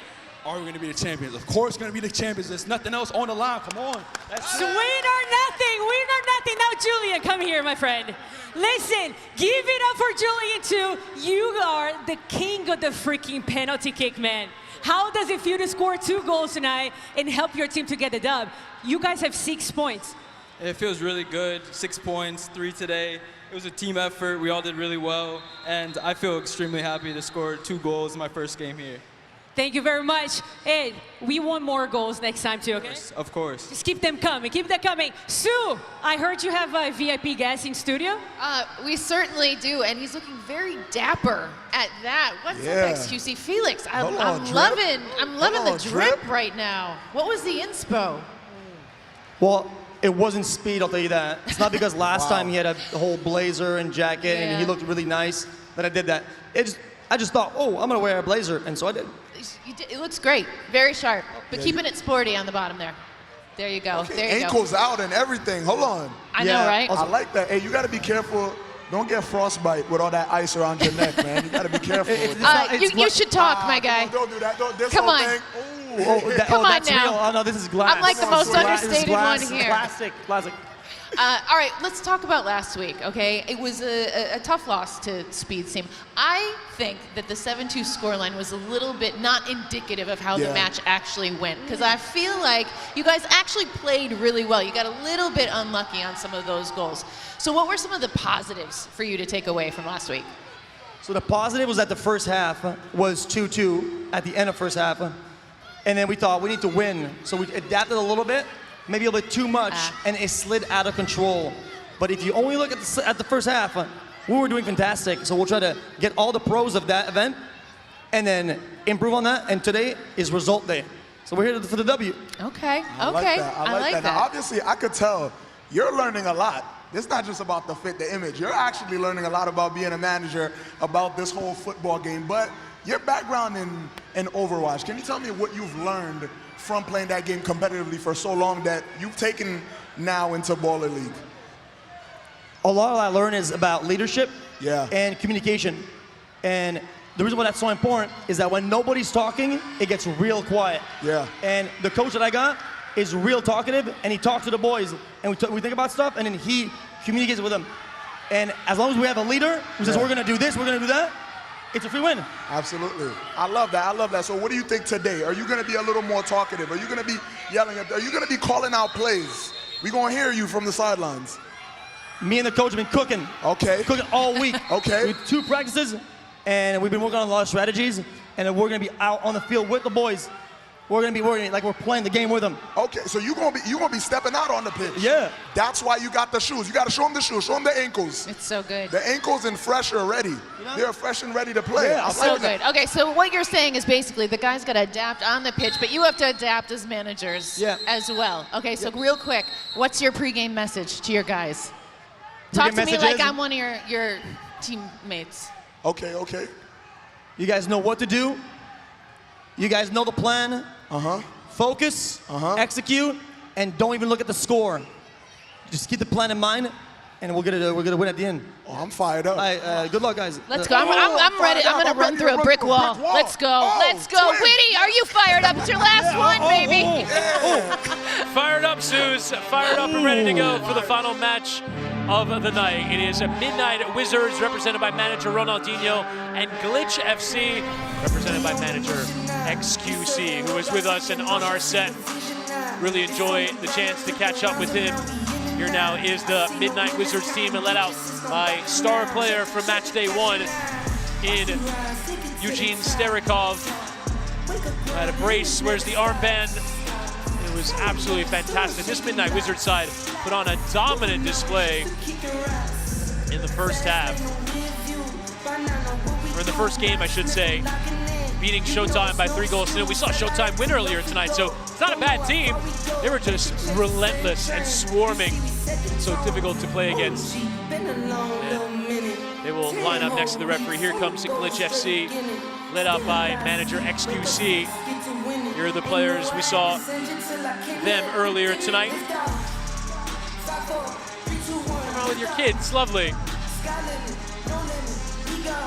Great to see this Glitch side ready to go. We kind of mentioned it in the build-up there. They lost by 7-2 in the first game of Baller League against Speed United. I think you can say that was probably a harsh scoreline on Glitch and XQC. They were in that game. They actually played better at times. And here's the starting 11s first for Midnight Wizards. It's 3 changes from that opening game. Zamora, Joao Victor, and Pedro Tobias, who did score in the game, come into that starting lineup. Starikov has got a brace in the first one, so he'll be in from the start, as you would imagine. The refereeing crew for Glitch FC, it is XQC who will send this team out. Just the one change with Juan Wagner coming into the starting 11 at number 5, and dropping out of the squad is David Longo, who is not available for this one. So the wild card will come in. John Markey will stay. Here's what the prediction market looks like, and I think that's fair on the base of the score lines from last week. Midnight Wizards a dominant 3-0 victory.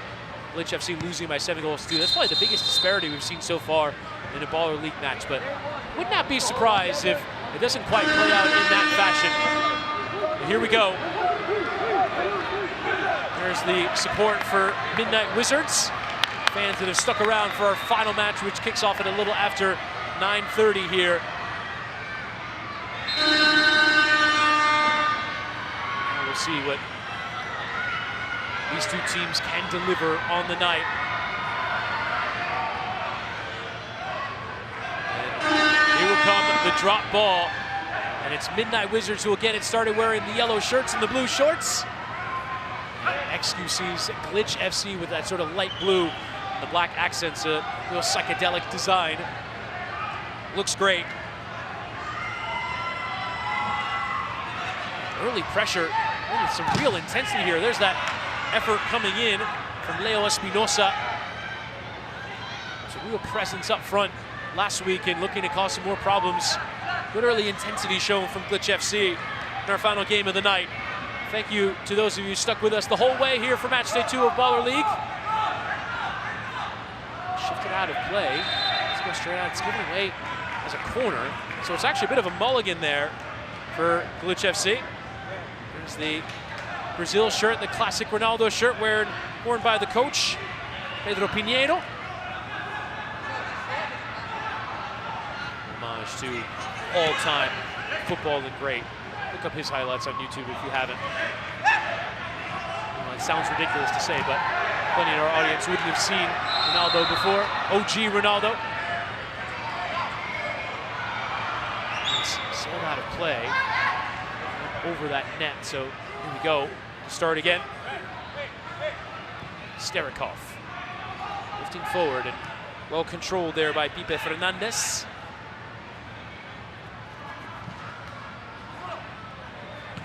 Pedro Tobias, and that one comes out of play.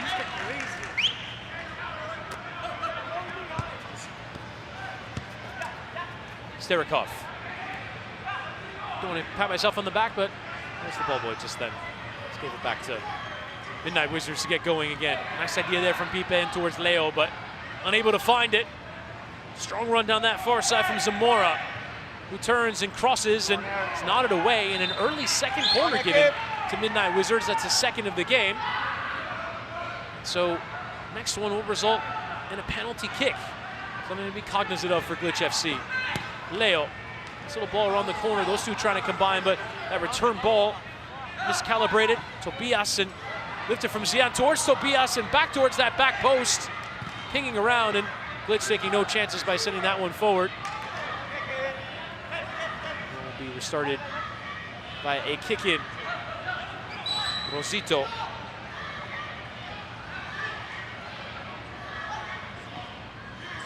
On we go. Zamora. Moved it forward from the goalkeeper Reynades. The Argentine in a team that prides itself on being Brazilian. Sterikov. Trying from long range. It was never going to find that side netting. But goalkeeper handling anyway. Jason Leon. Who actually has most been a footballer at indoor level. Playing right now for Atletico Orlando. It's an interesting experience. There are some players who come from high levels of professional football at the 11v11 level. And sometimes the skills in these six-a-side games are more important. Just pure quality and reaching high levels in the football hierarchy. It's about knowing how to play this game. It's a different game. Chip forward. Recovered there by Zian. Nice return ball. There's a shot for offside. Ooh, it's dangerous there from Zian Abdrade. There's XQC. He's the representative for Midnight Wizards. Two teammates going for the same ball. Go with Leo. Playing out wide here. Here's Daniel Mini Gonzalez trying to send that ball across the face of goal. Smashed out for a corner to Glitch FC. So we'll be one on the board for them.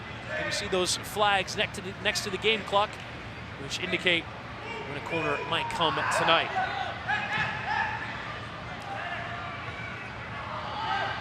Well controlled. Mini Gonzalez. And slid out of play.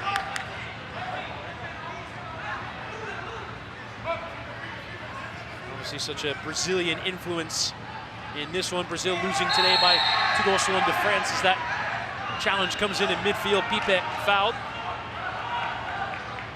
Played in New England, Gillette Stadium, the home of the New England Revolution and the New England Patriots.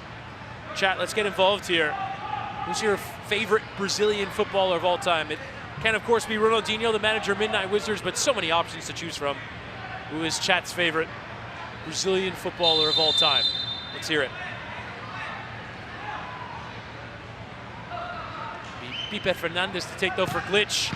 That's well struck, and Reynades didn't handle that one well, and that results in another corner being given. So no problems could potentially come here as that one goes down the other end. It will be a goal kick.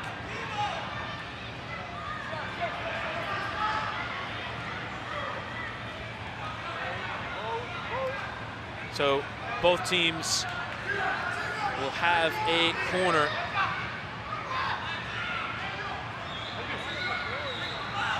Nothing. Nice turn there from Joao Vitor Rosito, but it's back in possession with Glitch.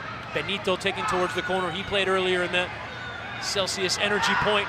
Still right in that challenge, gets that cross in, and Reinatas does well to handle.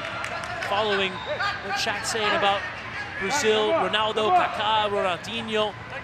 Hey, Fabio da Silva, that's a deep cut. Roberto Carlos, all great shouts.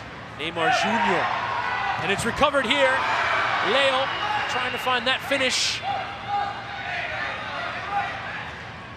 On we play, Leo again the second time at it. Offside is the decision as that one gets sent wide. All-time Ronaldo, my generation Neymar, love it.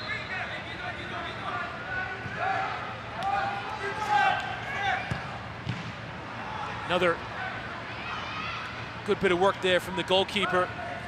This time it's Leon called upon. I'll come in the other way. This done there from Pipe. Starikov right in the challenge and out of his feet.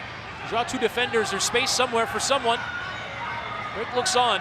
Down the line here for Zian. Well done to escape that challenge. It's a clean win though from Juan Wagner. Challenge is coming all over. XQC having to go with the referee advantage award as that one's dragged wide there from Leo. Miguel Benito wasn't too pleased. XQC isn't either.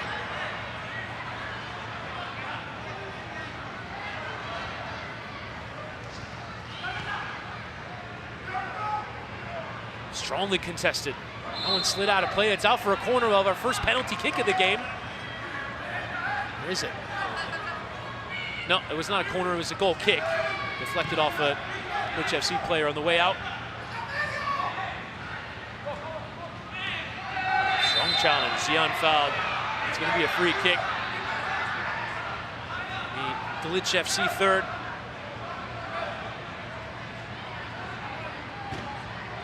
Robinho, another good shout from chat on best Brazilian or favorite Brazilians.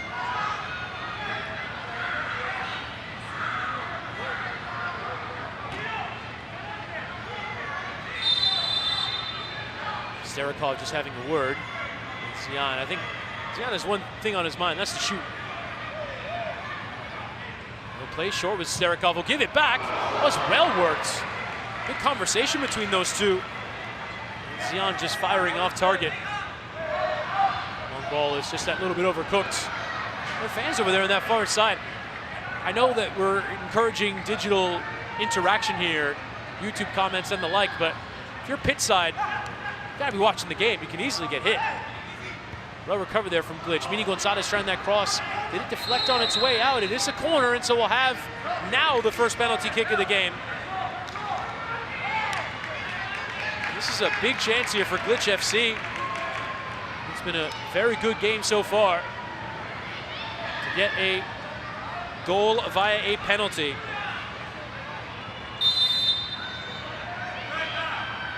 So here we go. Nice turn around the goalkeeper. The goalkeeper got a hand to it. And now the play will be stopped after that save was made by Reinatas. Pipe Fernandez unable to get that opening goal for Glitch FC. Well handled there by the Midnight Wizards keeper. That's too much in it there for Mini Gonzalez trying to get it back. Big moment. Able to convert.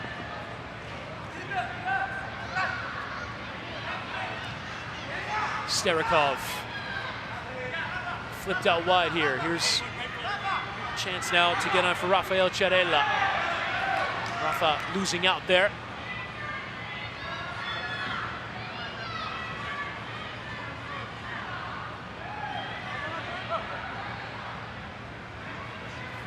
Starikov. Carrying forward and poked out wide there from Zamora. Sometimes in these games, especially the tight ones, it comes down to who can convert their penalty kicks from the corners. Such a big chance. Just pass forward. Pocket of space now. Slid across, but it's given away cheaply there by John Markey. Now here come Midnight Wizards on the break. That one struck with real venom from Malik Minana, who's come on, the Algerian. Track that one off target.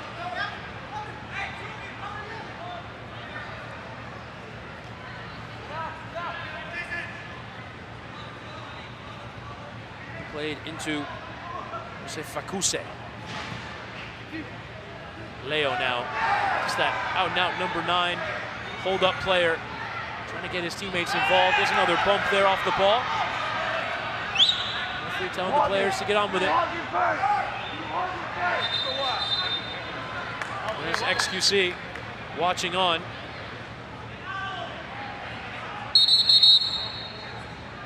Some changes coming in for Glitch. Ticking towards 10 minutes gone in this match so far. Play 30 minutes, 2 15-minute halves, and after 12 minutes in each half, we'll have a game changer. Really alter this game, and this match might need it. Awkward touch there, and Leon just putting it out of play. And retreat back into his penalty area.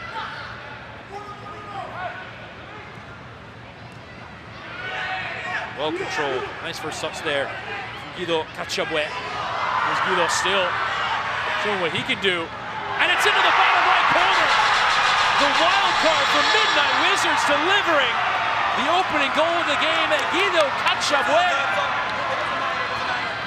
Fantastically struck. Had the skill and the build-up as well. One of the best individual moments we've seen all night so far.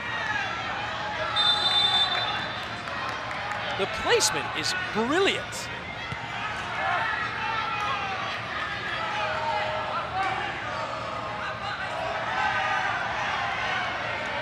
Midnight Wizards did win by 3-0. They're still yet to concede more than 40 minutes of Baller League action, which is very difficult to pull off.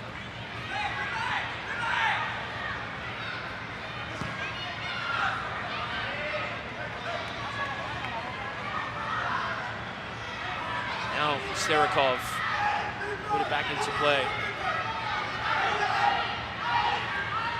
Behind it towards Eugene Starikov. Pipe. Now Leo has Pipe running with him, and it's lifted towards him. Still have to get around the other side, trying that back heel. See Midnight Wizards do incredibly well to get back in their numbers. Now all sorts of options here for Manana. It's out towards that right side. The challenge coming in, and it will be out for a corner, which means a penalty kick coming now for Midnight Wizards just before the game changer.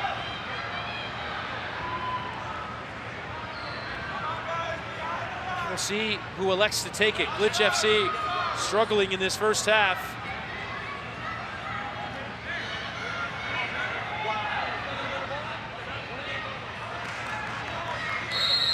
So Starikov will step up to take.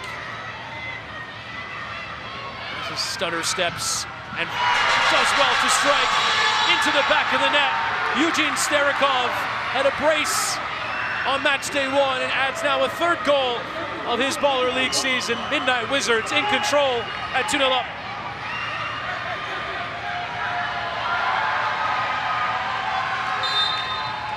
He hasn't yet done a backflip. He promised Arturo Paval that he would. I presume we'll see them at some point. The Ukrainian-born player who did move to the U.S. as a young man, played college soccer at Stetson, and had a lengthy club career in Russia. Played for the New York Cosmos here in the U.S. He's really shown well as one of the best players of this Baller League. It's game changer time. What's our last first half game changer? Higher than you ever been. Stand tall like Everest. We go higher. It's time to go higher. And so it's 3-play. We see this again here tonight, and the chances that we'll see goals here are quite strong. Turns into sort of numerical advantages depending on how it's played. So the team that starts with the ball will have 3 outfielders on the pitch and can go try and create those opportunities. but if the ball stays in play, the defensive team can get the ball and go quickly. 30-second shot clock. And we'll see what Glitch FC can do here to maybe get back into the game.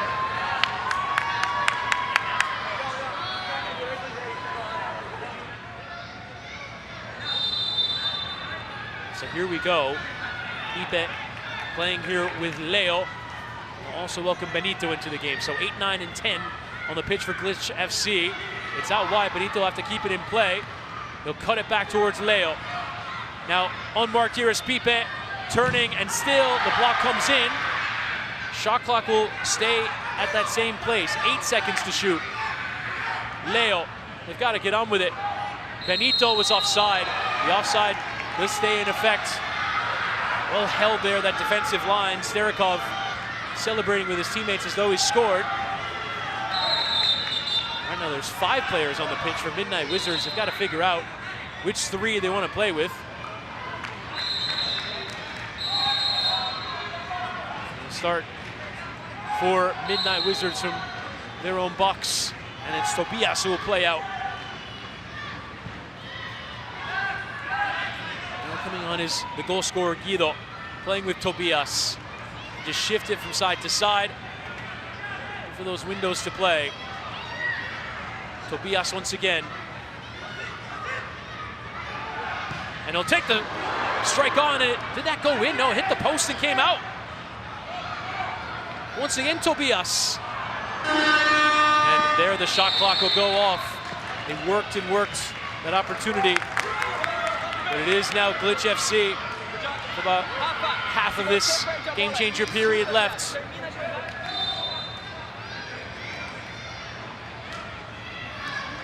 it's the same grouping here for Glitch. Leo and Pipe on this right side. Playing it out wide now. Giving back to Leo. Can they work it better this time? Leo trying to play the loop through the legs there of Starikov. Now that attempted low cross there from Mini Gonzalez. Lose it off last. I think Leo is suggesting, and the referee agrees, that it should be for Glitch to get playing. And now in here with Pipe. Pipe from long distance. Deflects away, will go all the way out. And so it is going to be Glitch to maintain possession with a reset shot clock at 30 seconds. Same passage, will have to maintain that level of patience. Here's Mini. And Leo holding his run here, Pipe. Back to Mini Gonzalez. Driving towards that byline and cut back, but there's no one there. Chased down there by Pipe. Leo. Will play patiently. Mini Gonzalez! And there's Glitch FC back in the game.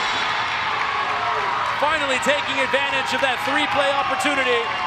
They probed and played and found a way. And Mini Gonzalez has his first goal of Baller League.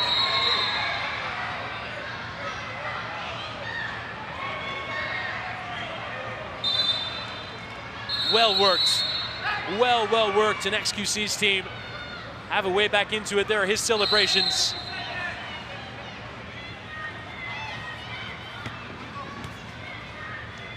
Now Midnight Wizards can try and do the same thing. Get a goal here before halftime. 30 seconds before the break. Just working it from side to side. Here's Zianu has a go. That one's off target. Now Glitch can maybe hold for the final shot here and perhaps tie this game up before we go to the break. Benito, Leo, and Rios on this right side. Here now is Darren Scott Rios. We'll slide it here for Benito. Now Leo. So he's take up the position on the right. We'll play it back. Benito, well worked. Leo giving it back. Benito takes aim, and there the horn goes. There's halftime. Maybe just that little bit over elaborate with the passing. But XQC's team nearly drawing level before the break. They do at the very least get one back. A goal much needed for Glitch FC.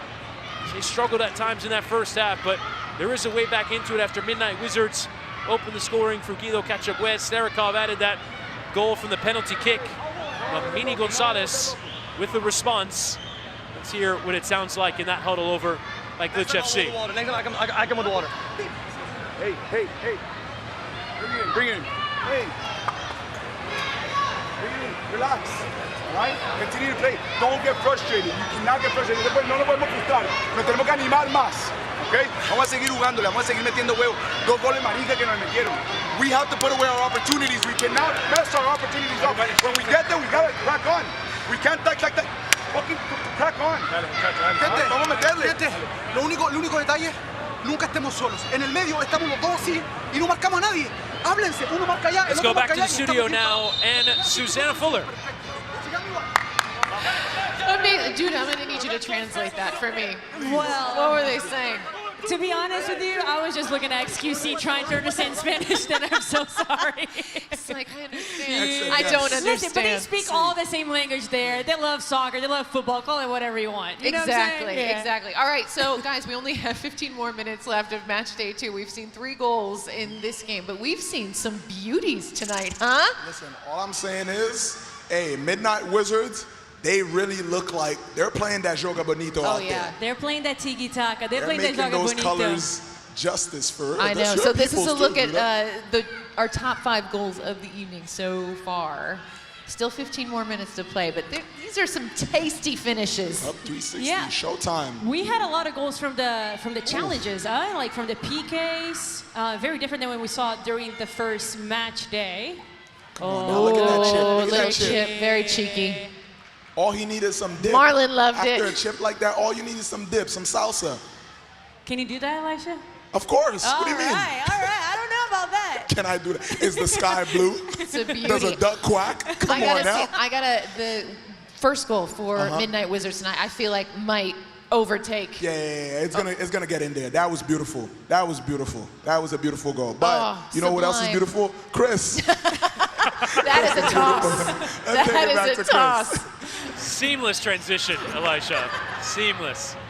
As we get ready for the final half of match day 2, we get going here. Midnight Wizards leading Glitch FC by 2-1 with 15 minutes left to play. And Midnight Wizards looking to move that ball forward.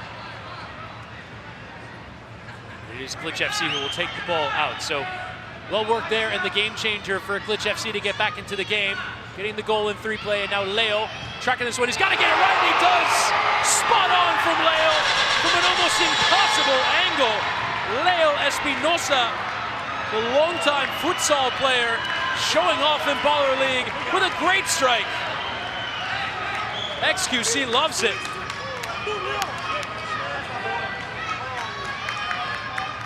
An early goal, 25 seconds into the second half. And you have no business scoring from that angle. You have to get it exactly right on a line. And he hit that one beautifully well. Here is Leo. Riding with the ball and carrying to that corner. The cross attempted is a corner given, so Glitch will have one now on the board.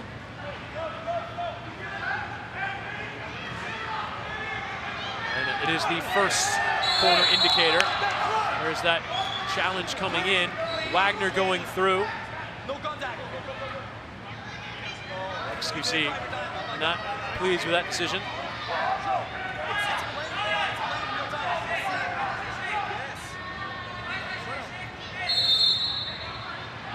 So it's Zian who will take. Zian leathering that one, but well off target.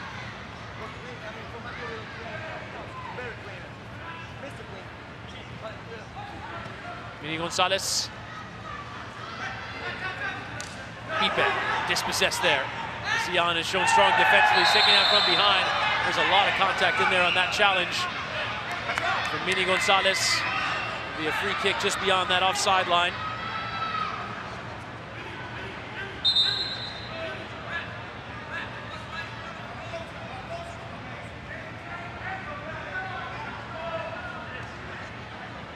See what Midnight Wizards, the side led by Ronaldinho, muster up here.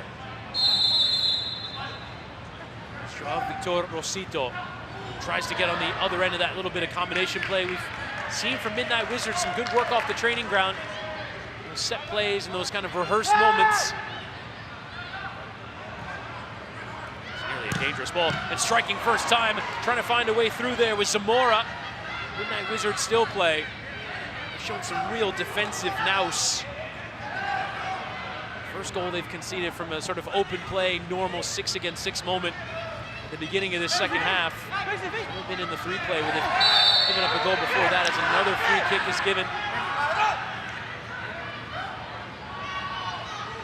Contact there on that left leg.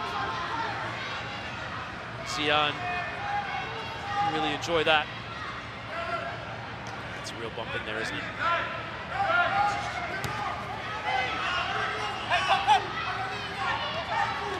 Zian.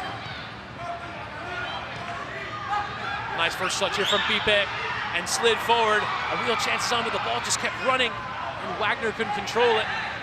And it out of play. It's the right idea though.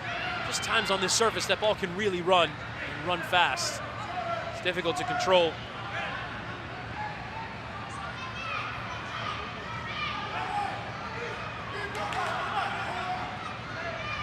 Zian.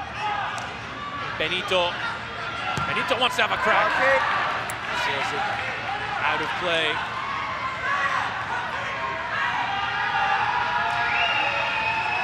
Now some changes coming on from Midnight Wizards. There you look at the dugout. Pedro Pinedo in there. Nice bit of hold-up play. You know, is catch-up where Guido firing it across and well handled there by Jason Leon. Wants to get going quickly up towards Leo, and it could be a kind bounce for Leo into the goalkeeper. Renatus denies. He's got to get it over there with the chip. Just not enough lift there on that ball. Zamora forcing the save. Offside on the rebound. Defensive line well held.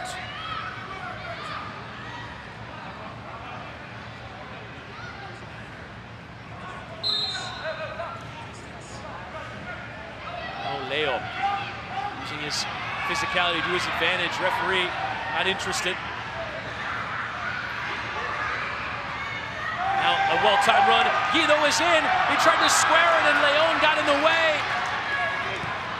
Guido has really made an impact as a wild card for Midnight Wizards. Lovely down that line, but better defense. Sent wide. Rios. Scott Rios fires into that netting. More than 30 caps, Rios, for the Puerto Rico national team. He's played some professional football in Germany as well. Promising moment for him there. Taken there by Menana.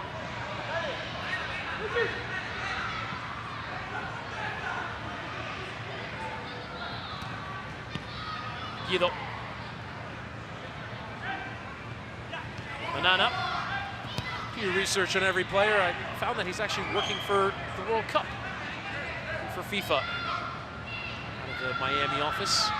Not in your evenings, go apply your former trade in Baller League. College at the University of Colorado Mesa. Here's a well-struck ball there from Rafa Charella. For a throw. Midnight Wizards looking the stronger right now, but have to make that advantage tell. Have to get that go-ahead goal. Started the game well. Nice first touch there from Zamora, but Leo's got it back. Get the play going forward again. Trying to catch the goalkeeper out, Renatus.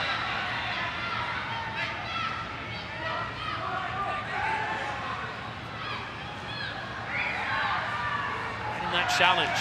Back post was on. It's difficult to find though. Glitch FC strong defending. Challenge is going both ways. Another ball in behind. It's given as a corner.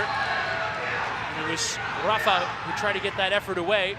Saved out for a corner. So first this phase of play now for Midnight Wizards. Something to keep an eye on in these final 8 minutes plus.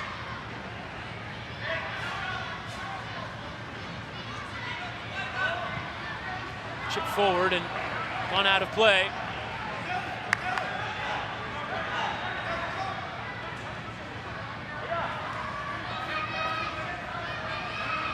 Sterikov.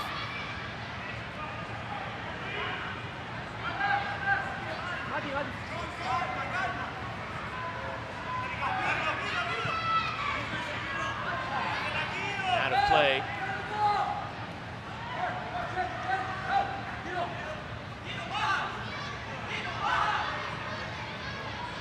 Glitch stuck over there in that corner, having to concede.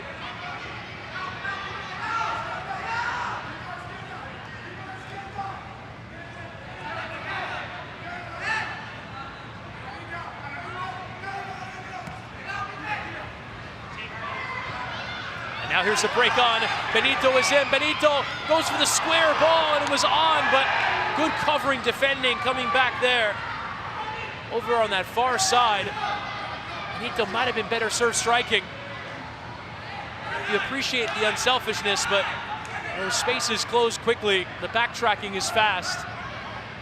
I think it was Guido who did all that running.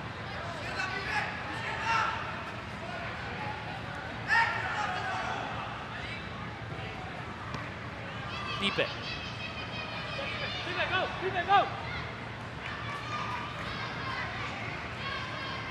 Mini Gonzalez.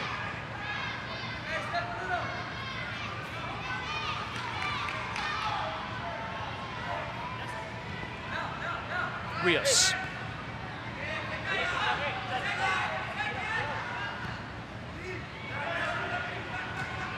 Chip forward just over the head there of Pipe. Will go straight out of play.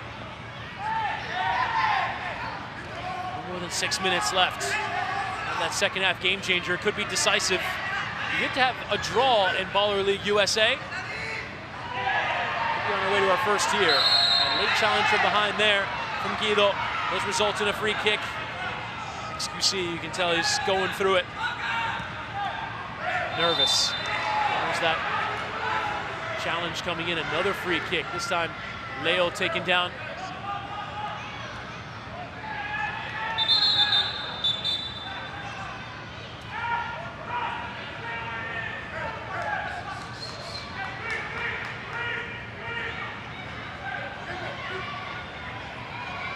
Free kick. Referee will establish the wall. Mini's gonna leave it. Leo directing a run. And Leo strikes. That one's gone wide. Have to be careful there. Rios, he would have been well offside. Sterikov, nice idea, but Mini Gonzalez has it back. Sterikov recovering. Been involved in the attack tonight and actually ran into his own teammate there. Playing there and running with purpose is Menana, but he losing out. Ninos sliding to send that one away. Sterikov getting stuck in.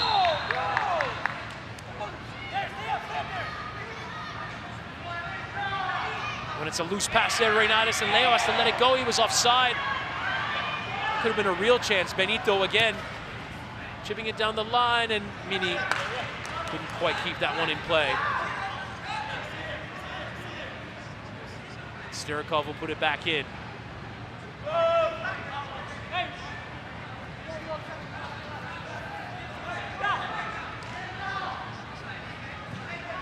Sent forward from Ninos, but straight out of play. Could really come down to the game changer to decide this final game of match day 2. Who's going to emerge with the 3 points? Sterikov. He wants to have a strike and just couldn't get enough bend on it to send it back towards that post. He's fizzing out of play. We'll block in. It'll be restart now for Glitch FC on this near side. Glitch, who did not start this game very well, but got the goal in the game changer, got the early one in the second half, and really competed well in this second 15 minutes. XQC will be pleased with the performance from his team.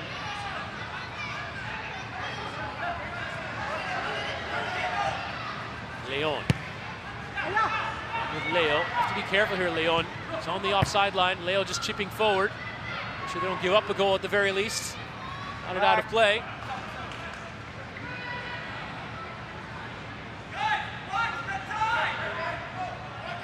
Played in Leo, that great hold-up play. First touch from Rios, just running out of room there.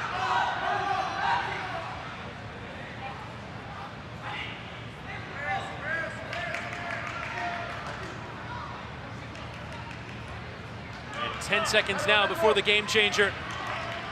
It could potentially decide the difference between 1 point and 3, 1 point and 0. And there goes that horn. What's our last game changer of the night? Higher than you ever been. Stand tall like Everest. We go higher. It's time to go higher. The line. Okay then, so in a tie game, goals from behind either the offside line count double. So don't quite adjust the complete game. It's just if one of these teams scores a long distance banger, it'll be difficult to recover it. So it's 2-2 with 3 minutes left to play. And goals will count double if they're scored from behind the line. They still apply that double goal scoring tally. They still apply if it takes a deflection off a defensive player. If it deflects off an attacking player beyond that line, it doesn't count as 2. It will just count as the 1. Now they know. Should we go up? That's good. This is good. This is good. Okay. So XQC having a word there with his team.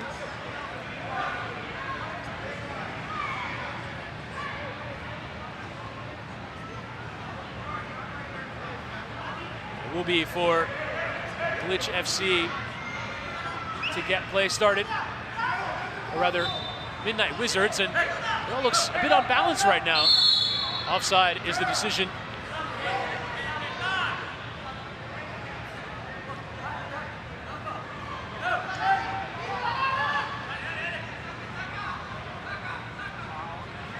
Now here comes Wagner charging forward, everything clean. Rosito reaches out, Sterikov sliding it across and tipped in behind. It was a good idea, just didn't come off. Mini closed down by 2. And the kind bounce towards Pipe. And now Leo hitting the volley, and that one going straight out of play.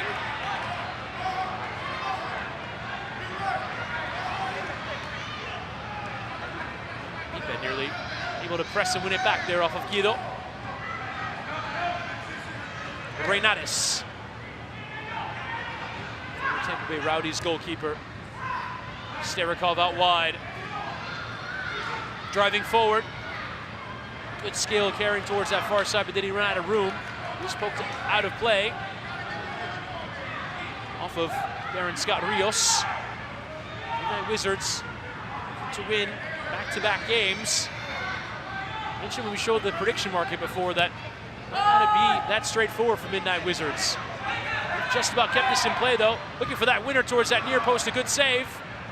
And now Sterikov hit it over the scoreboard, which is an incredibly narrow window and off the back wall of the barn. Incredible, and Pipe looking to go the other way. The little backheel touch. And Reynades just about keeping that one alive.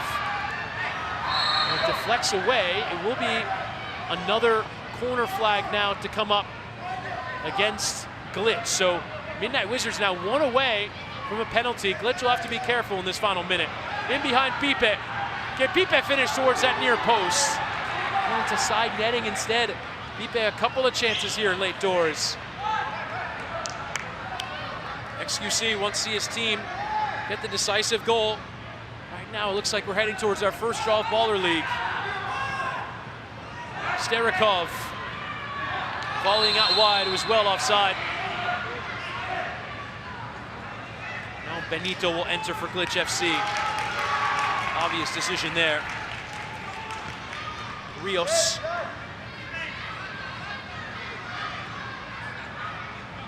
Now all sorts of time taken here by Jason Leon. They did lose on the opening day. Stand there on the offside line. Offside is the decision against Rios. Couldn't hold this run.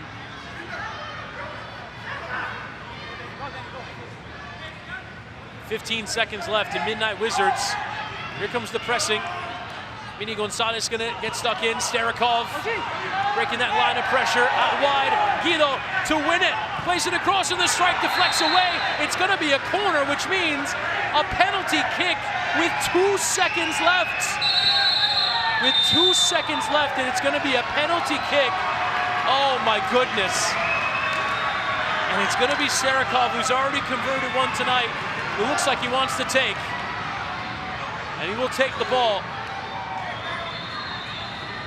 With 2 seconds left, can Midnight Wizards take all 3 points? Here comes Eugene Starikov running at Leon. He's rounded him, he's gonna win it! Eugene Starikov with 2 seconds left on the clock. He's at the double for a second straight week. And Midnight Wizards left it until the final seconds to get all 3 points, and devastation for XQC and Glitch FC. We will not have our first draw of Baller League. And look at Starikov getting in there with the crowd. And the back flip off of the ad board. And the crowd loves it. Starikov, a rising star in Baller League now. And with the literal spotlight on him, as cool and calm and composed, as collected as you want. Midnight Wizards seeing that one go over, and there is the final horn. Midnight Wizards with back-to-back wins. 2 wins in their first 2 games here in Baller League, along with M3 achieving that here on this opening day. For XQC, a difficult one to take. They had their first point in the bag and they gave away that late corner.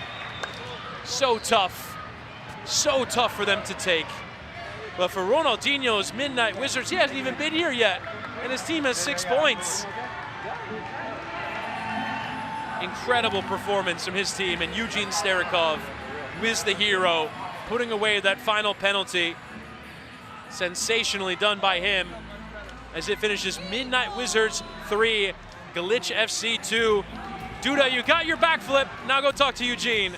I sure got the backflip, Chris. Thank you so much. Listen, give it up for Midnight Wizards and all of the fans who brought the noise tonight. You guys, 2 games, 2 wins, another 2 goals? Yes, thank God for everything. 2 goals for you, and now I gotta talk to you as well, Coach.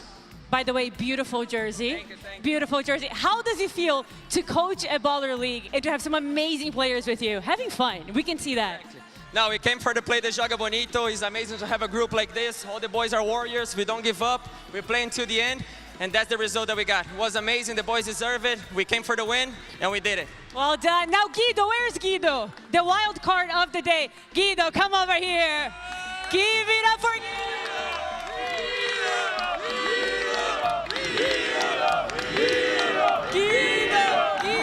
Guido, you also brought your fan club here, by the way. Everyone here came for Guido as well. Listen, you're the wild card tonight. First of all, where the heck were you last weekend? And are you coming here? Are you coming back next week, Coach? Well, you should ask my boss. Can I come back next week? Yes, she got the thumbs up. We got the thumbs up. She'll be back next week. Guido, how does it feel to play a Baller League? Amazing, amazing. These guys are very good players, very good persons, humans, and I'm so happy to be here with them. Amazing. We cannot wait to see you next week, Melanie. Thank you very much, Coach. Thank you, everyone, for coming out tonight. Congratulations. 2 wins, 2 vitórias. Que isso. Parabéns. Vai, Brasil. We're going for more. Sue, back to you at the studio. I'm on my way, Sue. I'm on my way. Oh, my gosh. Duda, that is how you end a match day 2. Felix. Okay, man, once again, I just feel like the result so not indicative of the way you guys played it. To have it come down to the final 2 seconds and to give up that corner, I mean, I know it must hurt, but you got to feel like you guys are right there. You're so close to getting some points. Well, we're a bit unhappy with the way it went. Some of the calls felt like it didn't go our way. It came down to just the game changer at the end, and they got lucky. They got lucky. We should have won that. In my heart, we won, but we're gonna go back to the lab, practice a little bit more, and next time we'll come up with some even better results. But it's getting better every time. It's a crescendo. That's not what a I'm seeing. decrescendo. That's what I'm seeing. The Yeah. trend I like that. is going upwards. Yes. It's an upward trend right Yes. now, closing the gap. Got a little bit unlucky there in the end, but what do you think it's gonna take to really get that first win next week during match day 3? The boys gotta come together more and communicate with one another. Yeah. Sometimes we're a little bit lost, but it's really getting there. It's just hard to see it from a bystander, but from my POV, it's really happening. Okay. You gotta believe a little bit. You gotta believe a little bit. Well, you're in there. You're in there. So We're in there. We're in the you're game. there. I You're love getting it. in there. We're on the field. All I'm gonna Love say the though for you is positivity. maybe show the people your feet. Show the people the sneakers from last time. Maybe some socks next time. Maybe some socks is gonna do the trick. No socks needed. Okay, It's a no great look. socks. No socks. Well, it was a tough 3-2 loss for Glitch FC, but let's take a look at some of the other results from match day 2 as we wrap up the whole cruise here. Everybody I love this. I love this. All right, Whitty, you watched every single one of these matches. Yeah. You called it. What result to you was kind of the surprise of the night? Can I tell you something? The person, I guess the manager I've been most impressed with is Marlon. Yeah. The way that Marlon, he seems completely dialed in with his team, and he's connected. He's like kicking every ball from the sideline. He's telling them, hey, you got a man behind you. Like, he is as committed as anyone to this baller league. All the credit in the world to what Marlon has done so far, and you can tell the resilience they have. They're into third now. I think it's fascinating the way that this table looks. Yeah. Where the fact that for the win, they get 4 points in the opening day, but they lose tonight. There's that tight picture at the top of the table. You see 3 teams that have won both games so far. Yeah, exactly. And Club 360 doing themselves a big favor tonight. They really bounced back after, I don't want to say poor showing match day 1, but Yeah. much improved. We still got 3 teams, though, with big zeros. Hopefully next Some Thursday. people got some work to do. Listen, honestly, all I'm gonna say is they might be missing a little Elisha out there. I'm watching these games a lot. Wow. I want to put the boots Are on. you feeling yourself, I want to my put the friend? boots on. He Are be you talking gonna way register too for the much. playoffs? I think so. Don't threaten me with a good time, You're because I'll step talking. on the pitch. I'll tell you what, I've never seen you though. play, Elijah, but that's all right. Elijah's Might feeling just. himself, but this Might guy just. was feeling himself tonight. This is our MVP of the night, Fabian Bastidas of Super Ninos, a hat trick in their Almost got 4. 6-3 win over 876 United. Crazy. And he was also playing with that gold chain around his neck. I don't know if anyone noticed that. Look at that. I mean, just insane amounts of swagger. And, clean finishing. Oh, and a little move. Oh, and a little cannon And the celebration. celly, hitting the celly. Hello. Yeah. Clinical. Oh, he's a baby, but he's pregnant at the same time. Okay. All right. Okay. And then it got the assist for, I think, what proved to be the winning goal in the game as well. So he was all over it. What a performance. Amazing. Especially that first goal. You come right out of the beginning of the game. Yeah. I hadn't even gotten situated yet, and all of a sudden the ball's flying over the head of the goalkeeper. That was a brilliant strike. Top level performance Yeah, from him. Super That's what happens Ninos. when you stretch well. Super Yeah, they're a good Ninos, side. A team They're a good side. to watch. Really fun to watch. I like their brand of football. This is exciting. Guys, what a match day 2. Match day 2. It started with a horse. It ended with a last-minute game winner. I mean, my gosh, what more could you ask for? This is Baller League USA. Match day 3 is everybody. what you can This ask is what for. you're getting. This is what you're getting. And honestly, fair play to XQC for showing up here after having your soul ripped out with 2 seconds to go. I It's know. a corner. Much a corner love. with 2 seconds I left. feel like his fortune is going to turn next week, you know? He's been Let's a little see. bit unlucky. Maybe some socks. But guess what? We get to do No, it all don't need the over socks. again. We get to Do do it it again. all over Overrated. again next Thursday. Guys, thank you so much for tuning in. Thanks to this amazing crowd that showed up tonight. Thank you for everybody who got involved in that chat. We love to see it. That's it for us. We'll see you next time, guys. Have a blessed night. Next week. Thank you. That was in the chat.